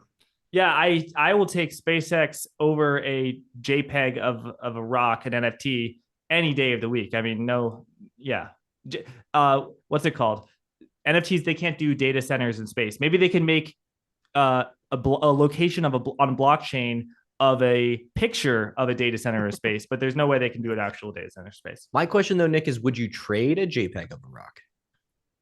Would I trade a JPEG of what? Would you trade a JPEG of a rock? Yeah. No, absolutely not. I have to have at least some attachment to reality. I mean, if I was going to trade JPEG rocks, like imagine getting stuck with one of those. What do you say? Yeah, right. Well, I got to ask you, I know that you have been doing this trading thing for a while. Good friend of mine said that you are one of his favorite people to listen to and one of the nicest guys. But you got into this from originally being an MMA fighter. So what made you want to come here to the market and get punched in the face again after retiring from MMA? Yeah, there's clearly something wrong with me to transition from a fight career to a thing in the market. I've been involved in markets for seriously, like where it's like every day, 24/7 for the last decade. And I did that, and it's just it's a passion of mine, and it's something that I was very interested in. I came from a family that was very poor. Finance and stuff has nothing to do with anyone in my family. We don't have money like that. And so when I started to make a little bit of money, I had to figure out, well, what the hell was I going to do with it? Because fighting doesn't last forever. As a professional athlete, your career is quite short. And so I had to go into it. It's probably more shocking that I became a professional fighter than I would be in this job. You know what I mean? Like, I didn't plan to be a professional fighter. It's just something that happened. I started wrestling, and then because I was good at wrestling, it got me ahead in school. It got me ahead in places. And I said, hey, this wrestling thing is getting me where I want to go. And so I took that to D1 college. I took that and I ran with it. And then eventually it turned into a fight career. So it was kind of a means to express. And I was a good fighter. I was very good. I was one of the top fighters in the world for a long time. But that's because of my brain. It's because of my thinking. It wasn't because of my superior athletic skills. And so it was just because I was able to think and I became very good technically. And because of that, it transfers well to markets. Yeah, certainly. I mean, everybody has talked about the unpredictability of both of those domains, but coming to your background and not having money, I mean, there's so much conversation right now about the permanent underclass, and that if you don't have any assets now, you're going to be left behind. Somebody who came from your background, I mean, do you think that hopelessness is real? Do you think that argument that we are approaching a period of time with AI that there is going to be a permanent underclass for the non-asset owners, is that a reality? Yeah, I mean, the K-shaped economy and everything has been around since biblical times. There's like a Matthew principle, like those who have much will have more, and those who have little will have even less. And it's just, it's a part of life. And you can get unlucky. Like I was born into an unlucky family of drug addicts and abusive people, and I had to go out on my own very early in life. But that doesn't mean, and thankfully I got a little bit lucky. And not only does life involve a lot of luck, it's very random. And on top of that, there's all kinds of things that can go wrong that are out of your control. But if you focus on it too much, if you say, hey, this is unlucky, what good does it do you? You just have to accept life as it comes at you and roll with the punches and do what you need to do. And so this mindset that it's unfair or it's never, or I'm going to be permanently locked in the bottom class, it might be unfair, but complaining about it's not going to do you any good. And so you really got to man up. You got to kind of pull yourself up, and you have to try. And so you could try and fail, but that's just part of life. And there's always been a K-shaped economy. In fact, today there's less of a K-shaped economy than there was 100 years ago, than there was 200 years ago. I mean, now you can function, you can get a job, you can do things. It's just, you have to try, you have to push it out there. So do I think that it's difficult for people? I certainly do. Do I think it's unfair for people? I certainly do. Being part of Wall Street for this long, have I seen people make enormous amounts of money that don't deserve it? For sure, all the time. Have I talked to people who have no idea what they're doing and they run tons of money? I have. But that doesn't mean that you're screwed. You just have to keep trying. You have to kind of keep your mind. And so I agree with the idea. I agree with the principle. I do think it's unfair, but I think complaining about it or acting as if you're somehow a victim doesn't solve the problem. So I don't see the purpose of it.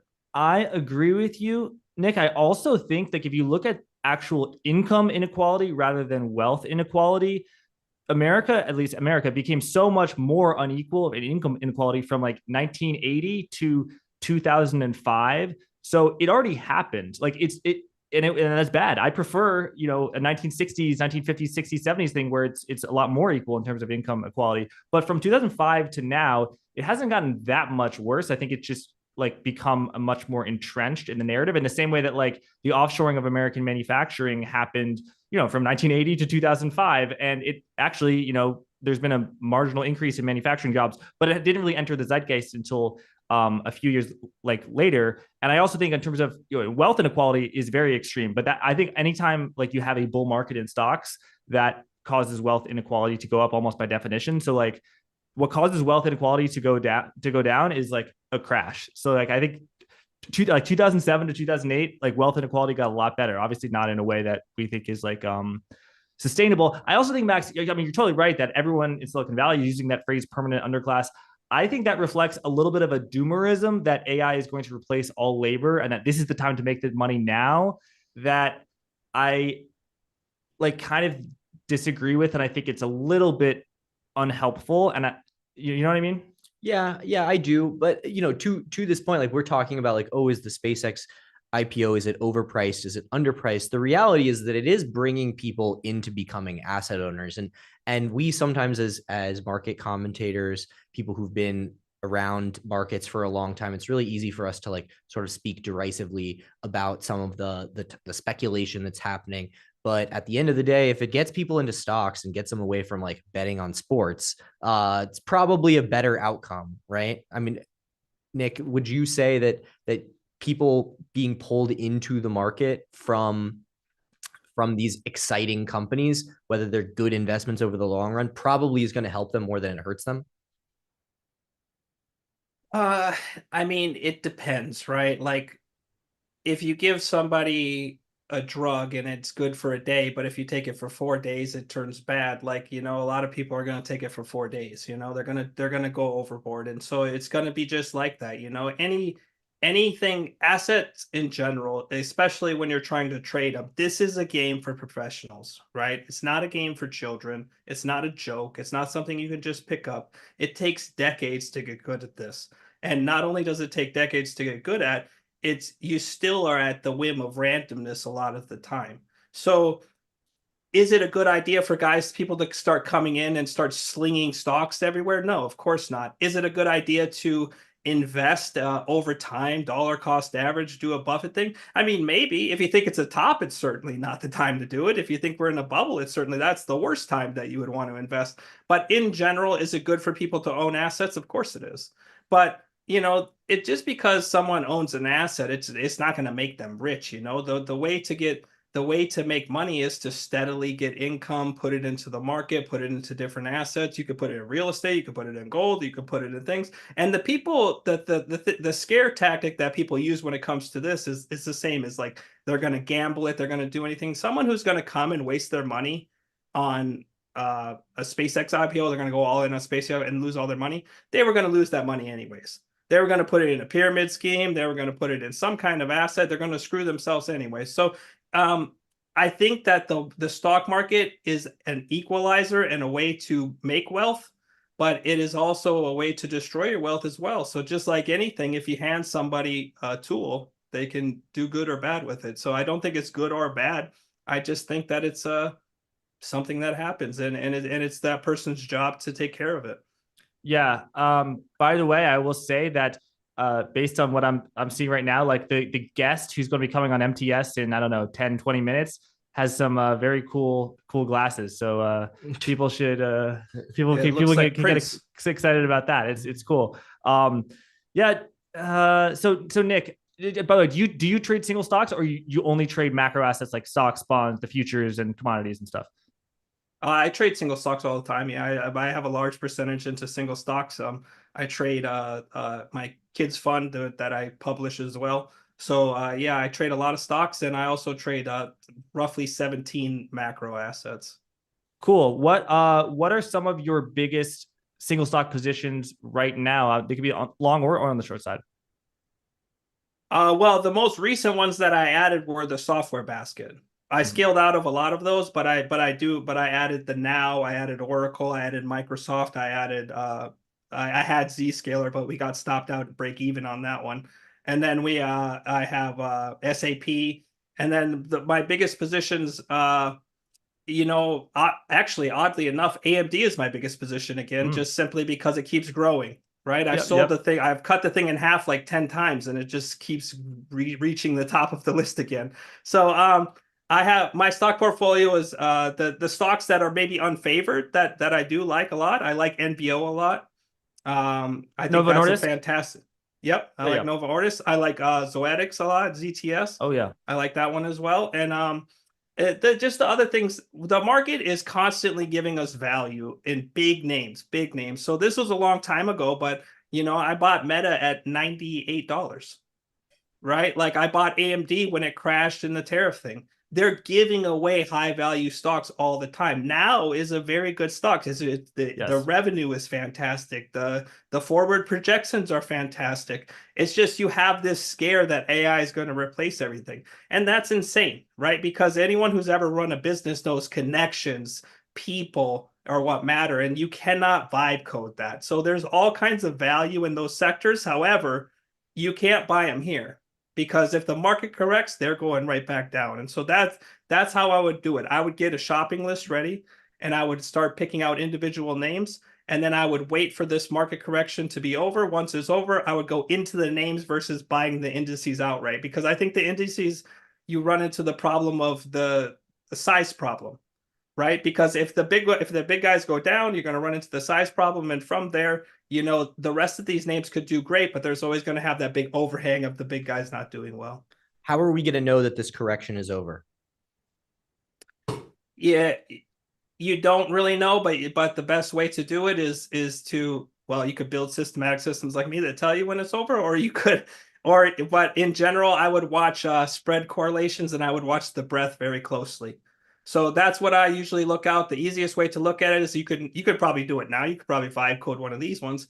You could track all stocks individually. You could track the breadth under or over the certain averages, and when they're all when you get to, let's say, under 100 of the stocks over the averages, you would counter turn trade that to the upside. So that's what you're looking for. You're looking for a breadth blowout, and you're looking for an exhaustion to the downside. So a breadth blowout to the downside that, again, finishes higher on the day with the breadth thrust to the upside. So you're looking at breadth metrics to help you to time the bottom. And breadth, you mean like every stock pukes at once, so correlation goes up? That's what you're talking about?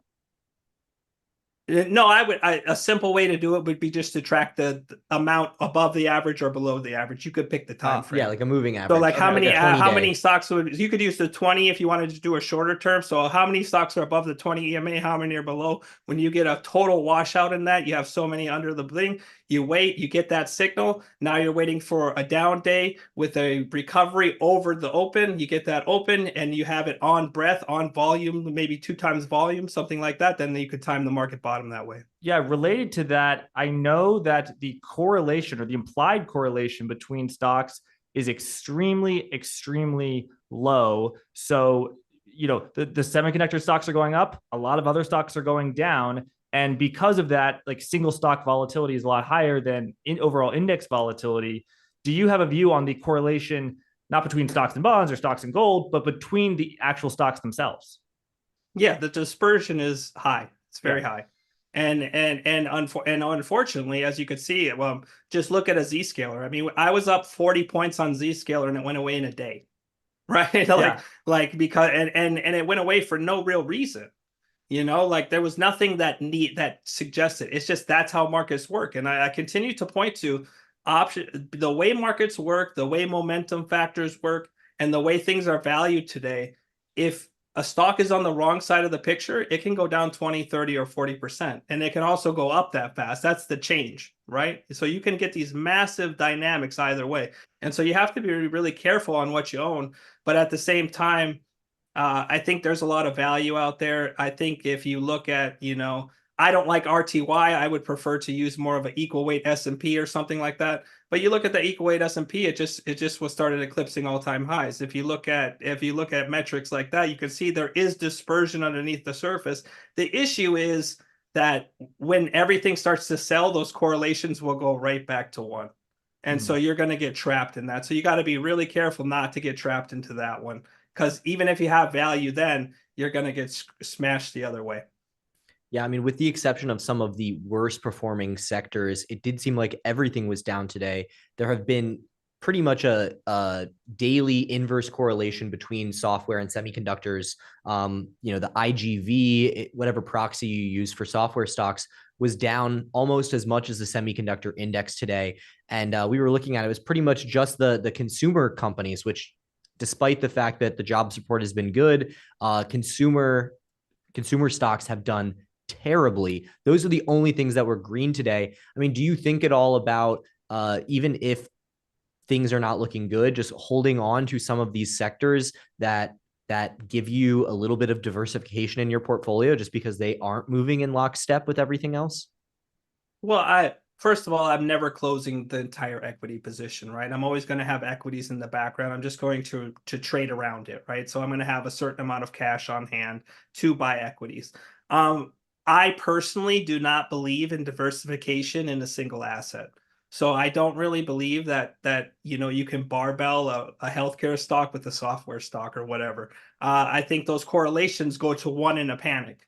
And so anything that can radically go quickly into 1 is not really diversifying you at all. And so a diversified asset stream would be, something that has non-correlated asset risk. And then you layer those on top of each other. If you ever want to watch a good video, just watch the Bridgewater, Ray Dalio's video on the how to stack uncorrelated assets. And if you stack uncorrelated assets together, you get 10 of them. That's how you really are diversified. And an uncorrelated asset is not just like, hey, I own a stock and I own a bond. It's I own this spread of stocks versus bonds versus this spread of oil versus gold. Those are two distinct non-correlated assets. You put those together, that's how you build a portfolio. If you think that you're diversified by just owning a tech stock or you're just owning a healthcare stock, it may feel good at times and it may occasionally be right, but I do not think that you're diversified on any level.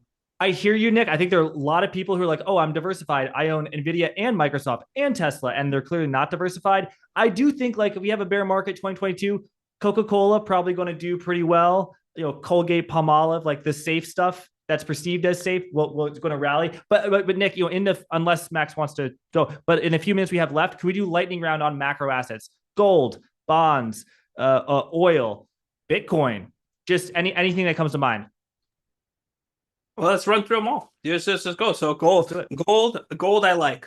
I think gold is at a good structural level. I do think it could go lower. I think it could easily go to 4,100, but I do like it. I think that it's been pressured by real rates in the dollar. I think eventually that the dollar will, if the war starts to end, I think the fear premium will be sucked out of the dollar. That is also going to be better for bonds because the inflation fears start to get priced out of the back of the curve. That's going to lower real rates. When real rates lower, the gold is going to rise. I think that gold is a good asset to own at these levels. BTC, I think, is a horrible asset to own. I was actually I did a couple BTC podcasts because I'm actually like one of the godfathers of BTC in the UFC. I was one of the guys who was there very, very early into BTC, and because MMA was one of the first places that they tried to advertise because they couldn't afford to get into the big sports, and MMA was the new up and coming thing. Wow. So I was in BTC very early, but I sold out once it started getting commoditized into ETFs and stuff like this, just simply because that's not the future, right? Like an ETF is old. That structure is old. And I do think that these perpetual yield scheming things like a STRC and stuff is going to be a constant drag on it because things like 11% compounded gains, if you're in finance for longer than 5 minutes, you know that if you stick a long-term chart and you put 11% compounded, you're going to have a lot of money in 50 years, right? Like you don't need to do anything ever. That's such a ridiculous amount of money you're going to have. You know, so I don't think people understand compounding. And I think that BTC is a valuable asset. I think the blockchain is a valuable asset, but I think that the thing that made it what it is being lost. And so I don't like BTC here. However, it is at the bottom of the range, and I think it's a decent time for a short-term trade, but I wouldn't want to be an investor here, and I think it goes lower. When we think of oil, the oil charts look weak, but it's obviously very headline driven. I think you could put a chart and put $98, put $88, $98 risk off, $88 risk on. So that would be the levels I would look at it. Or CL. I don't trade Brent. I trade specifically CL. So those are the levels in CL. You can convert that to Brent if you want.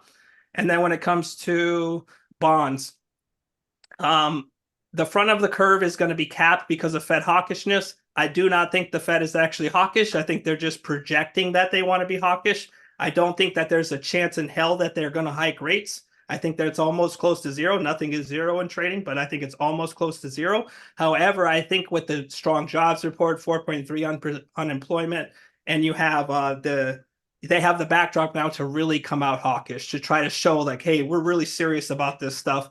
And with Warsh coming in, he's going to talk about the balance sheet. You have the balance sheet. They don't adjust it that well. And then from there, I think that the front of the curve is likely capped. I do like bonds. I do like the front of the curve long term. I think 2 years out, I think SOFR will be low, or the SOFR price will be higher. The yields will be much lower. I do think that the next move will be a cut and not a hike. However, that has been pushed out into the future.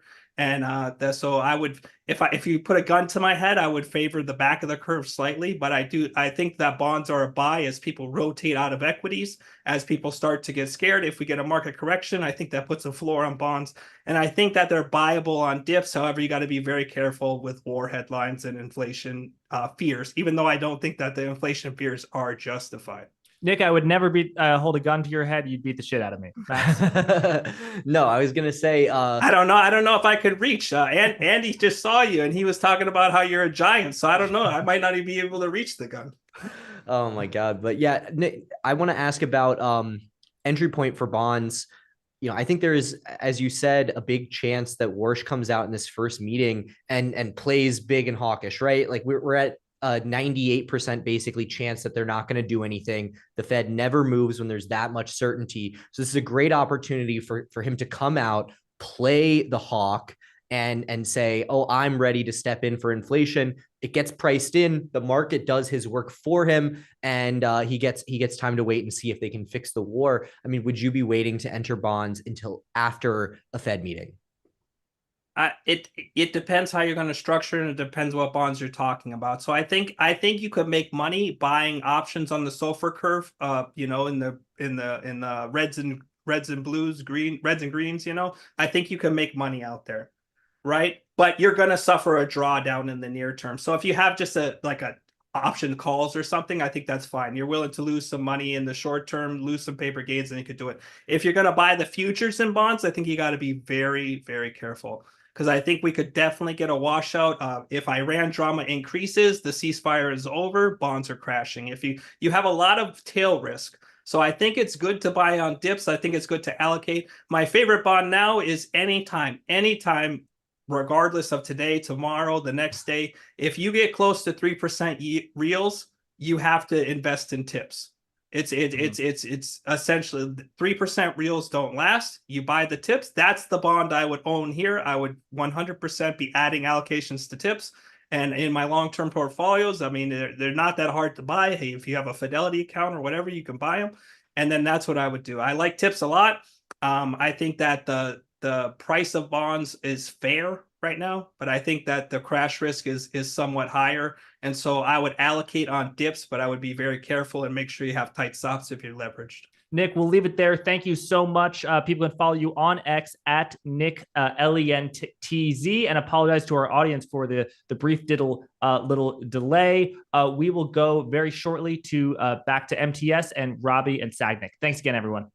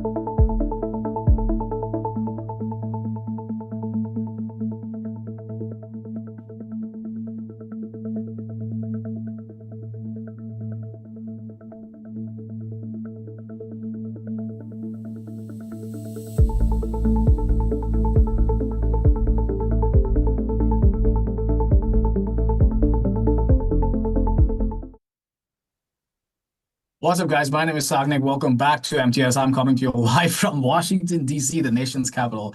There's a lot going on in D.C. right now because we are preparing for the 4th of July celebrations, all things America 250, America's 250th birthday. It's a young country, all more of a reason to take care of her, right? So obviously, D.C. is putting together this huge show, and starting with UFC in the White House lawn, a sentence I never thought I would say out loud, but here we are.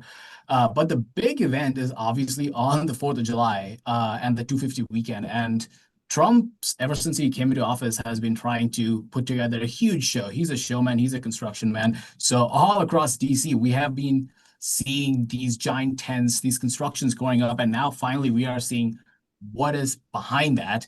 And one of the biggest things that we saw was Union Station. And they opened up Union Station, and we had no idea that there was a pool and a fountain behind it. And to talk more about this is Robbie, who works for Hill, who also works for Reason, works for 20 different shows. And more importantly, he is my neighbor. So we live in the same area of Washington, D.C., New York, and we have been seeing a lot of things change at the same time. But let's start at this image that has been going all over Washington, D.C. Twitter, which is that of the reflecting pool. Robbie, did you know that the pool reflects? I think I remember that the pool reflects. I had no idea the one at Union Station that was a fountain pool thing.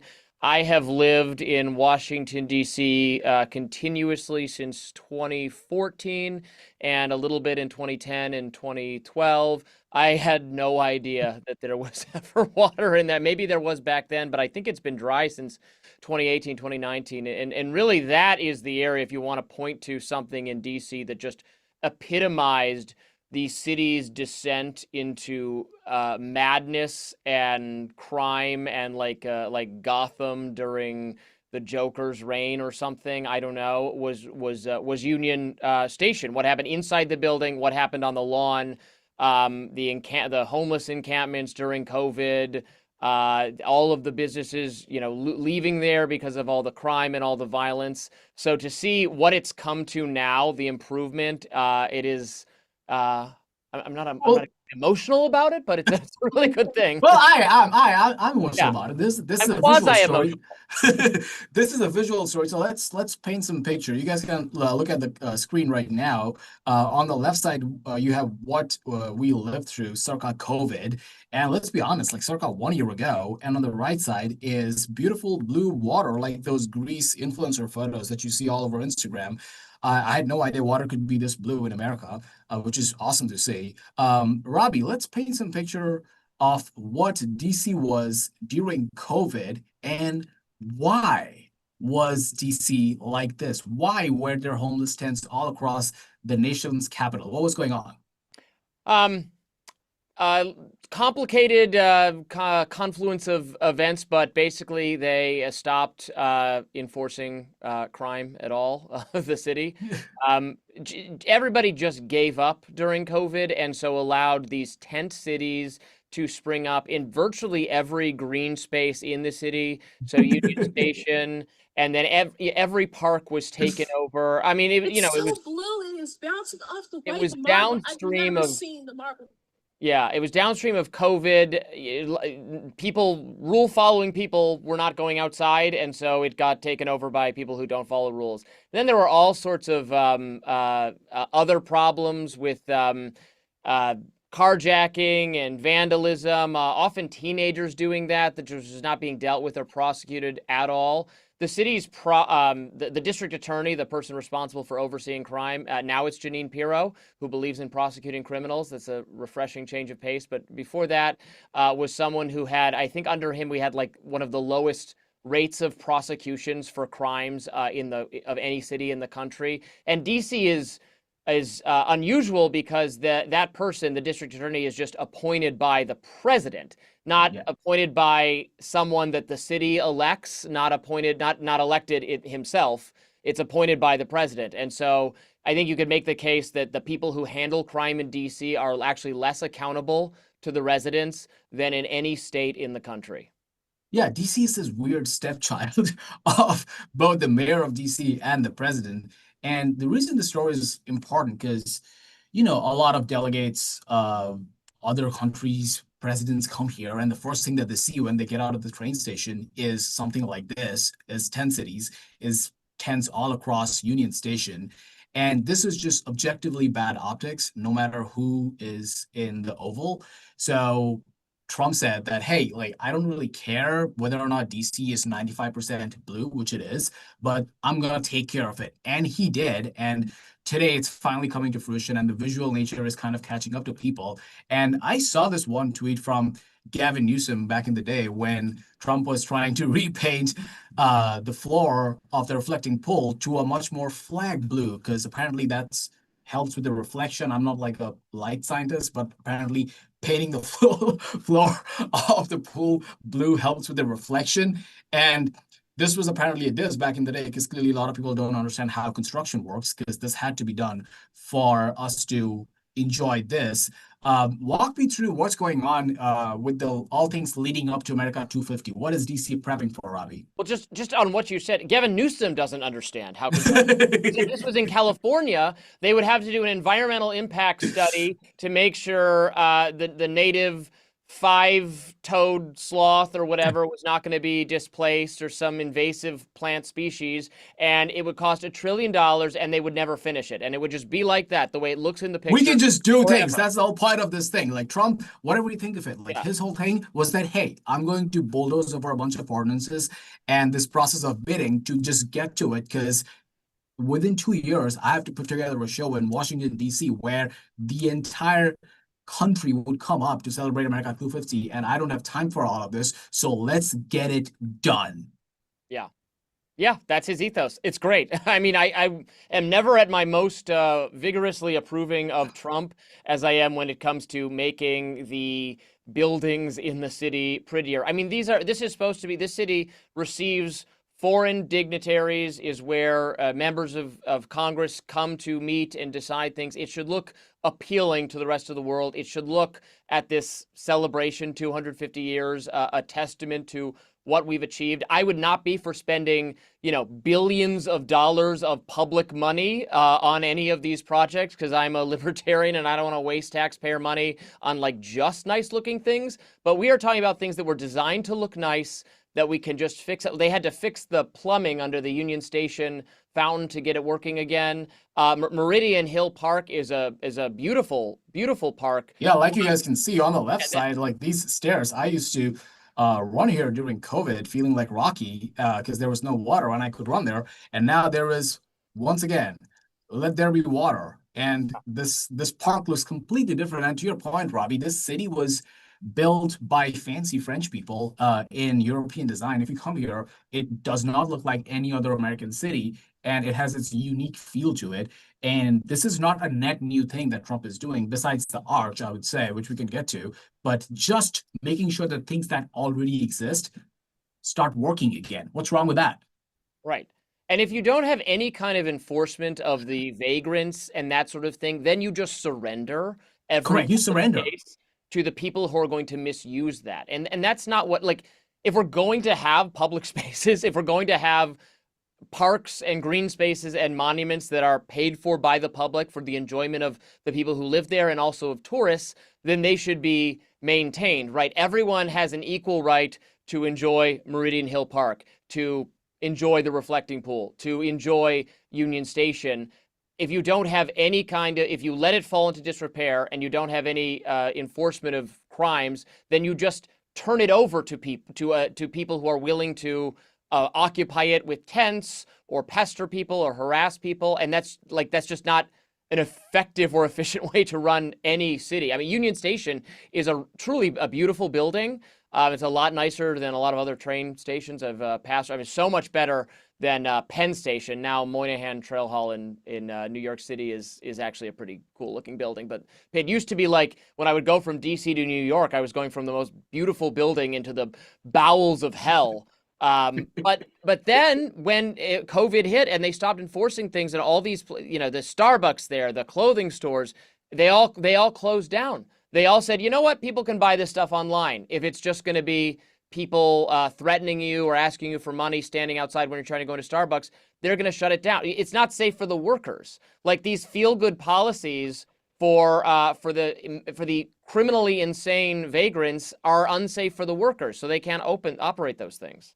You know what bothers me about all of this? That there is we let this happen factor of the story, that we just let this happen. This is easily avoidable and can be taken care of by enforcing the laws that are already in place. And that is the point of it. Do you know about the broken window theory, Robbie? Oh, yeah. Big fan. Do you believe in it? Sounds like you are. Yep. Okay. Does it stay broken, then it invites further breaking of things and worse crimes. It's true. Correct. Let's fill people in on what the theory is, and I want your take. Is DC and DC's beautification and the way crime has been handled in DC a testament to the broken window theory? Yeah, I think it is. So if there's a broken window, there's graffiti on a sign, there's some kind of disorder. This doesn't have to be very serious acts of wrongdoing. I don't want to like have a dystopian police force come and round up everybody whoever threw something in public. But if you just don't enforce any of that, or you don't take any of it seriously, one broken window invites another broken window, or it invites people to misbehave in that area. It's a signal to people who are willing to engage in disordered social behavior that this is a cool place to do that, because no one's going to stop you. And so the small number of people in any society who are going to cause problems for everyone else, make life unlivable, they feel empowered to do something there. We've seen that a little bit in our neighborhood. I don't want to give away exactly where we it's are, but fine. Let's dox ourselves. Maybe Robbie. We for the uninitiated, Washington D.C. has this nifty little neighborhood called Navy Yard, which is in a really quaint part of the town, right by the water, and it had a lot of recent developments, beautiful buildings gone born there. And now people, the yuppies like Robbie and myself, can live there in peace and go to Chipotle and Kava and get our slop and work out and have a nice gentrified life until this happens. In our neighborhood Chipotle, where I get my usual slop, but now I cannot because we have to live through this. What's going on in Navy Yard, Robbie? Yeah, it's been bad. This is a different manifestation of the crime problem. Misbehaving teens, groups of teenagers congregating for the purpose of fighting each other. I know that sounds crazy, but that appears to be what's been happening. There's actually been a curfew in our neighborhood imposed by the mayor, Muriel Bowser, although the city council has fought back on it, and it comes in effect and it goes out again. Because if I look out my window on a Friday evening or Saturday evening, I'll see teens just brawling. It's unsafe for them. It's unsafe. Security guards try to stop them. They fight with the security guards. Someone's going to get very seriously hurt, and then there will be protests, and that would not be good. They're imposing a security cost on everybody else, on the CVS that I live near, right? They've put everything behind. Don't you hate that where you can't go and buy a bottle toothpaste behind the lock. That's my favorite thing to deal with on a Saturday morning. Which right, is I refuse to do it. I don't need to alert everyone in the store that I need more deodorant or something. I just won't do it. I will order it on Amazon. It's not. The vibes are down. What do you think of the National Guard, and to what extent has it been effective? Because I'm dealing with two things at the same time. One is preventative crime, that having National Guards prevents crime proactively, because people are not willing to commit a crime if they see dudes in camo jackets around. But on the other hand, clearly stuff like this happens in Navy Yard and they show up late. And a lot of people give National Guard a lot of slack because, hey, what are you doing in our city? Like, you're making it look like North Korea. On the other hand, they are not allowed to arrest people because they are not cops.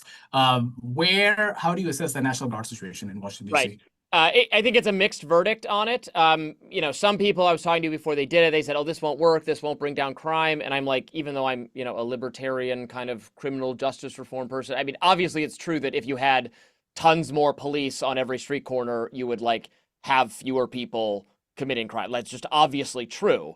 The question is that the best use of resources? And I would say, as much as I like my neighborhoods to be safe, I don't know that bringing in the National Guard to literally watch everyone at all times is a long-term strategy to a city's crime problem. Like, this can't be beyond our ability to solve via other means without. Now, it's true that the federal government has some oversight over DC. Actually, all these green spaces that I'm telling you about are owned and managed by the federal government. So there's some jurisdictional fights where, I'm sure the city people are saying, well, it's not our job to clean up the tents in front of Union Station. That's your job, buddy. We're not going to cross you on that. So there's some of it is a little bit of a mess.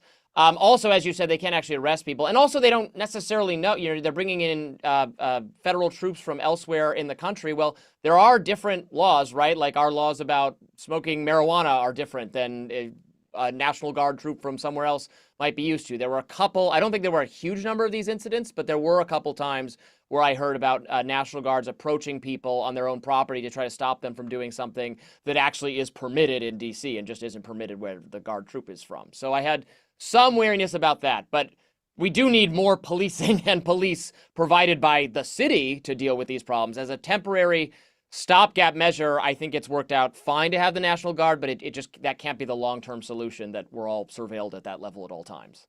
On the let's do an academic exercise. You are a little bit more libertarian than I am. So regarding crime and stuff like homelessness, where do you see the government's proper role? Because on one hand, I can make I don't know, like the Hungarian argument, the Star Wars argument that, hey, like we need to do things the right way.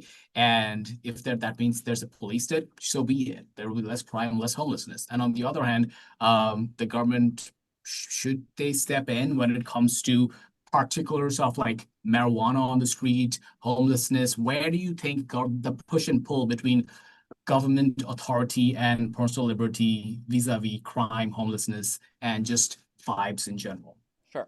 I mean, we're talking about things on public property, right? The government owns roads, parks, is responsible for administering them. And so even as a libertarian, I accept, okay, maybe in my ideal, like anarcho-libertarian dream world, all those spaces would be private. Quick pause. What's the anarcho-libertarian dream world for Ravi Suave? We would just have private ownership of all these spaces, right? And then they set the rules for who is allowed in them and how you behave on them. And private security, the way a mall or a private road has, could deal with all of that. And then we wouldn't need to have complicated or at each other's throats arguments about how the space should be administered. And also, when you have private property, you take care of the thing you own directly much better. You don't have tragedy of the commons where no one's quite sure who this belongs to. You know, the ownership of it is collective, and so no one feels as much. You don't wreck your own house. You don't wreck your own stuff. You're far more likely to wreck somebody else's because it's not yours. That applies to the commons as well. Gotcha. And the pushback to that is that what happens if profit incentives get tied to something that could be a public good, which is enjoying a public park? Yeah, I don't know. Anything could happen, but the incentive to make profit usually drives people or companies or firms to offer a better product more cheaply because they're competing with other people. Obviously, we're not living in this world. The public spaces are administered by the government, and thus they should have law enforcement administering them consistent with our constitutional rights. But there's not a right to set up an encampment or to be violently ill and addicted to hard, dangerous drugs that cause you to harm other people. Well, no, obviously that needs to be dealt with. It shouldn't be dealt with. I know a lot of progressive liberals want to deal with it in the context of California. This comes up a lot, giving them homes. And then we have to point out that, man, there's like already for all these people, they're not going to go there because they got to be outside where the drugs are, and that doesn't work. And you have to deal with that problem in a rehabilitation sense first. Yep. That's and gotta do. I want to come back to DC real quick, but I was in California last weekend for a Spencer Pratt block party, and we went and toured the Skid Row there, and I realized something in the difference of homelessness on New York, DC, where I live, and on the West Coast. In New York, DC, homeless people, like we live with the homeless technically, like they live right next to us. We see them. Sometimes we buy crack from them. We let them catcall our women, like they're right next to us. But if you go to California, it's an entire zip code. They own a block. And it's like the state has surrendered an entire like neighborhood to the homeless people. Like why does Skid Row still exist? What's going on there? I mean, that's your broken windows theory in practice. If there's a small number of the population of America, a comparatively small number of people who will slip into a state of being where they are extremely addicted to very dangerous drugs and very mentally ill and have no support system. And if you've fallen into this situation, LA is the place to be. Because that's where everyone else is who's in that condition, and it's really nice out, so it's easier to live on the street, and there are drugs being sold there. So I think that's just the end state of being in this very regrettable reality for you. Is that's the place to be, right? We're going to find more of those people in LA than we are in DC and New York, because DC and New York are not pleasant places to be in the winter.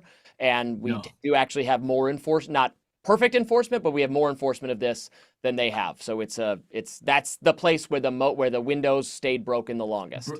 What would you say is the first principle psychology that's driving this phenomenon for, let's say, California progressives? Is it some sort of toxic empathy? Like, what's going on there? I mean, look, I understand people's desire to just, I have this desire to just like leave people alone and let them work out their own problems. And if you have problems, that's not really my problem, not necessarily the state's problem, unless you're truly aggressing against someone else. I read One Flew Over the Cuckoo's Nest as a kid and was very inspired by how, the state or the medical health establishment could deem you crazy or mentally ill for just having like slightly dissident views or being against the system. That was very, that spoke to me as a teenage libertarian. Then when you live in a city, you see people who are, there's not going to be a mistaken diagnosis of these people. It's like, oh, they're just politically problematic, and so we're institutionalizing them. No, these people are like very, very psychotically and dangerously ill, and they're in the public space, so something can be done. Correct. It's a public place, and at the end of the day, it's a drug problem. Coming back to DC real quick, and all things America 250, do you think Trump has politicized the 250 too much at this point? Yes. I think I'll say it. I mean, when all the look, he had all these people acts lined up for it, and then they all pulled out, and he wants to do a political rally instead. Aren't we all a little bit tired of it being a political rally? Couldn't we come up with some more creative ideas for this thing?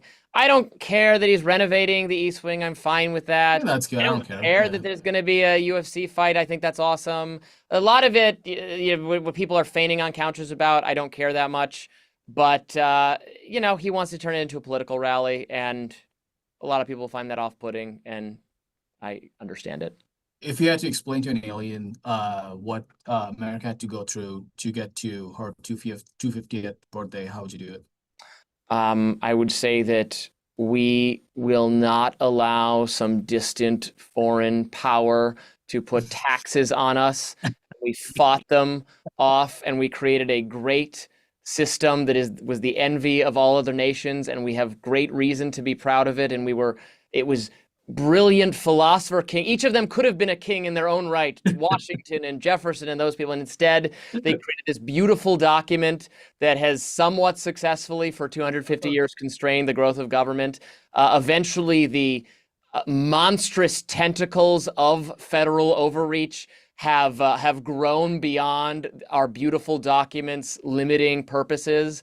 And so maybe we need another sort of revolution, my friend. I know, and now we have chatbots and labubus. Let's fucking go. Yeah. All right, that's all from Robbie and myself. My name is Sagnik. We're live from Washington, D.C., and I'll see you guys soon. See ya. Ciao.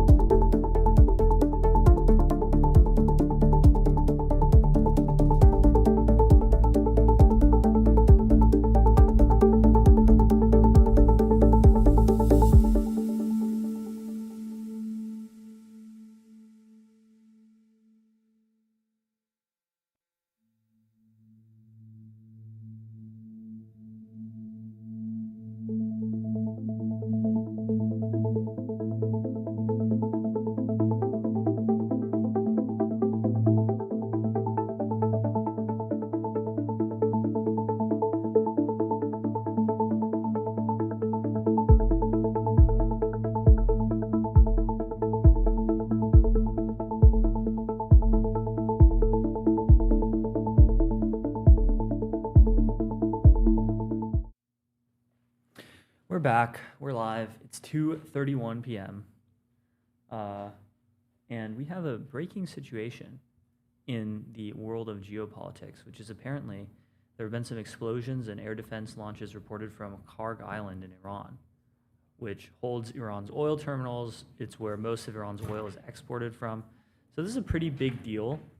We actually haven't seen anything about this until a couple minutes ago, so we're going to take a look. We're investigating live with you guys in the Situation Room. I guess we could do the tried and true method of searching Karg and then sorting by latest on X. Air defense is activated. Iranian media reports explosions. Preliminary reports of the U.S. conducting strikes. This is after market close, which Trump likes to do. Trump likes to take strong actions after market closes. I'm going to consult my strategy expert. What would it mean if the So US Karg Island is strategically critical because it handles roughly 90% of Iran's oil exports. Yeah, and Iran is like an oil economy. Yeah. So this would be like if all the data centers in America got bombed. Yeah. We're not seeing much substance here. I just see Iranian air defenses are active over Karg Island. I'm going to use legacy system Google search and just filter by news. There's nothing. This is like minutes old. Do we have a Walter Bloomberg? Oh, there was already a major bombing raid on Karg Island on March 13th. So is this a huge situation or is this a nothing burger? There's a Wikipedia article called American Expansionism under Donald Trump. Wait, we That's should do amazing. like a Wikipedia rabbit hole. You know the Wikipedia game? Yeah. Get to philosophy, but in the most interesting way possible. Uh-huh. What would it be? I'm gonna say Congress. Often referred to as the Forbidden Island. Why is that? They probably don't want people going there. Great way to get people to not go there. Name it Forbidden Island. Yeah. That'll stop them, guys.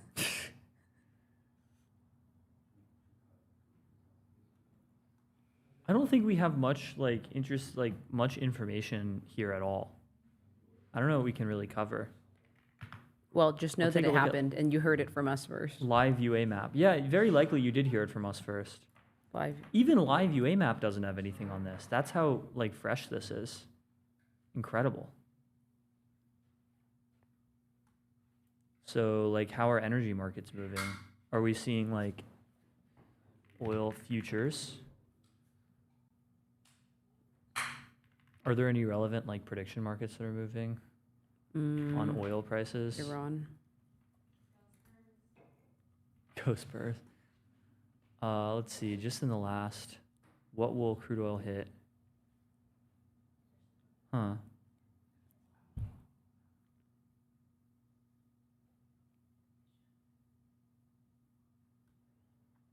Interesting markets here. Prediction markets basically haven't moved. At least not on oil prices, so. Huh. I'm not sure if this is, let's see, there's breaking on Polymarket. Oh, Well, first of all, Prognananda chat, is won this real? Norway chess. It does seem to be real. People are posting about it, but.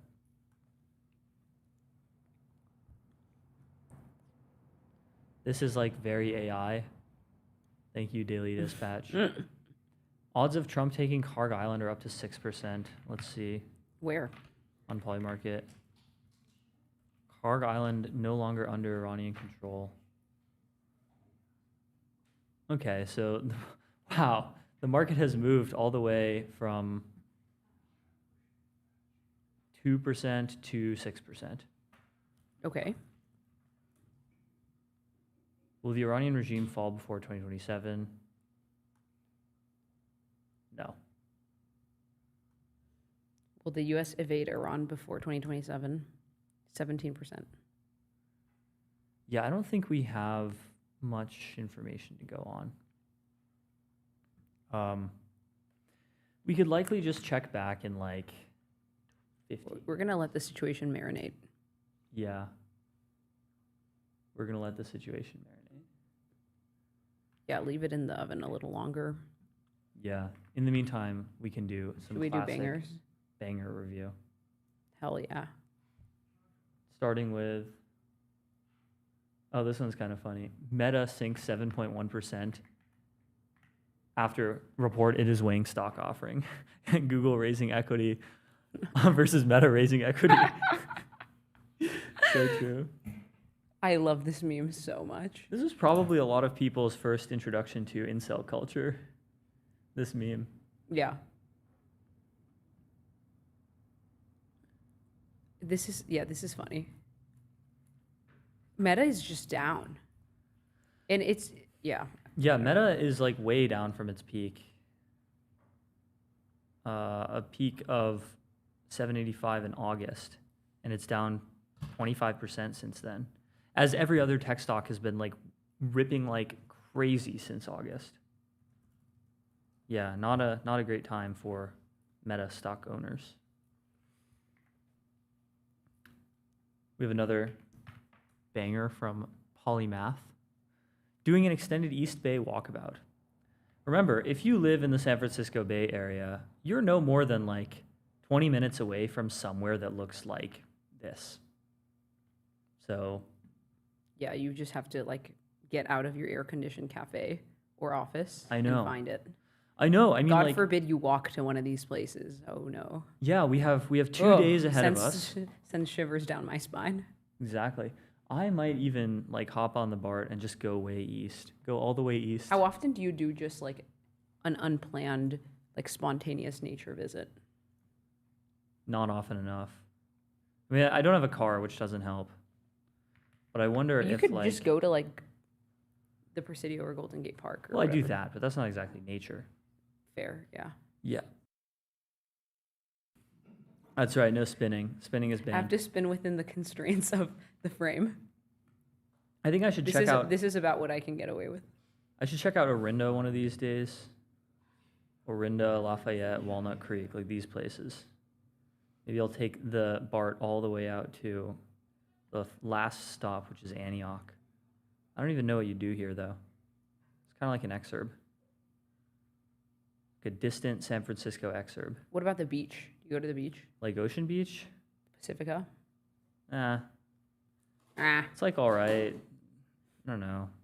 It's very, How does very it compare windy most to of the like time. public beaches in Miami? Oh, the public beaches in Miami are way better because the water is warm and the beach is warm. I mean, yeah, of course, but are they like well kept? Oh yeah, they're well relatively kept. free of like pollution and stuff. Yeah, the only problem is like spring break. Do not go to Miami Beach during spring break, but like, yeah, I mean, it looks like this. It's very nice. Okay. Let's see if we have a more recent photo than 2019. No, this is 2018. Let's see what we have here. 2016. Okay, even older, but you get the idea. It just looks like this all the time. You should go to Galveston. Yeah, Galveston, did I tell Texas. you my great-grandfather entered America through Galveston, Texas? Really? Yeah, not Ellis Island or anything. They had like a horrible like hurricane or something that Yeah. they had to raise the sea level for. Yeah, so he came in like before that hurricane. But yeah, beautiful Galveston, Texas. What a sight for sore eyes. This is we probably have the like mud-ridden pollution water. this is probably like the last place where you can buy like an affordable house like right next to the beach in a walkable neighborhood in I America. do wonder how much Is these this houses true? go for. Let's find out. It is walkable. Props to Galveston. Galveston, Texas. It smells a bit shit, like year round. It's very Oh, like really? yeah. That's a bummer. It's like Holy a crap. salty like salty muddy smell. $260K for like, oh my God, imagine like a house like this in anywhere coastal California would cost like $1 million. Yeah. There's a few that are on And it's stilts near the pier that are too. cool. Look at this one, literally like a block from the beach, and it's 263K. This one is like right near a park. 3 bedrooms. You can just retire in Galveston, Texas. Not sure I would want to do that. Like, how much would it cost if instead of living in Galveston, you wanted to live in the exurbs? Oh wow, we have this looks like a new build with Well, stuff what's directly this? for sale on Zillow. What do we have here? I don't know, but I don't see anything for sale. Is there anything? Oh, it's because I didn't remove the Man-made boundary. delights There we beyond go. our comprehension. 340K for 1,700 square feet, 3 beds, and this looks like all right. Yeah, it's nice. Yeah, Richmond, Texas. Yeah, this It's isn't just so that the bad. voices would grow louder and louder. Okay, this kind of sucks.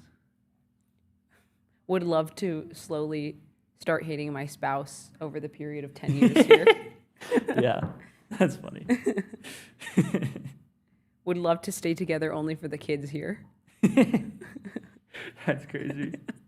Wow, 400. This is how I imagine the suburban gameplay. Like, Holy- you just get 10 years of like, This well, is you okay, actually well, you just- get this.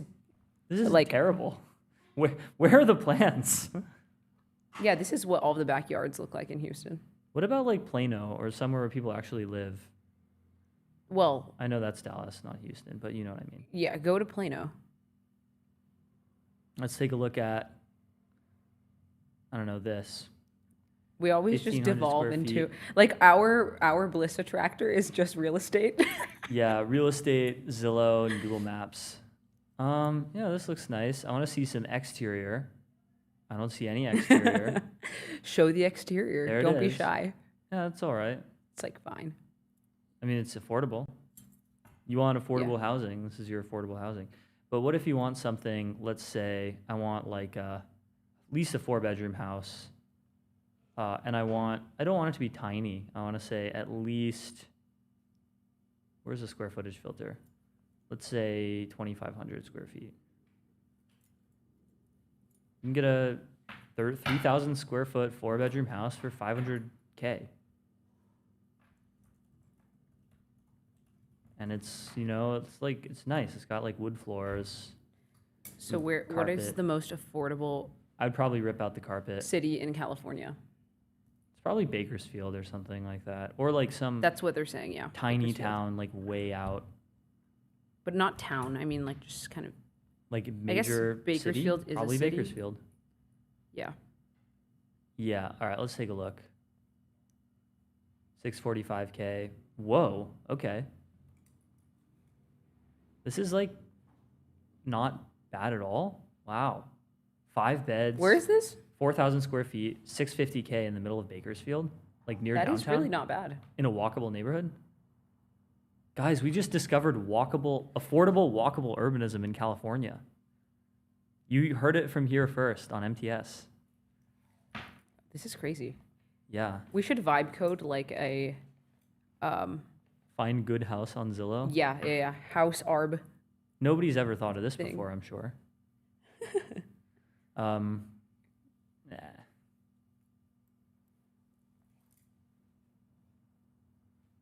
Don't we have stuff other than Well, we have a series of backrooms director memes, we have Clav? and we have Clav. Clav is going to get addicted. Is this the first time we've actually talked about clavicular on stream? I think it is. Certainly not. We've alluded to him. This is the first time we've ever covered Clav on stream. Breaking news, situation detected. Clavicular has gotten a rhinoplasty, a nose job. He's going to get Rhinoplasty, addicted to yes. plastic surgery and become a grotesque Michael Jackson-esque type. And then someone says, it's giving 19th century death photo of a beautiful aristocratic child who died of typhus. Doesn't he just look angelic in this photo? He looks so angelic. I know. Cherubic. They should AI him to be Jesus, I think people have done that. probably. I love how AI is a verb now. Oh my god, the maternal instinct, it grows too much to bear. I don't feel maternal towards Clav at all. No, I mean, I don't really that much, but I like the meme. Mm-hmm. But I do think he's going to become a plastic surgery addict at this point. Probably. This is his first surgery, right? Is this? I would say so, yeah. Has clavicular had any surgery? That means that this His is. Oh my first God! It was official his birthday documented 2 cosmetic. days. No, never mind. Sorry, I thought that was his birthday for some reason. When is his birthday? December 17th, 2005. Wow, he's more than a year younger than me. We'll have to celebrate. His first official documented cosmetic plastic surgery. Yeah, this is. Well, I mean, this is sad. It's just going to be like the gateway to plastic surgery addiction. Sad. Very sad. In Come On the Show voice. Come on the show, clavicular. Oh, this one's pretty funny. How I save money on food at the airport. Pay $700 a year for Amex Platinum. Wait in line for 45 minutes to get into the Centurion Lounge. Flight begins boarding right as I'm about to get into the lounge. Follow me for more personal finance advice. I don't understand what it is with like upwardly mobile elite striver types and airport lounges. I don't understand. Like, seriously, what is it? How do you explain it? Like the appeal of airport lounges? Yeah. I used to like them when I was a kid. I've only been to an airport "Ooh, lounge. bourgeoisie. I guess, but it's like fake performative bourgeoisie. It's not like real bourgeoisie. I don't know. I've been to an airport lounge once in the Shenzhen airport in China, and it That'd was be like cool. it was like all right. I mean, yeah, I mean like they had food and there were like places to sit, but it's like there's food and places to sit in the rest of the airport as well. If it was like themed, depending on the What country is the or city that nicest you're in, airport lounge in the U.S.? or if it was like an arcade. Like, what if you could gamble in the airport lounges? JFK Delta One Lounge. Ooh, let's see. World-class dining, indulgent wellness experiences, and a new standard of elevated service. Do they not have pictures of it? No, you have to pay. Be a Delta Rewards member. I mean, it's all right. Like, this just looks like a cafe or a hotel lobby or something. They need to make it a casino. Yeah, this I'm could be telling like you now. way nicer looking. But also, it doesn't really matter. Like, there's airport seats everywhere. Yeah, I think it's like one of those things where like your flight gets canceled spontaneously, then they pay you in like a Delta lounge credit or something, and then you go and you're like, oh my God, I don't hate them, whatever. This Qantas lounge in Sydney literally looks like a WeWork.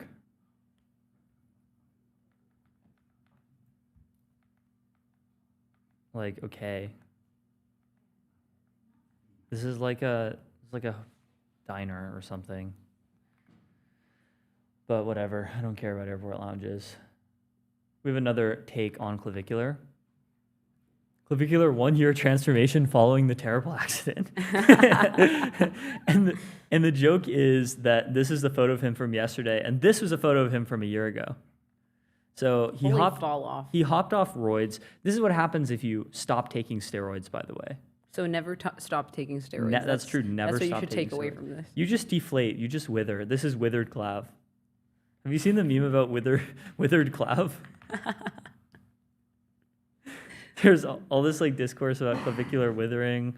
People like photoshopped his face to like look like Michael Jackson, basically. And they called him withered They clav. predicted this. They predicted the clav rhinoplasty. By the way, did you ever see Amelia Perez, the movie?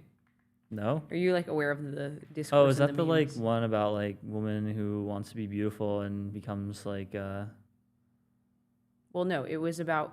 Oh, it's like ex- it's the trans thing, right? Yeah, ex-Mexican cartel leader becomes trans and embraces her true identity, and it's also a musical. Oh, I remember this because a lot of the like anti-woke accounts on Twitter were complaining about it at the time. It was a very strange movie. I Was it was good? entertained. I wouldn't say it was like good. The acting was pretty bad, especially like Selena Gomez was randomly in it, and it was like a flop in my opinion. Meh. Some of the songs were really funny. Oh, production says I'm thinking about The Substance. Yeah. You watched this, right? No. You never watched The Substance? No, but I know what it's about. Yeah, injects herself with a mysterious serum that promises a younger, better version of herself, but things go horribly wrong. Classic techno-pessimism, by the way. Wonder how many people this movie has inspired to not take GLP-1s. Which is literally a serum that creates a better version of yourself with no side effects at all. Not medical advice. I mean, I think it was more about like the critique of pushing people to go this far for beauty or whatever, and also like the loss of value of like an aged person versus a young person. I think the percent of people who take like beauty and looks maxing too far is not actually that high. It definitely exists, but like, yeah, I tend to. I don't know, what, 40% of Americans are obese? I mean, I think it's like a first world problem. It's definitely a first world problem. Although with the sort of, with the like the spread of American like Western culture, Western internet culture, Western Zoomer internet culture everywhere in the world, first world problems are becoming global even before countries become rich. But it's a whole nother topic. Another map on MTS. Can you believe it? U.S. population mega regions. Just one more map, bro. Just one more map, bro. We have the Northeast megalopolis, the Southeast, which is like fake. This is not even connected. SoCal, Texas Triangle, Florida, the Midwest, and NorCal. Like all of these should be connected by high-speed rail. It's never gonna happen. I'm bearish. Hey, no pessimism. Yeah. No black pilling. No fucking black pilling. No fucking black pilling. We will have the trains. Yeah, I hope so. I don't know. We just need all of the mega autists to band together. This is the problem, is that nobody has put all of the autists in a room and said, you're not getting out until you build the fucking high-speed rail. Yeah. You have to do it. That's a great idea. Genuinely, why is no one doing this? Because it's regulatory problem. Oh, that's an interesting meme. What? Noticing? My friend just sent me this. That is funny. Trivia. You can use applepaydemo.apple.com to try out Apple Pay and modify it to any amount you want. It won't actually charge you. Is this true? Wait, applepaydemo.apple.com. Apple Pay on the web interactive demo. Oh my God. Wait, can I change the amount? Oh, it's fake charging me $27.50. Oh wow, this is really fun. That's cool. It's a really useful and fun app. Wait, but I mean, this would be great to like play pranks with. You know, the Apple Pay pranks that were like on Instagram Reels. No. Where basically like some kid would like go up to an unk at like a Walmart or something and then hit them with the doo-doon. Like basically I'd put my phone, I'd take my phone, I'd hit you with the doo-doon, and then they would get so rage baited and they'd like chase them around the store and like, come back here, you. Oh, I do remember this actually. It's honestly kind of cruel, but it was also fun. Did they actually like take any money, or no? It was just a sound effect? Yeah, it was just the sound effect. Oh and so my God. and they don't know how like Apple Pay like works. Obviously, that you have to like consent, and that you also can't just like bring your phone within a certain like perimeter of another phone and then take money from them. But that is funny. Yeah. Spotted in the wild. Oh man, the narratives captain. Ed Zitron was an outcast last month, but he's now been completely validated by appearing on Bloomberg. AI is inherently unprofitable, lol. Looking forward to the IPOs when their full financials become public. Okay. I don't know what to say to these people anymore. Yeah. You know what? You're right. AI is completely unprofitable. Yeah, you know what? And pop off. And then on the other hand, you have people like Tenebris, whose mom says, should we try and sell grandma's house for Anthropic stock now? With the contingency that she stays for the rest of her life? Oh my God. Yeah. I don't know. I think we're going to see more transactions of this nature in the near future. House for Anthropic stock. It's like the only two valuable things left. So true. Land in Anthropic stock. Yeah. It's like selling my organs for Anthropic stock.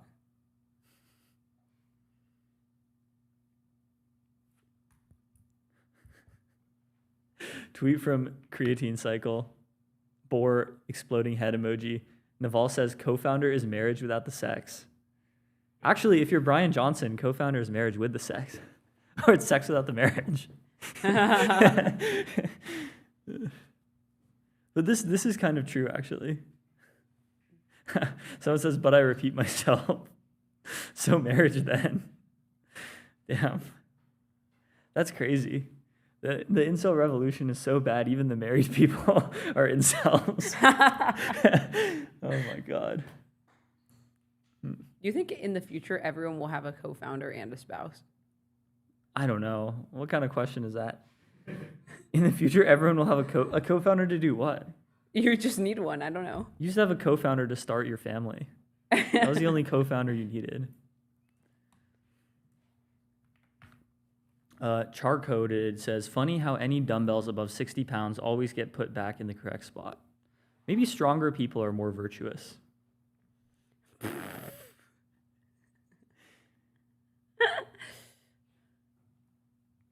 I mean, I don't know. You don't want to leave something that large like out, but then like a 10-pound weight, it's like whatever. You can just walk over it or something. Yeah. Oh, this is so good. Reese Sullivan says, Apple takes AI safety so seriously that they paused Apple Intelligence development 2 years ago. So true. This is actually true. Yeah, I mean, Apple Intelligence has just been, I don't know, I'm not a fan. I hope that they improve on Monday, which we will be monitoring live. True. A16Z tweets, private spending on data centers has eclipsed public spending on transportation. Wow. That's crazy. I mean, I remember like a year or so ago when we saw that spending on data centers exceeded spending on offices, and that was like a big thing. How much is spent on transportation as a percentage of like U.S. revenue? Well, 50 billion. That's actually much less than I thought. 50 billion, I'm guessing, a year on transportation. And total U.S. federal government revenue is like 5 or 6 trillion. So it's only like 1%. Oh yeah, it doesn't even show up here. Yeah, very small. Oh, we have Gabriel on, going live soon, I imagine. Well, we should probably hop off banger review, but before we go, we have one more thing, which is we have one popper left. So oh yeah. Last time, before we go, we're gonna say thank you everyone for 100,000 followers. Right now, what are we at right now? 105.3. Thank you all so much. We love our fans. Let's give them a round of applause. We even love the bots. We even love whatever percentage is bots. We still love them. Yes, we love all of our fans regardless of species. Regardless of species, yes. Yeah. All right, well, that's our banger review. We'll say hi to Gabriel, and we'll be back on Monday with more banger review.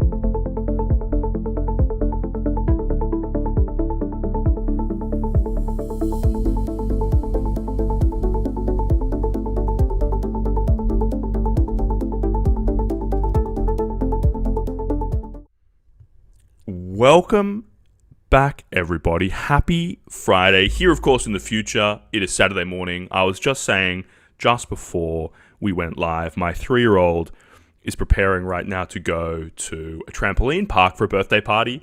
And the question was raised, like, personally, I would love to be there, but I'm talking to all of you. But the question was raised whether, like, our insurance here at MTS covers me getting absolutely totaled at a trampoline park.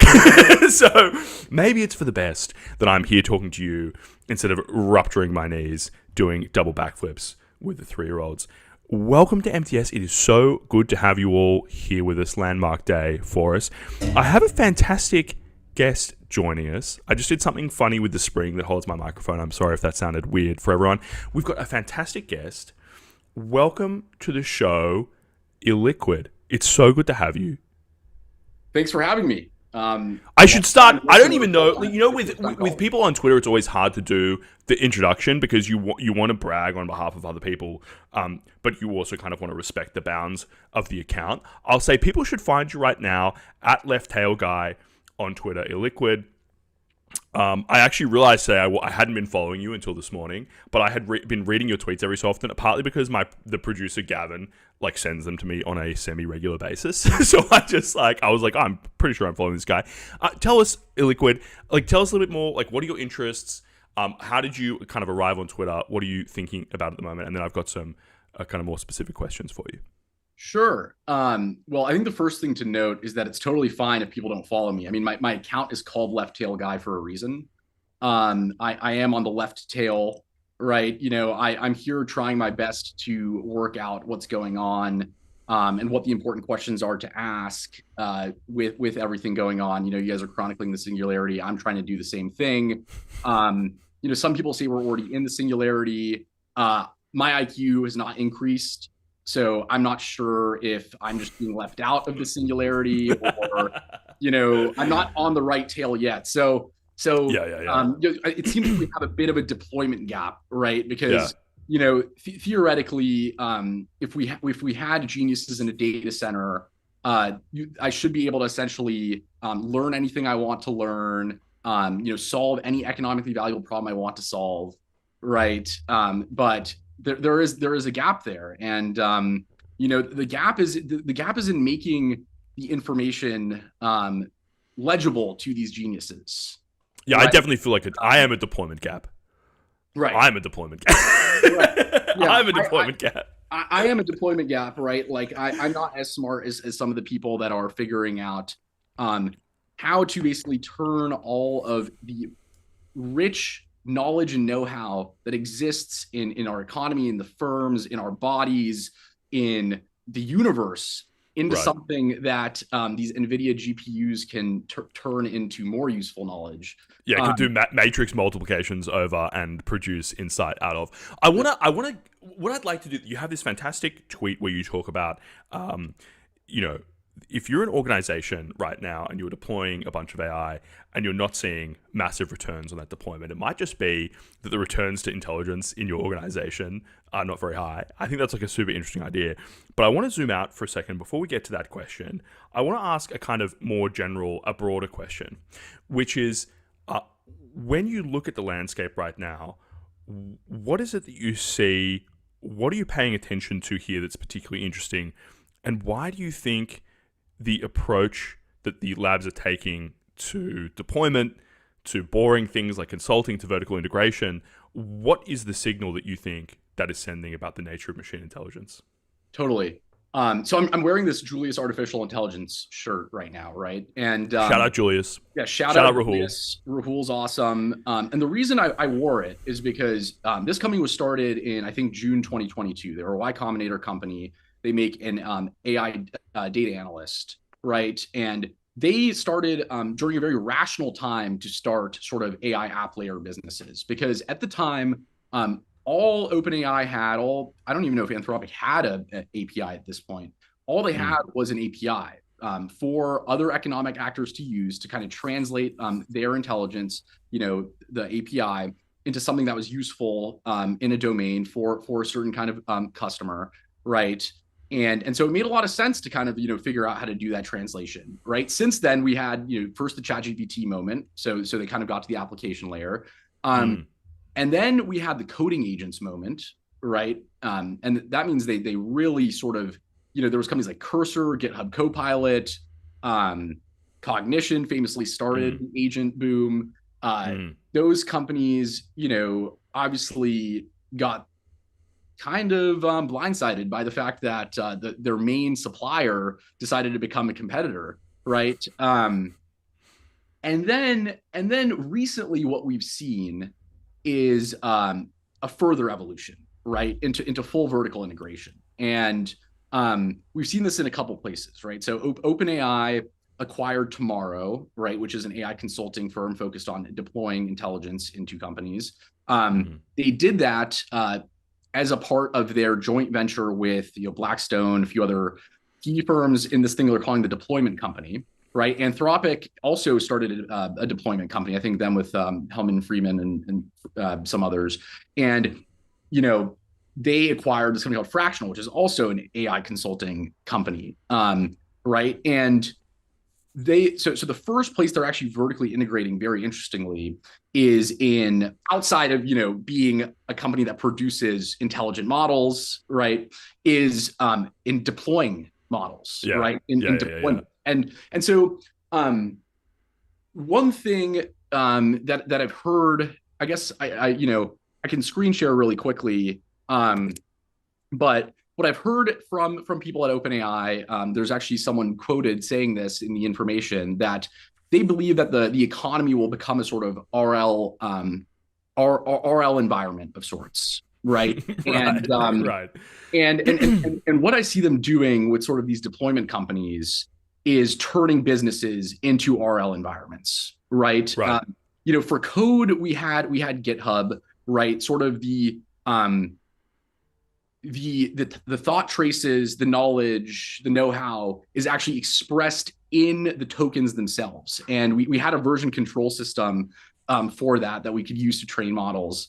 And then obviously they're improving that over time by using, the traces of their coding agent harnesses and seeing what prove and deny, right? There's still like kind of a version control there. But I think what they've realized is that the rest of the economy doesn't have a version control system, right? Most of the knowledge and know-how in the economy is tacit. It's within firms. You cannot model them in the abstract as tasks, right? The right unit of analysis is the firm, because the firm is what creates the economic output, right? The task of data analysis on its own means nothing, right? It's data analysis applied in a specific context to a specific permission data stream, right? Like Jane Stream does a lot of data analysis on ticker data to figure out, what asset to buy or sell next, right? And that, the processing all that data with a useful learned model gets a lot of value. But just having the task of data analysis doesn't really tell you much.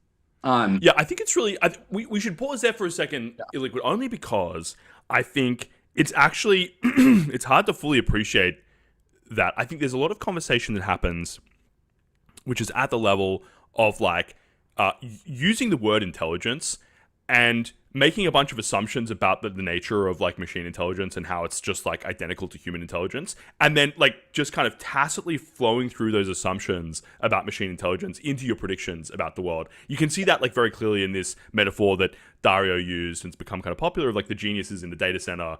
Geniuses in a data center is like human intelligence on tap on the API. And what is really interesting, I think, about what you're saying is it draws attention specifically to the ways in which that capability is actually super spiky. Not in the kind of like Einstein was spiky, but in like a completely different set of capabilities. And like the clearest way to say that is like, if you did really have a genius in a data center, you wouldn't need a deployment person to deploy them. They could deploy themselves, right? Like smart people, they come out of business school, they get hired into McKinsey. It's like a very clear application of like general intelligence to a general task. If you can't do that with a model, then the model is not really the same as a general human intelligence, right? Yeah. Well, so I think two things there. First, it's worth noting, Einstein was obviously an extremely sample efficient super intelligence, right? But he still needed to do his series of thought experiments at the Swiss Patent Office, right? So Einstein worked at a place called the Swiss Patent Office.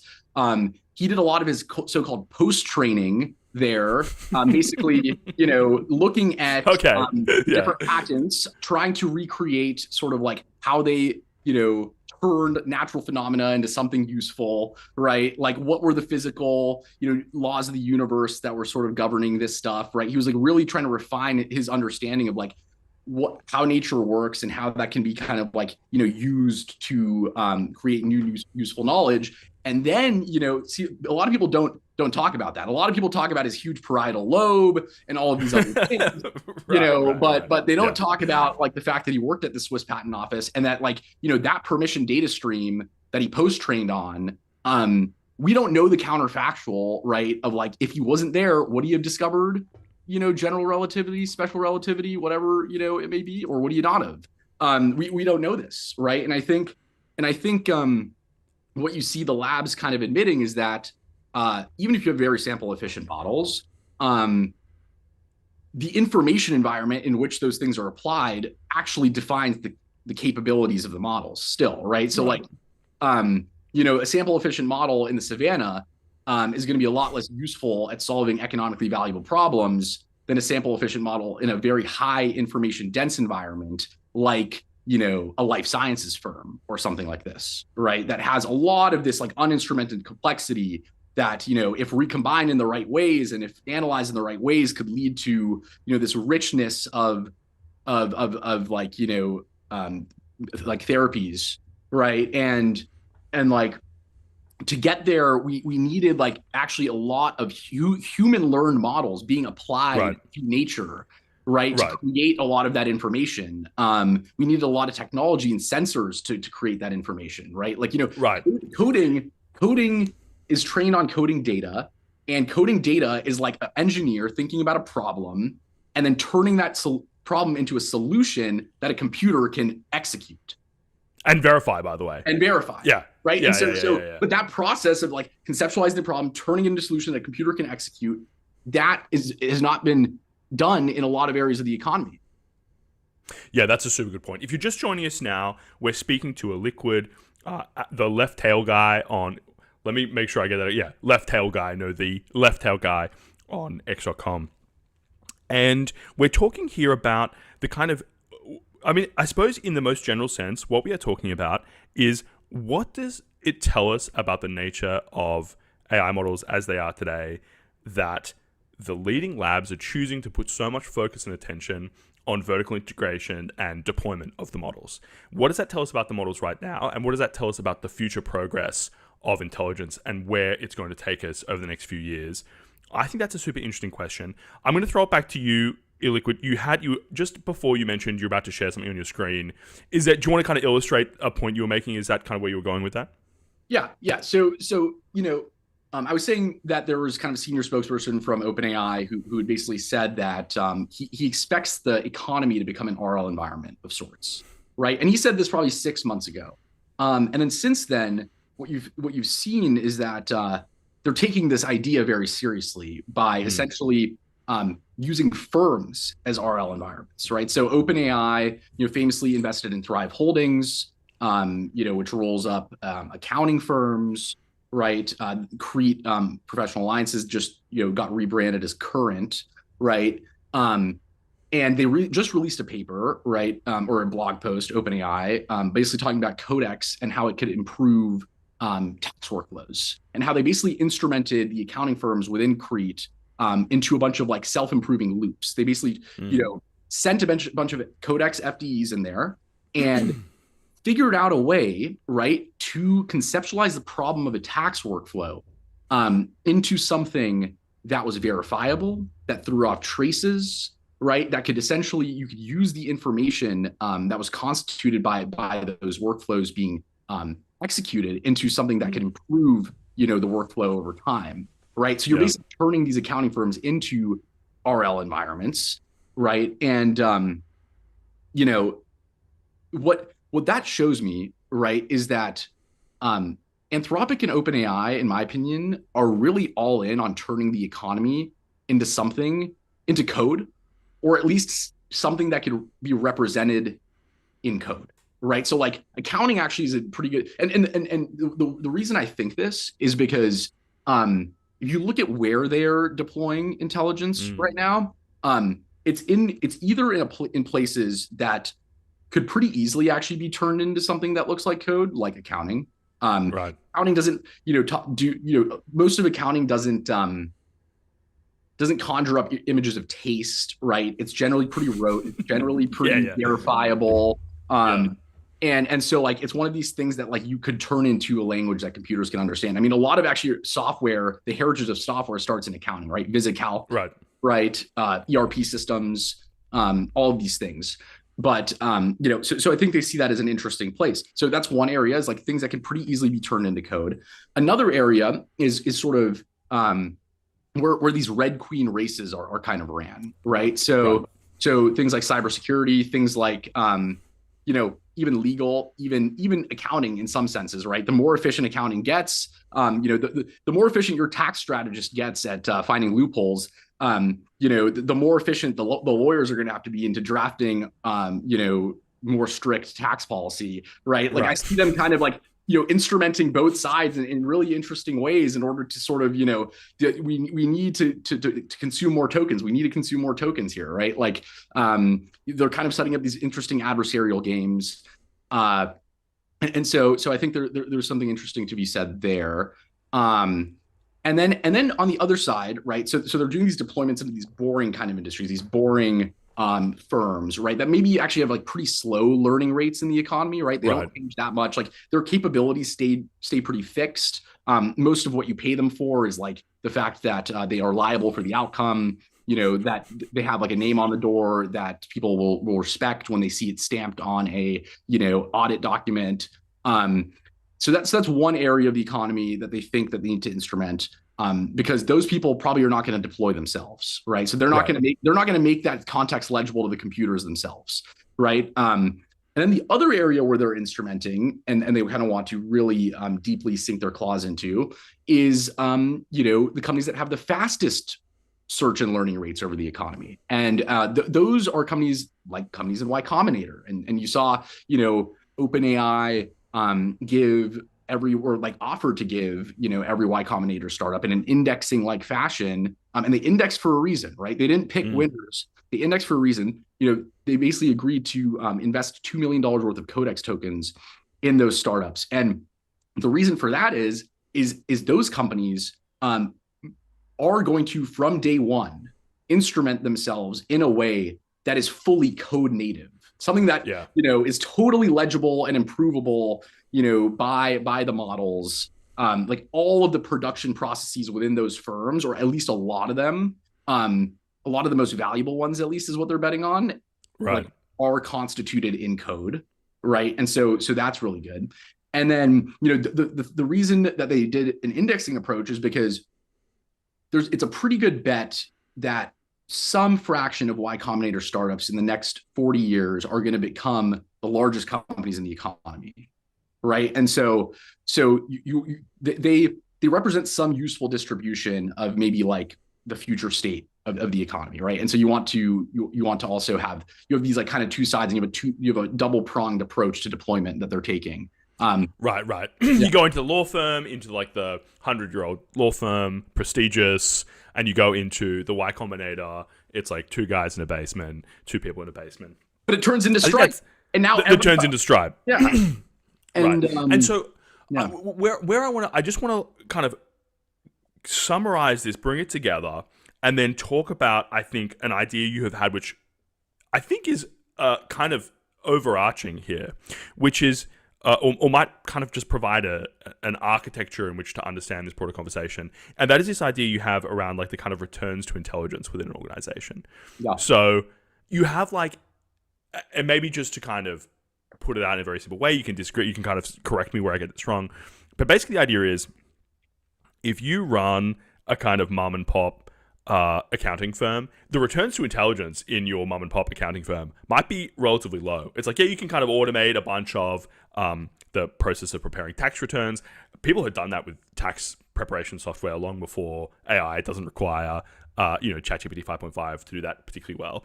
And then you might find that like, oh, actually a lot of the bottleneck is around personal relationships, or it's around managing the kind of back and forth with your customers, right? Like all these kind of simple things. And so you start to think, well, actually the returns to more intelligence, if they offered me Mythos, I wouldn't take it, because what would I use it for? And like, it's interesting, this has come up in a few conversations recently. We spoke to Flo Criavello of Lindy. Lindy started, very interestingly, I think in 2023 as a AI employee for your company. And now it's an AI EA for your company.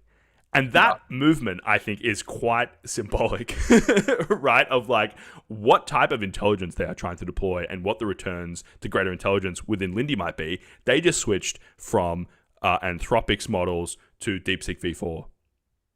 Yeah, because, Deepseek v4, can sort of turn the complexity that Lindy is mostly seeing into kind of useful states, right? Like it has the intelligence to do that, right? And yeah, I mean, this is like a totally different discussion, right? About the fact that what are the returns to the frontier, right? Will the labs even capture the returns to the frontier? My friend Soren had a really great article on this. Like his idea is that selling tokens does not let you capture this. It does not let you capture the surplus that you're with very complex tasks, which is what frontier intelligence are good for. The returns to intelligence are very, very high, but you're selling tokens as a fixed unit of cost. So you can't actually dynamically price them in a way that allows you to capture the surplus. And then, for everything that's not super complex, it's going to be a price war, and you're going to lose because, DeepSeek's free. And it's going to converge the price of power, right? He does this in a very nice analytical way. But in terms of like the returns to intelligence is a broader idea, I think it's a really important one.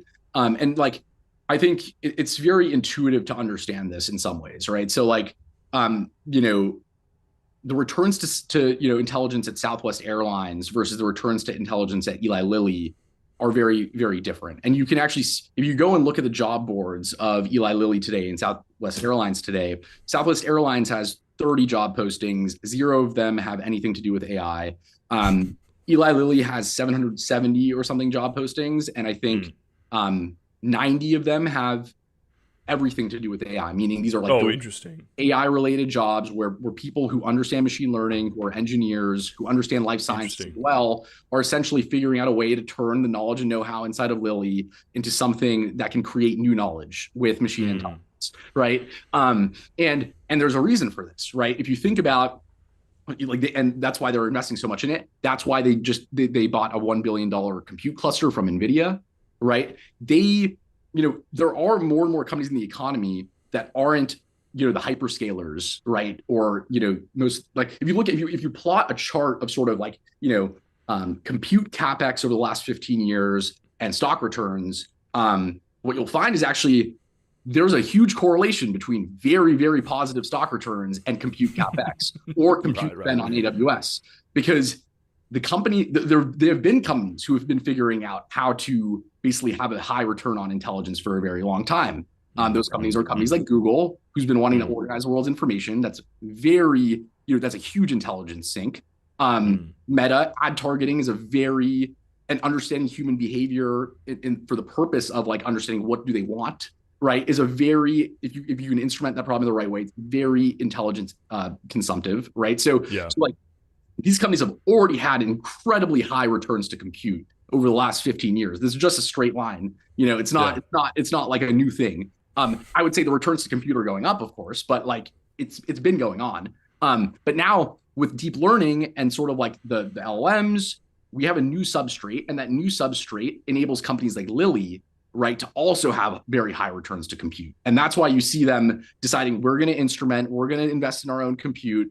Right, these sorts of things. Now, a company like Southwest Airlines, the reason why they're not hiring anyone or why they're not buying a compute cluster is because how many more ways are there to route a plane? How many more I guess you could argue that they could target customers better, but like they're just already using Meta for that, so like they're kind of outsourcing that already. Right. You know, like how many like different snack combinations can you sell? Like how many ways to like arrange the seats? I mean, I've heard like really creative ideas, right? Like maybe we should look at the flight manifest and put people together who are like, you know, likely to fall in love or, you know, likely to start a company together or something, right? Like some of these like, you know, I'm sure YC's heard of this pitch. Yeah.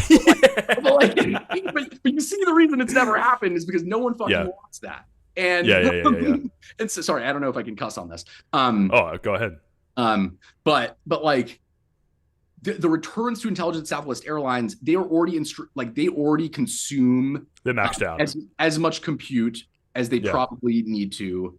And like more might change things, it might not. Like, you know, predictive maintenance is a good use case, right? So like if you you have an engine on one of your Southwest planes, you want to, you know, increase the useful life of the plane, it is important to kind of understand what's going on with the engine and prevent, you know, sort of failures before they happen, right? But like there just aren't that many examples of interesting things Southwest Airlines could do with intelligence relative to something like an Eli Lilly. And this is also why do you think you see, you know, Anthropic acquiring Coefficient? Why do you, if you look at OpenAI's job board, what you'll see is that all of their in-house FDEs, the ones that aren't acquired through like sort of their, you know, Tomorrow Deployment Co, are all for life sciences. I don't know if that's still true, but it was like 2 months ago. It's interesting. They understand that they need to get really, really good at the, you know, understanding the context of that are produced within these industries that have very high returns to the current form of intelligence. I wonder about this just at the level. I mean, you know, you could just to switch track for a second. Like if you read the Erdos paper, the companion paper that OpenAI put out alongside their disproof of that Erdos conjecture, the unit distance problem. Yeah. If you kind of like read through the mathematician's reflections on what the model has succeeded in doing there, it's like actually a super interesting insight into, again, like trying to break down when we talk about intelligence, what are we talking about? And it's like when you read that paper, it's like, oh, well, the model has done a really good job of drawing from concepts from across different subfields of mathematics. It's done a really good job of persisting in a path that might look very unpromising and demoralizing to a human. Like the model doesn't get demoralized, banging its head up against a grindy problem. Those are kind of advantages which kind of look a little bit like intelligence. One of the advantages of a McKinsey consultant is they won't give up like one of your junior employees. They'll like fake a statistic and put it in a chart deck, right? So like there is some sense in which that is kind of analogous to other types of intelligence in the economy, but it's not exactly how you might be thinking about superintelligence. Do you have any thoughts on like, you know, when you look at diffusion, when you look at deployment, when you look at the nature of this intelligence, when you look at where it is really pushing things on the frontier, how should we start conceptualizing returns to intelligence, specifically when it comes to LLMs, advanced models, mythos kind of thing? Right. So, I mean, I think you bring up a good point is like, what does like superintelligence actually mean? It's looking to me like it's actually a really, really advanced search technology more than anything. In the sense that it's solving these interesting matching problems, right? It's putting existing information together in ways that are useful that we just couldn't before, right? So like, what like the reason why Google wanted to be, you know, like Google started as an AI company, right? And they thought like sort of the instantiation of this, the way you get there, you know, they basically want to be this company where you can ask a computer anything and it could give you what you wanted. And I mean, give you what you wanted in the absolute sense, right? Like not just the information you wanted, but like literally the solution to your problems, right? And it's been a long, you know, a long kind of haul since then, right? Where first they started out sort of giving you the information, right? Then they actually gave you information like, you know, I have a, you know, maybe I have a broken toilet, who's a plumber who can help fix my toilet. Okay, here's their phone number, call them, right? And in a way, Google actually is the one that solved my problem, right? The plumber solved my problem, but Google, you know, basically solved the matching problem, right? Which wouldn't have been solved before. And then like what you have now is just the ability to solve more and more of these matching problems, right? So like we have a technology now that can understand more kinds of information, and it can also execute. It could actually, like, you know, maybe Google before would have pointed you to some Stack Overflow of how to complete a coding task, right? And it would give you a sequence of steps and you would have to actually go and do it. But now what the models can do is actually, instrument that information in a way that actually, executes, compiles, right? And so like more and more stuff is becoming like that, right? So it's like, it's taking your intent, what problems you have, and then basically doing a huge search over the, all of the solutions that exist in the economy. And it has a semantic understanding of these solutions, right? And so it can give you a higher fidelity solution to that problem, right? Like, there's this concept of like AGI as a router, right? And how, it can basically take your intent or like the intent of a firm, right? Like, maybe a firm wants to solve some problem, and it can basically index all the problems that exist in the economy. It can index all of the solutions, whether that's something that a computer can do end to end or a different firm can do, or a person can do, and it can essentially connect those two things and solve your problems, right? And so like I think we're kind of in this middle ground where like the machine can't do everything, but it can connect you to way more things that can solve your problems than before, right? Like and so increasingly, the question is just how much of this problem space that you're acting in is legible to an LLM. That's exactly right. How much and so it's like is legible to a computer, right? Like, and that's why you see them going into deployment, and that's why you see the FDE supply crunch, because at their core, this is the job of these people, is to understand, like what Palantir does. Palantir is basically making a page rank of the not API complete economy, right? So Google made a page rank of like the API complete economy, right? All the information that's in the public, right? Palantir is going into businesses and basically making an index of all their assets, all of their capabilities, all of the information, right?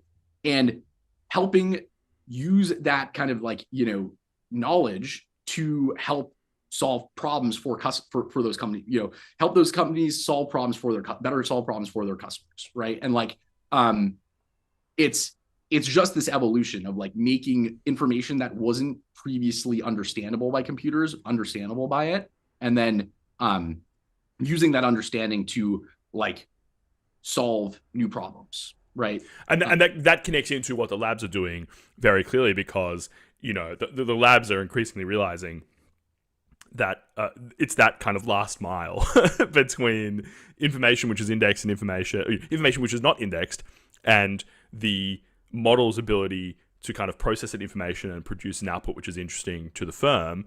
It's that last mile which doesn't exist, and that's the purpose of the FDA, right? I think that's a really interesting way of conceptualizing it. Very grateful for you to coming on the show. I think it's a super interesting conversation. I think like we've spoken at kind of, I suppose it's not an abstract level, but it's like at a relatively kind of high level of disconnection from a lot of the questions you might have at just a practical level about like what is happening with AI, where are the models going. If you were to frame this whole conversation as a bit of a hypothesis about like what is going on with AI, where it's going, what are the events that we should look for to like confirm, disconfirm the hypothesis? What should we kind of be paying attention to? What would be a signal that we're on a different track here, and what would confirm what you're talking about? Right. So,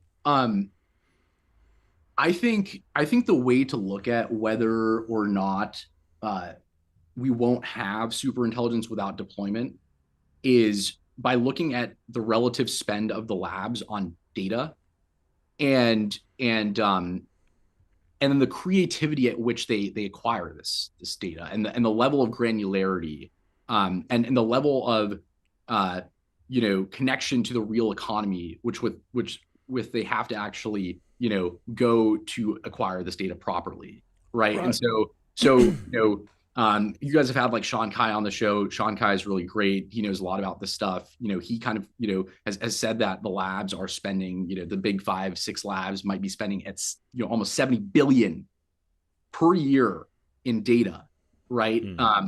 And like this is not just data labeling, from companies like, Mercor or Surge or Scale. It's also RL environments, a lot of them in code, a lot of them for computer use, whatever it may be. But also literally acquiring businesses that you don't know about, doing all kinds of other stuff, right? And then increasingly what you can view these sort of these various vertical integration plays as is also just simply a way to acquire more data, turn more of the economy into RL environments by which by which the models can learn, right? Because AI software engineers are great. AI researchers, autonomous AI researchers are great. The things that can make the models, lower training loss, more sample efficient.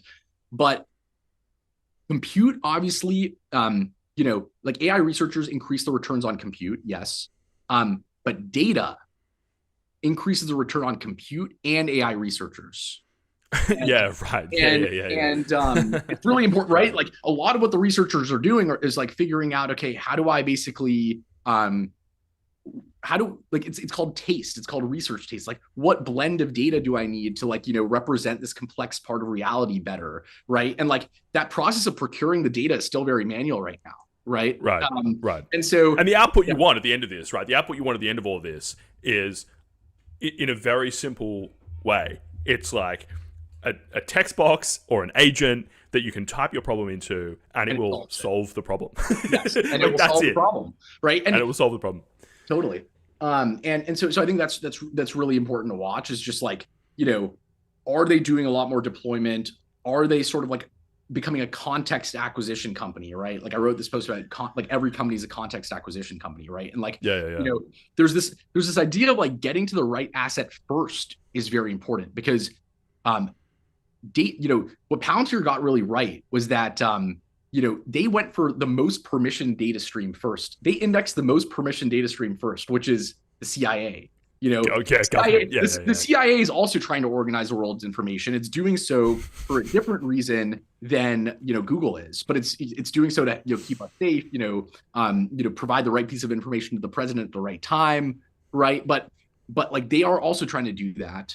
They didn't create Google though. Interestingly enough, that's also an interesting point. And there's many reasons for that. But like.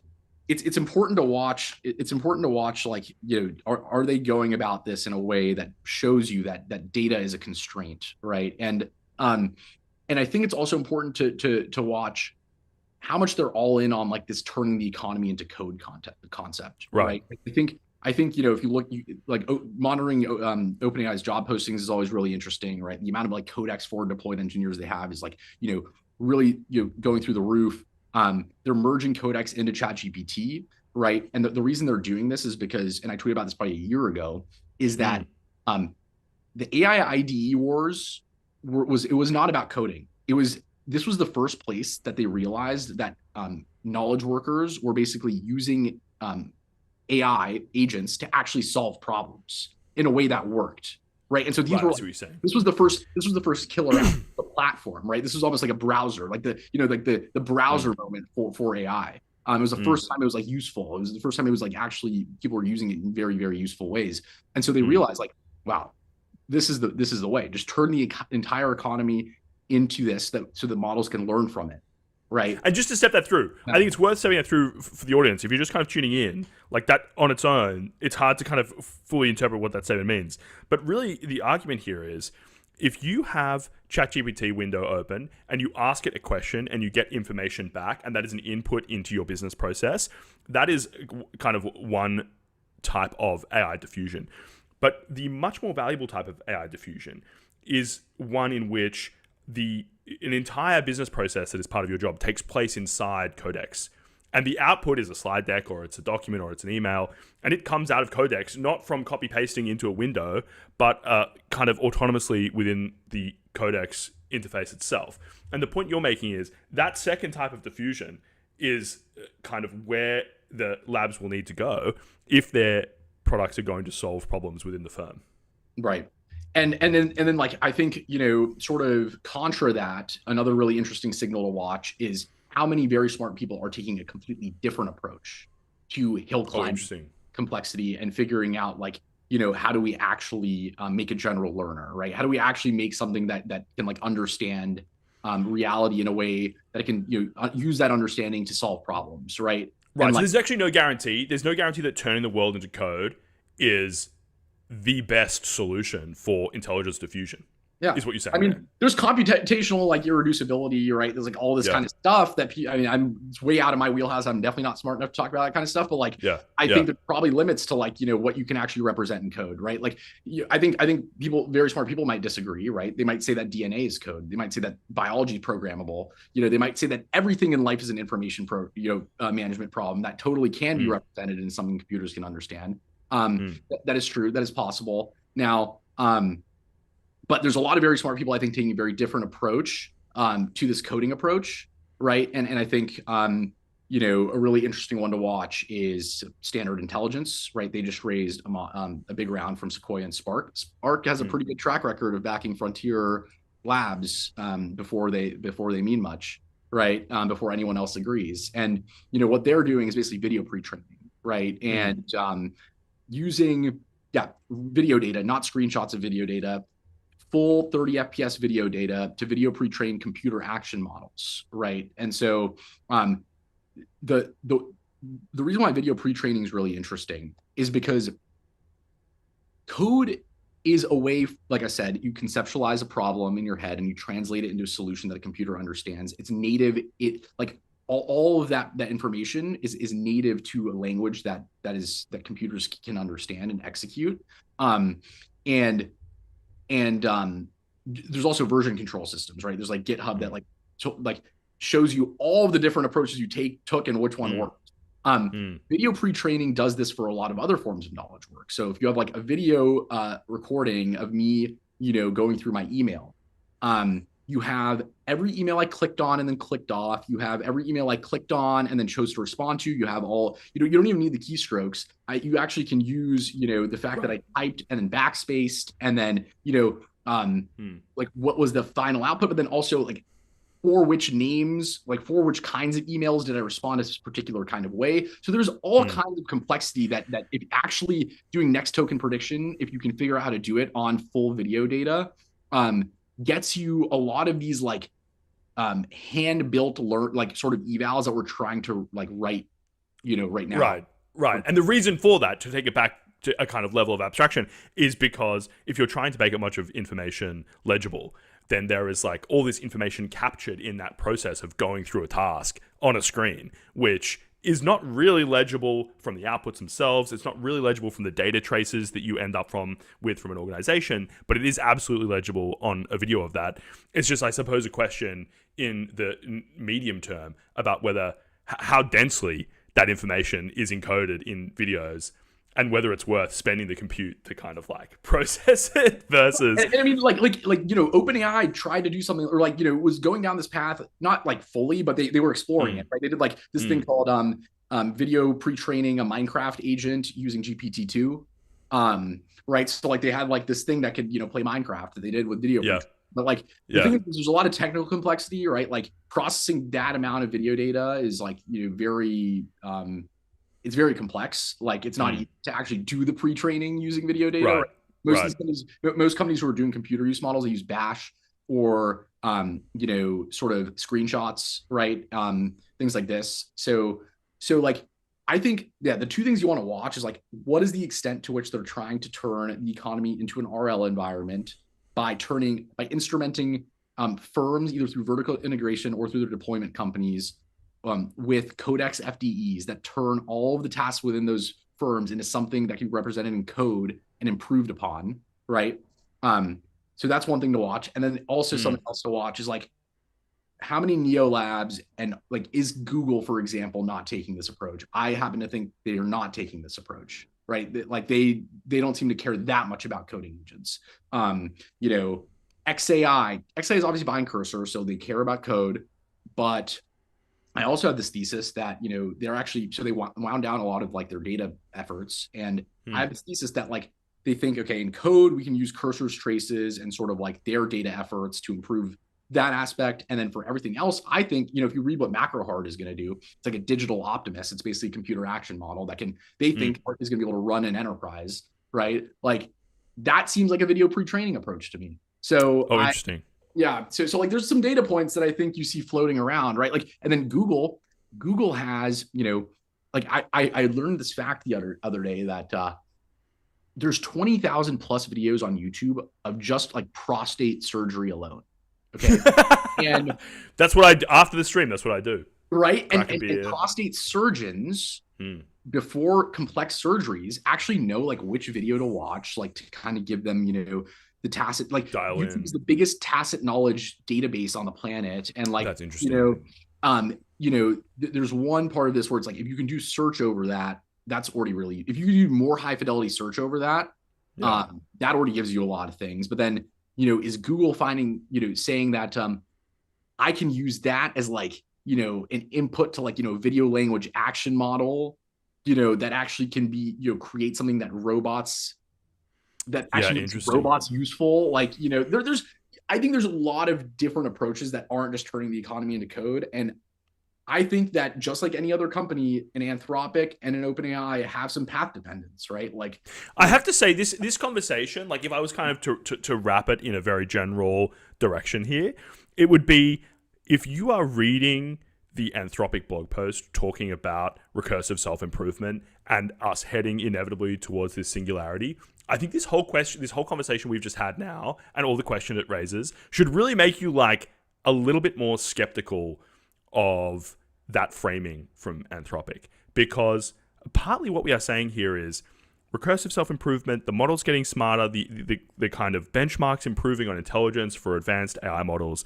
That is like one portion of an economy which involves all sorts of tacit knowledge and tasks, and surfacing that information or finding ways for models to access it without needing to turn it into code, without needing to attach it to an API.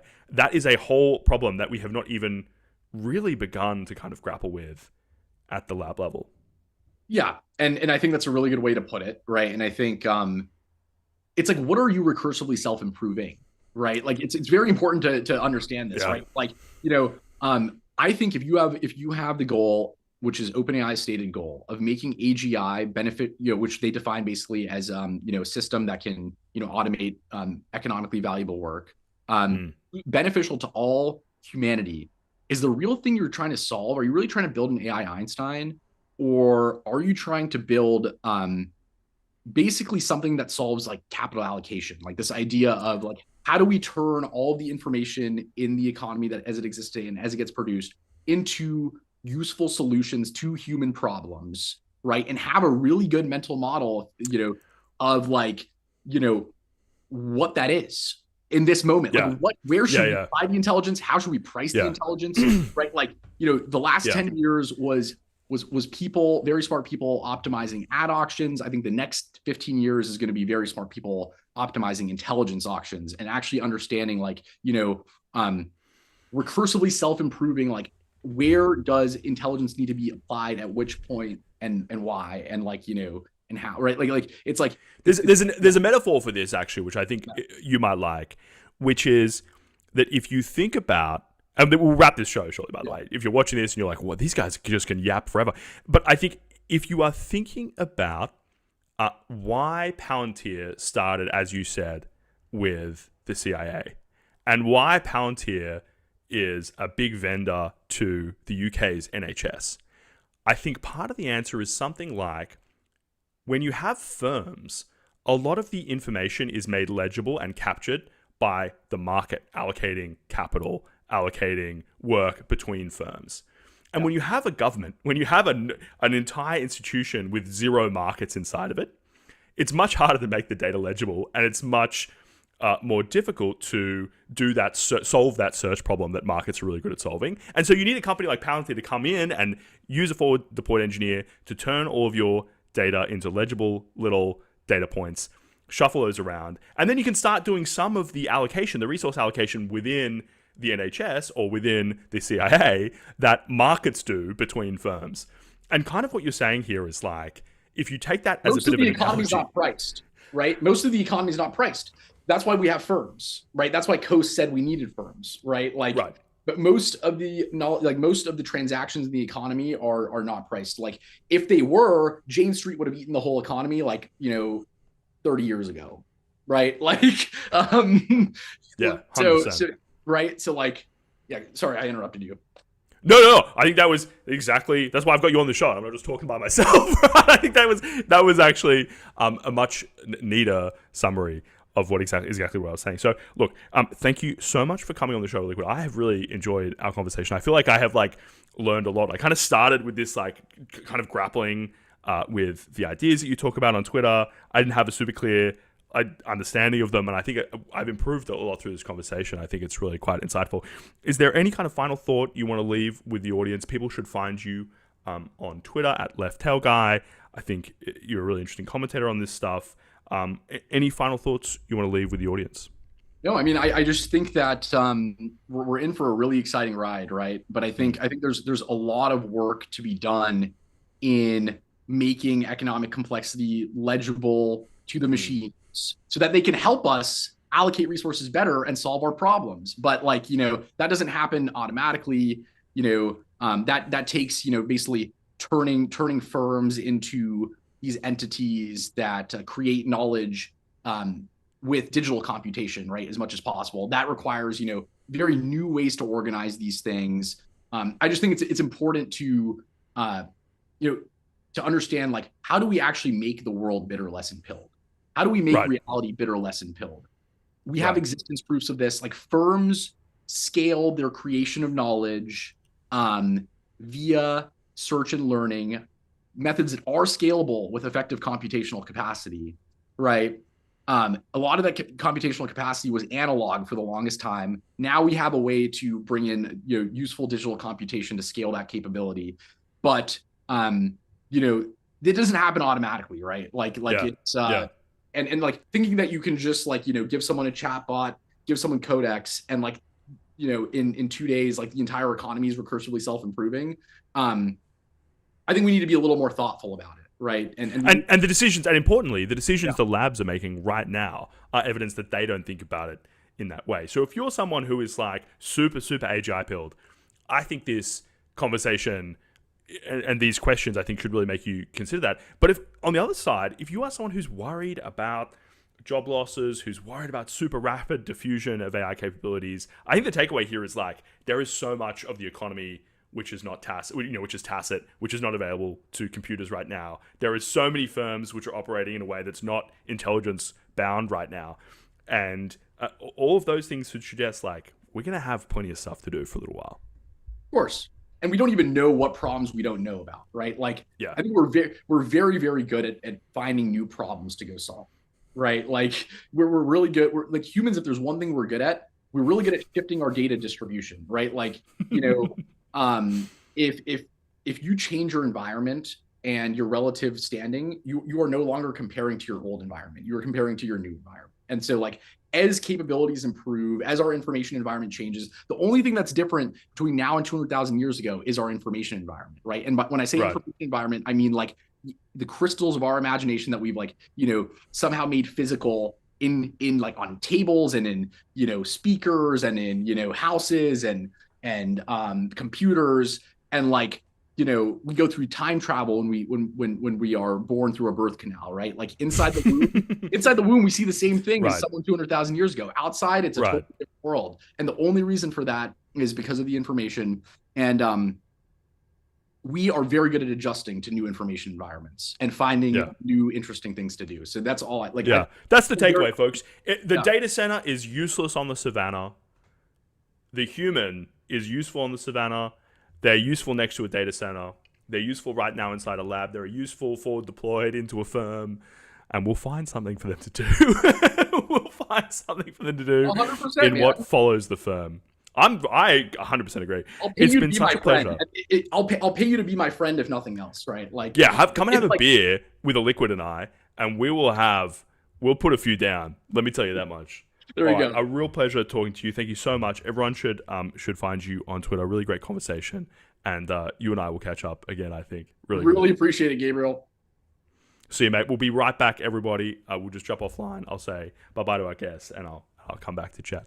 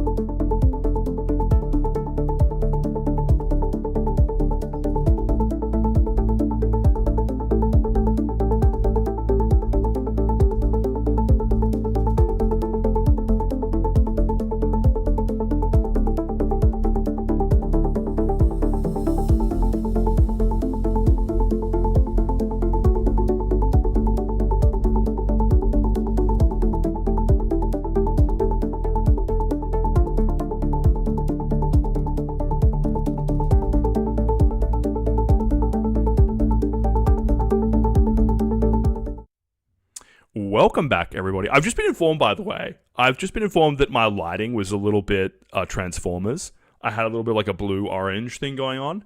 So shout out to everyone who didn't tell me that and just watched me run a blue-orange color scheme and was like, dude, it looks sick. It looks like a Michael Bay film right now. I think I was just saying offline, my son loves to play with my light panels. He's like, nothing is more fun for him than watching me work. He sits in here with me and he just like clicks the light panels while I try and type the newsletter. Speaking of newsletters, you should check out, I wrote this piece. I don't know if it's great. I wrote this piece about the demographic question. We had a great chat with Samo Berger the other day, Samo Berger of Bismarck Analysis. And just kind of as a side point, we were talking about technology and AI and the direction of progress in institutions. And Theo asked a question about demographics. And Samo had this idea like, we should probably prepare for a world of zero TFR. I thought that was super interesting. I wrote a newsletter about just in general the question of what is happening with global fertility and how we should think about that. I don't think I have many answers. I think I raised more questions than I solved, but I think if demographics is something that's interesting to you, you should check that out on the MTS Substack. I might try and I basically just quoted liberally from Lyman Stone, who is a demographer and a very interesting voice in this space. One of the only people I think I have found who takes it really seriously and is really insightful and has very kind of strong and independent views on the subject. I might try and get him on the show. Lyman, if in the off chance you are watching this, you should come on and talk about demographics with me. But you should go check out the Substack piece. I had a great time writing it, and I'd love to hear anyone's thoughts on that. So that's really interesting. Great chat just now with Illiquid. I think if you like, I'm still like kind of processing it. It's basically just at the edge of my intelligence capability. Like I'm just at the level of abstraction that I can kind of get through, try and understand what's happening there. I think that, I thought it was super interesting. I think like it can be hard to know how to act or how to think about these kind of insights about how things are going. But I think ultimately the message for me was quite a positive one. I think when you start seeing when you really talk to an expert in any given field, when you talk to a mathematician who's just reviewed the OpenAI disproof of the Erdos conjecture, you kind of get a little bit of a sense when you read what they have written about it. You kind of get a little bit of a sense of what it must be like to be an expert on the very edge of a field reviewing an AI's thoughts or contributions. And I think at that point you can start to see where this intelligence, which seems from a very high level to be extremely general, extremely capable, starts to kind of break down into these spikier points. The same feeling that you probably get, sitting down and asking a job candidate or something like that about their views on a bunch of different stuff. So I think that is super interesting. I think the models are super capable. It's a very interesting space we are heading into, but I think I remain optimistic that there is so much for people to do here. I'm going to say a quick thank you to some of our sponsors, and then I think what I'm going to do, there is some kind of headlines about what is happening in Iran that's just kind of popping up. It's just bubbling up. I don't have super confidence in those headlines just yet. I'm not quite sure what is happening, but I might try and just like review what I'm seeing online, and we'll have a longer and more detailed conversation, hopefully with Daniel Saidi next week. So that should be super interesting. All right. Quick thank you to our sponsors. We're very, very grateful. Okay, so here's the situation. You're on X. You've got a group chat to catch up on. There's a quote post to screenshot. There's someone in your replies who's actively cooking themselves. And then your calendar pings. Meeting in 2 minutes. Toss on granola. It's the AI notepad for people who are absolutely not giving this next meeting their full attention. Type whatever. Granola transcribes the call and turns it into clean notes the moment the meeting ends. No bots. And afterwards you can chat with your notes. Action items, follow-up, coaching. It's the same technology we use here at MTS for our show notes. Granola.ai/MTS for 3 months free.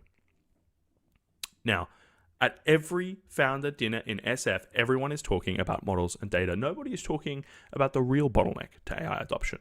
That is the connective tissue, the layer between your models, agents, APIs, and context, exactly what we were just talking about with liquidity. Kong gives you the platform to power and govern that connectivity. It's the control tower that governs your traffic, cuts your costs, and sets guardrails for agent-to-agent interactions. Without it, you're not monitoring the situation. The situation is monitoring you.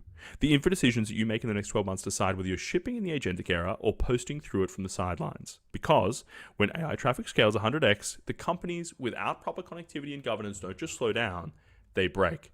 Kong manages all your AI traffic in motion, gives you the full picture regardless of traffic type, and adds a governance layer regardless of model, agent, or architecture. Fortune 500s run on Kong.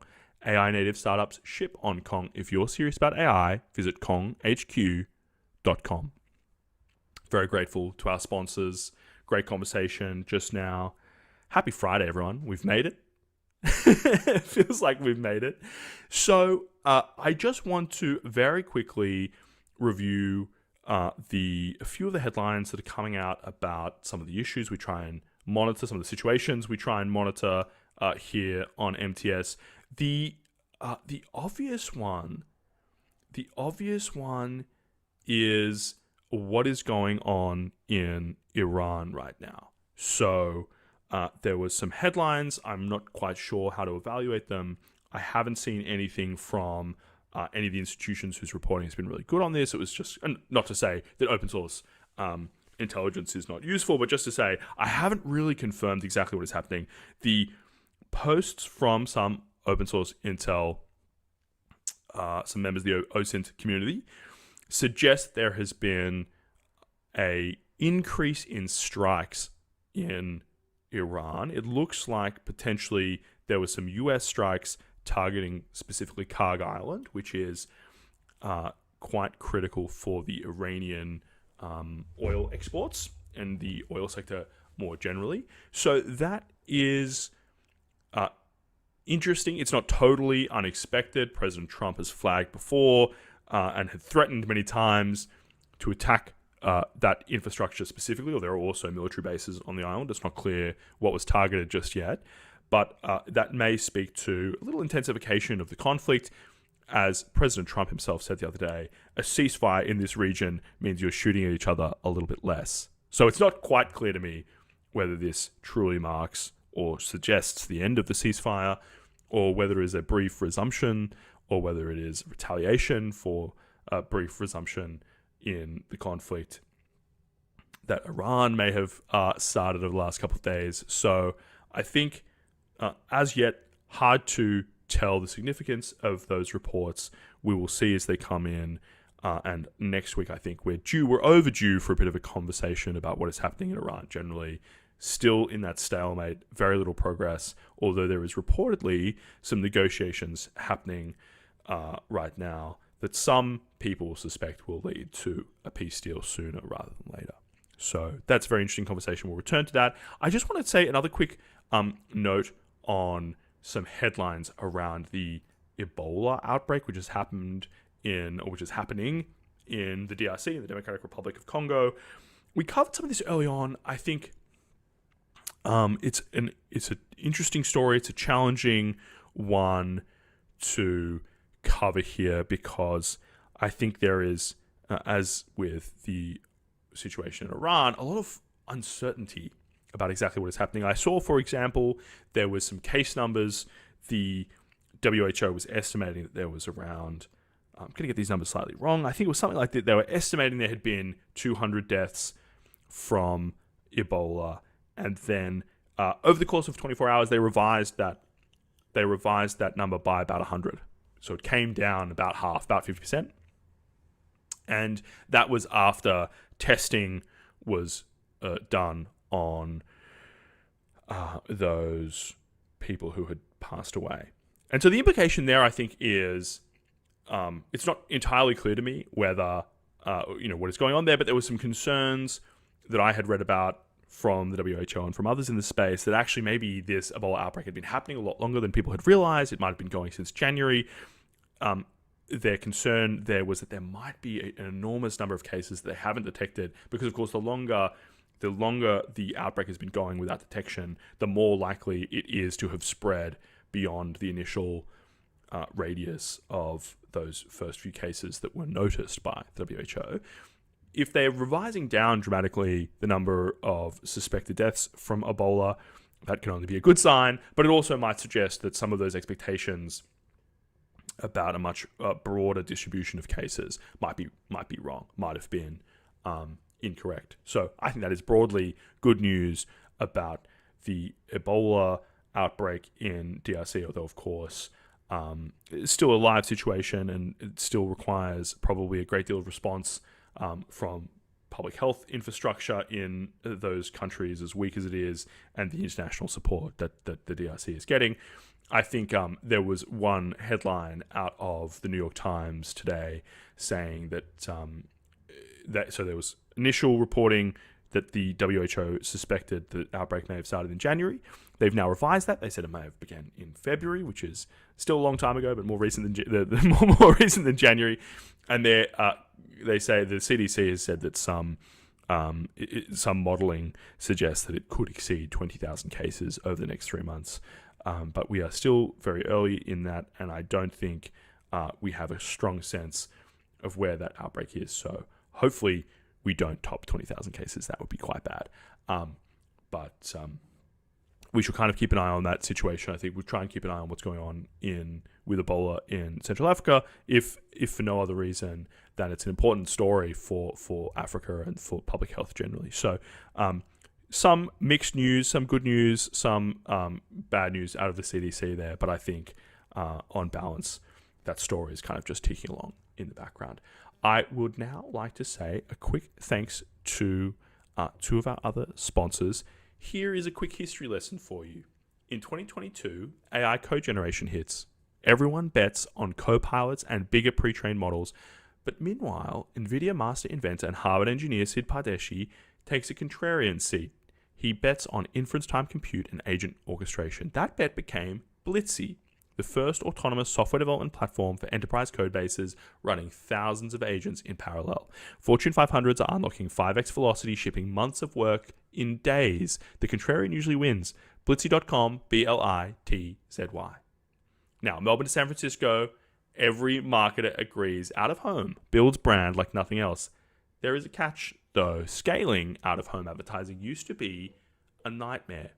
Faxing insertion, orders, living in 2003, calling some bloke who runs a billboard off a highway somewhere. AdQuick dragged it into the present. Plan, deploy, and measure billboards as easy as digital with AdQuick. 1,700 plus media owners, one platform, adquick.com. Wonderful. Fantastic. Very grateful to our sponsors. Very grateful to you all for joining us.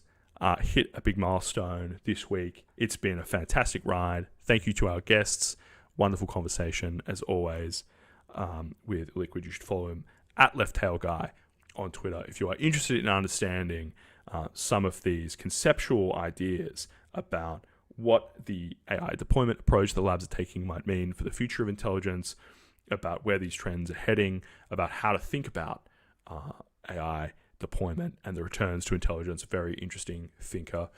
Thank you again so much for joining us. Shoot me a message. I'm at GBRL_DICK on x.com. If you want to come on the show, send me a message. Would love to hear from you.